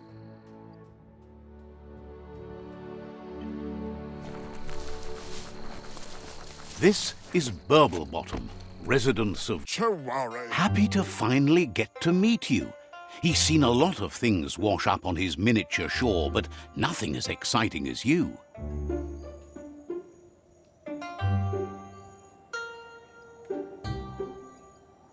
A study of man. Figures it's impossible.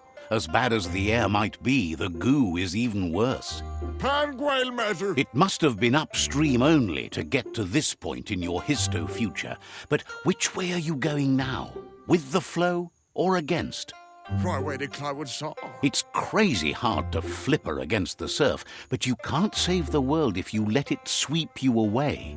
Eira! Either way, it's a shame the surf has gotten so nasty. Tayon Guardway, Fordison. Thinks life is like trying to ride a wave. You need to pick the right one, but you don't really know which one that is until you're on top of it. Better to ride a wave than let the perfect one pass you by. Ford Aini Tail. Seems to him that there's always another wave coming along. Ford Aini Tail. Can't imagine how wonderful it's going to be to surf on gooless goo. The world is going to live. Ford Aini Tail. Can't thank you enough for fighting against the goo. Guaname Fay. Happy you ride alongside the myriad. They bring a real shine to everything they work with. Leverson. Says they shine so bright, they glitter on the waves. Leverson. But none of that's nearly as important as enjoying the day, right?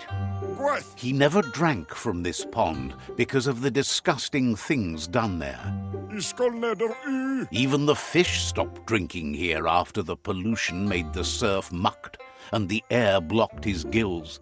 Pwesh. He figures the Tree of Life isn't drinking either.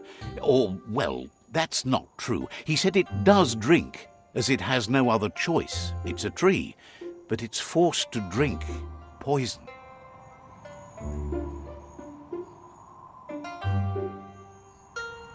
Pwesh. Claims the surf is poison now. Anything that drinks it becomes poison too, including the Tree of Life. Leverson. His friend Wiz needs guppos for one reason or another, and Gil is ready to point you in the right direction. A study of man. But here, you're only going to find dead ones. He's pretty sure Wiz wants them alive. Well, at least the ones that aren't already rotting. Leverson. If you head in the right direction, you'll find a clean enough bit of surf to snag yourself some guppos. Then you can get them to Wiz for whatever he has in mind. Meant to worry. Helping both you and Wiz makes him double happy.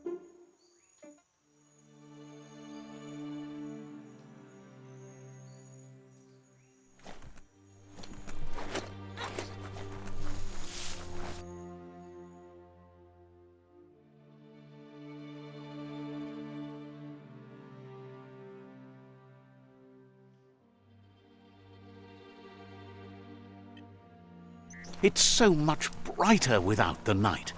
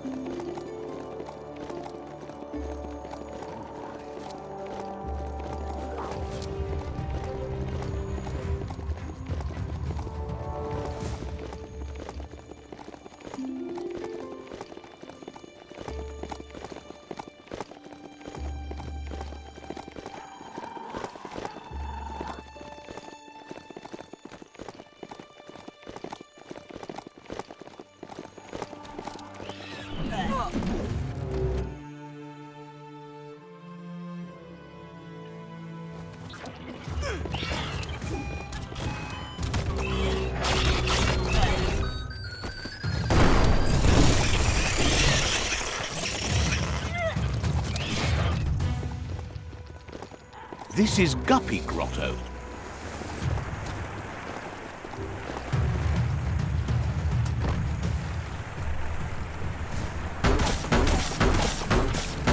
Good thing assuming you're not claustrophobic.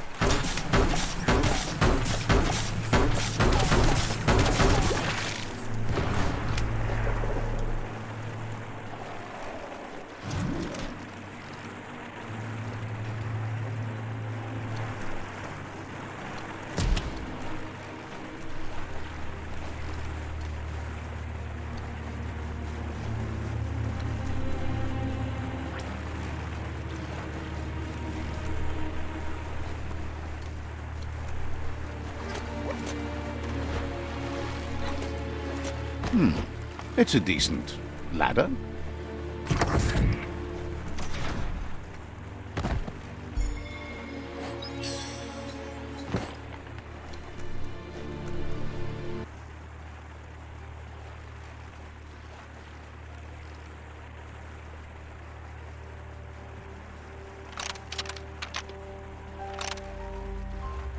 Just a few moves left. Make them count.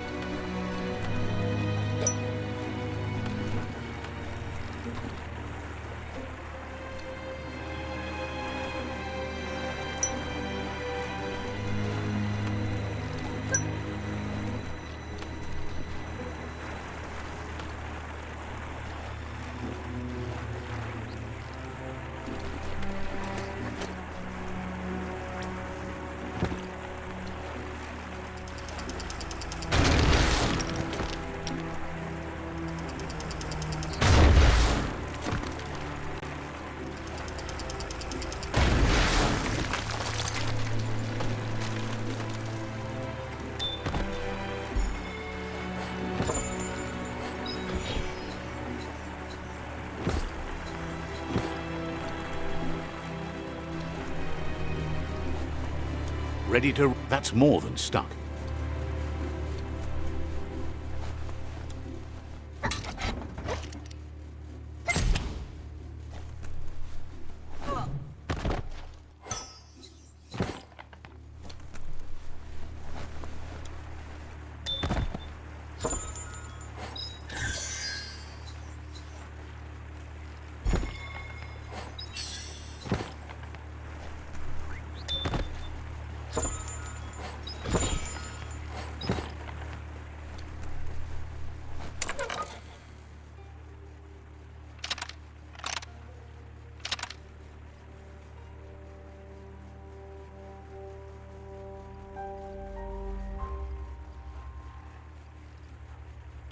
Just a few moves left. Make them count.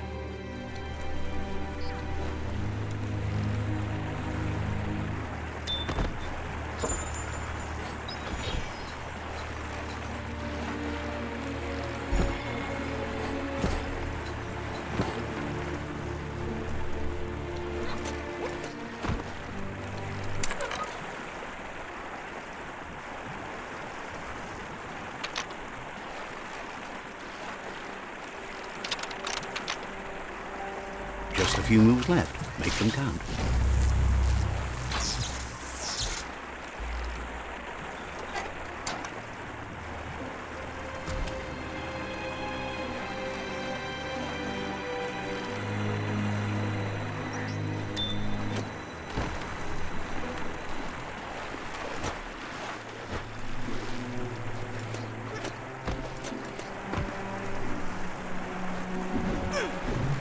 Have you ever seen so much green?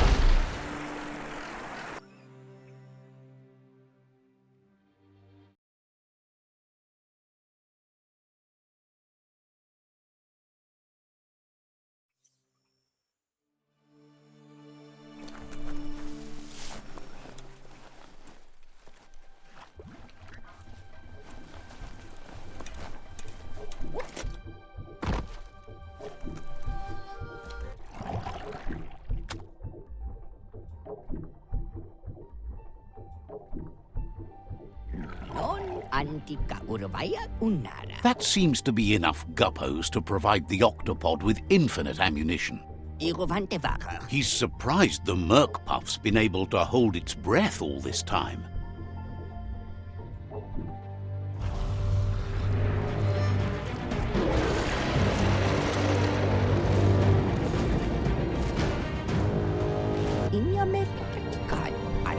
It's just another proof of the evolutionary change caused by Toxanol's contamination.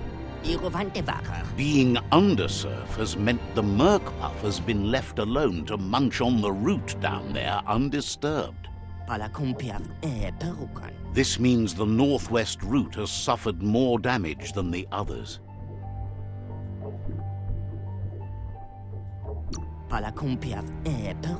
He's sure there's enough time to confront the Merkpuff, but he worries if the world has enough years left to last his lifetime, even if you stop the World Eaters.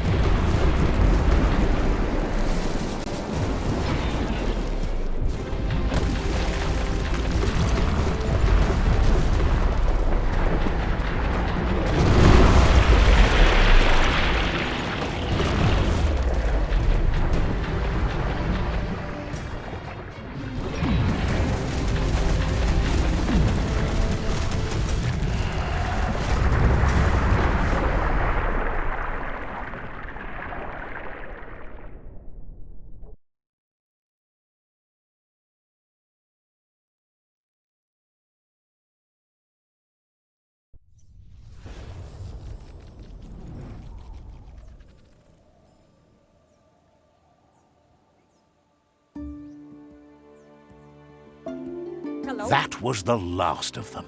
You've sealed the fate of the tribe and the tree. It's time for the end game. You have your destiny. Follow it all the way back to Out of Date. He never told anyone about what's next, but he's sure it involves you. Just continue to stay true to yourself and respect others whatever happens. You've become their pride, the guiding light of the tribe. It's time to return to the tree one last time.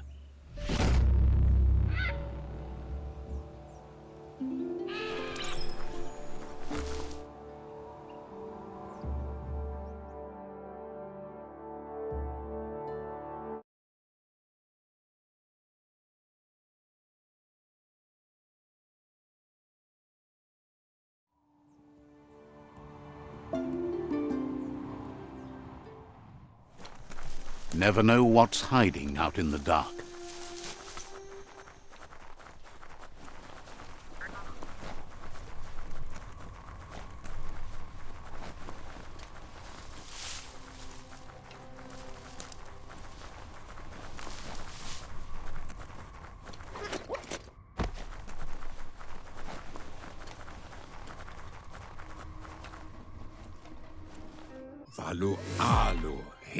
Out of Date says the signs of the end of the world are everywhere. It seems nature is preparing to take revenge. The day of reckoning is coming, and you are invited. He can feel you're approaching the end date. If you haven't decided whom of all like-minded, light-hearted beings you've met have earned a seat on the Ark yet, it's time to do that now. Then grasp your last chance to make sure Lupa Lupin stopped for good. The tree settled its score, but it left yours half done. He says you need to see Lupa Lupin eye to eye one last time. He's happy to help.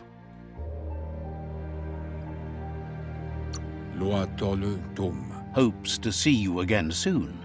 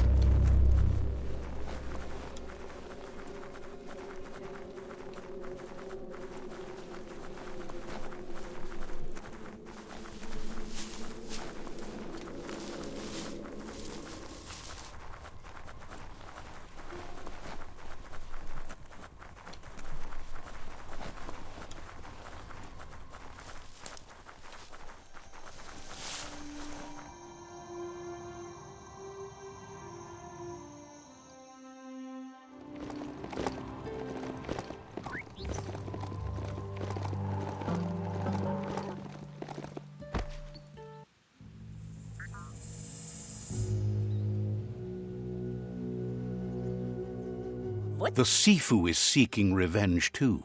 He hasn't forgotten what Lupa Lupin did, but he also wants to stop him from attacking his tribe. That the world seems to survive doesn't mean he must. He hopes you agree, even if it goes against your light-hearted nature. There's no room for predators in the world the Myriad tribe is building. But he knows this is your fight. You should handle it. Lupa Lupin's own fear was his shackles, not the roots of the tree. It just changed him.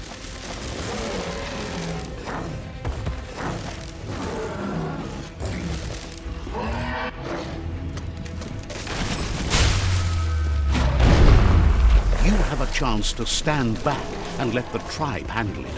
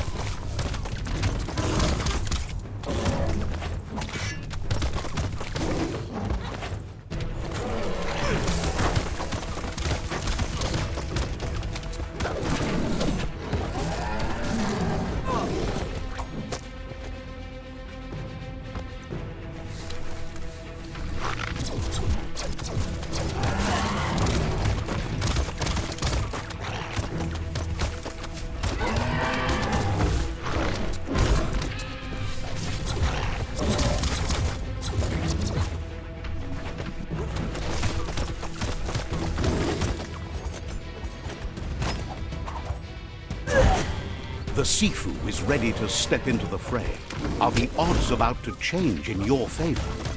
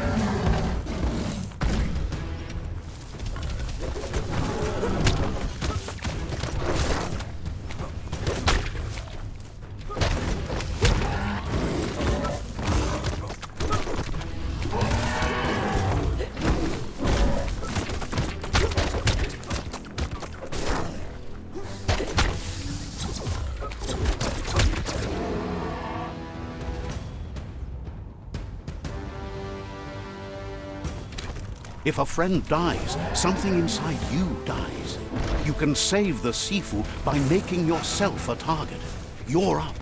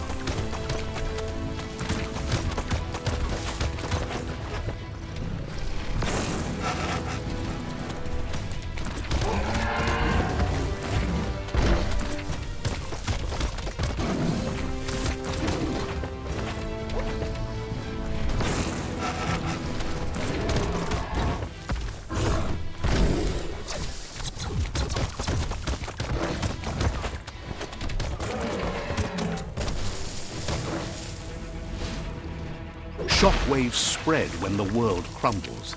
This is not a prophecy, me telling you about the future. It's you shaping it. Here's a vulgar display of power.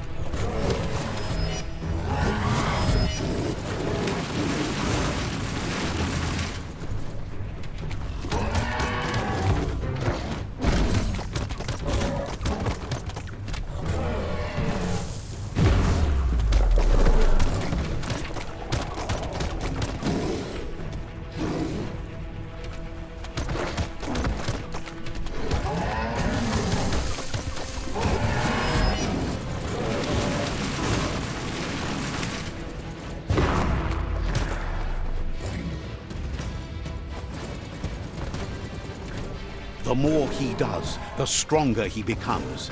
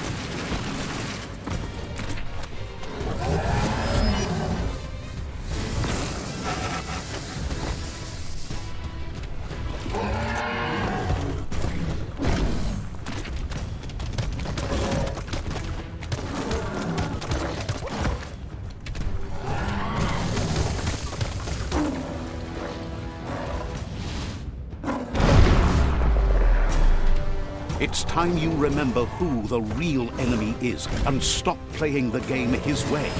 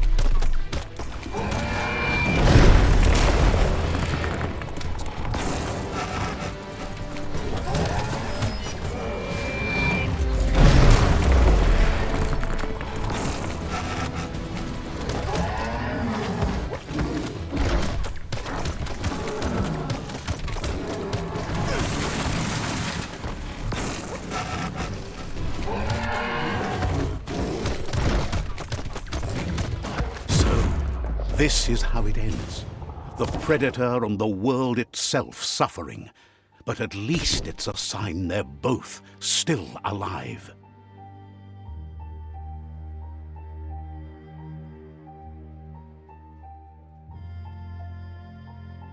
So, what we have here is a clear matter of life and death, and only you can make a difference.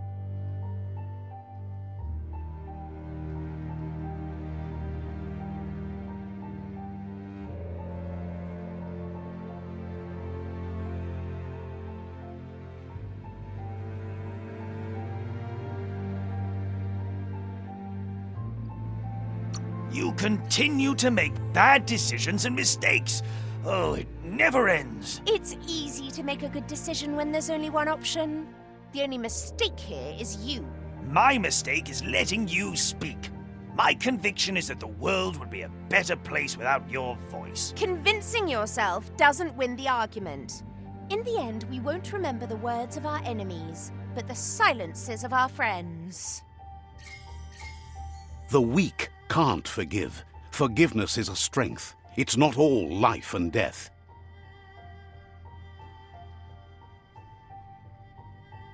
It's no better time than now to accept a helping hand.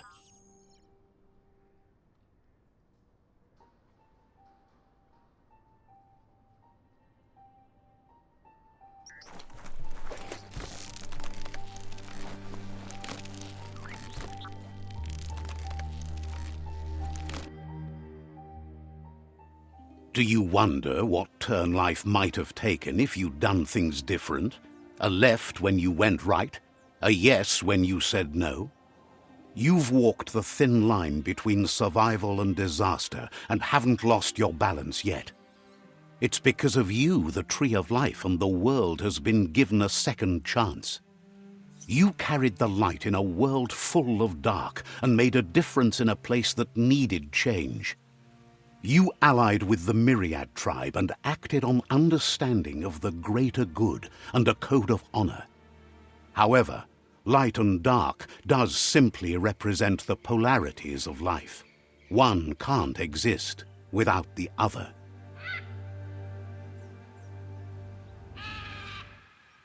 This isn't the end. Just being surrounded by nature as it heals itself will rejuvenate us. Nature will teach us how to survive. So, trust your conscience to show you the way, and everything else will follow.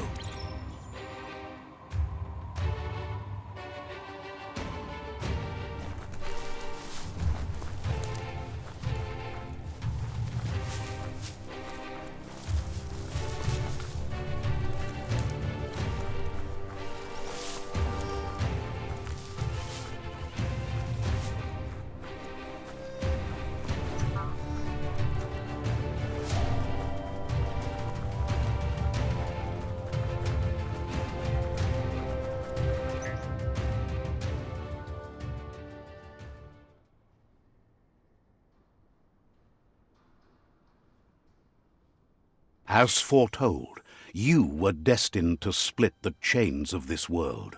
But you're not alone. The few that shared your perspective and gained your trust will accompany you on your journey.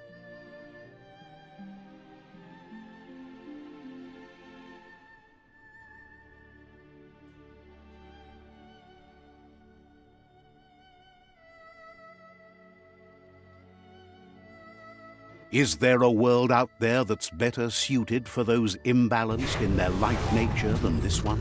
Whether or not, we'll leave your story on record, so those who come after will know you followed your light nature and saved the world. So, when all is said and done, it turned out to be an unusual ending after all. What could be better than ending the story the right way? Ending it your way, a beginning of something new.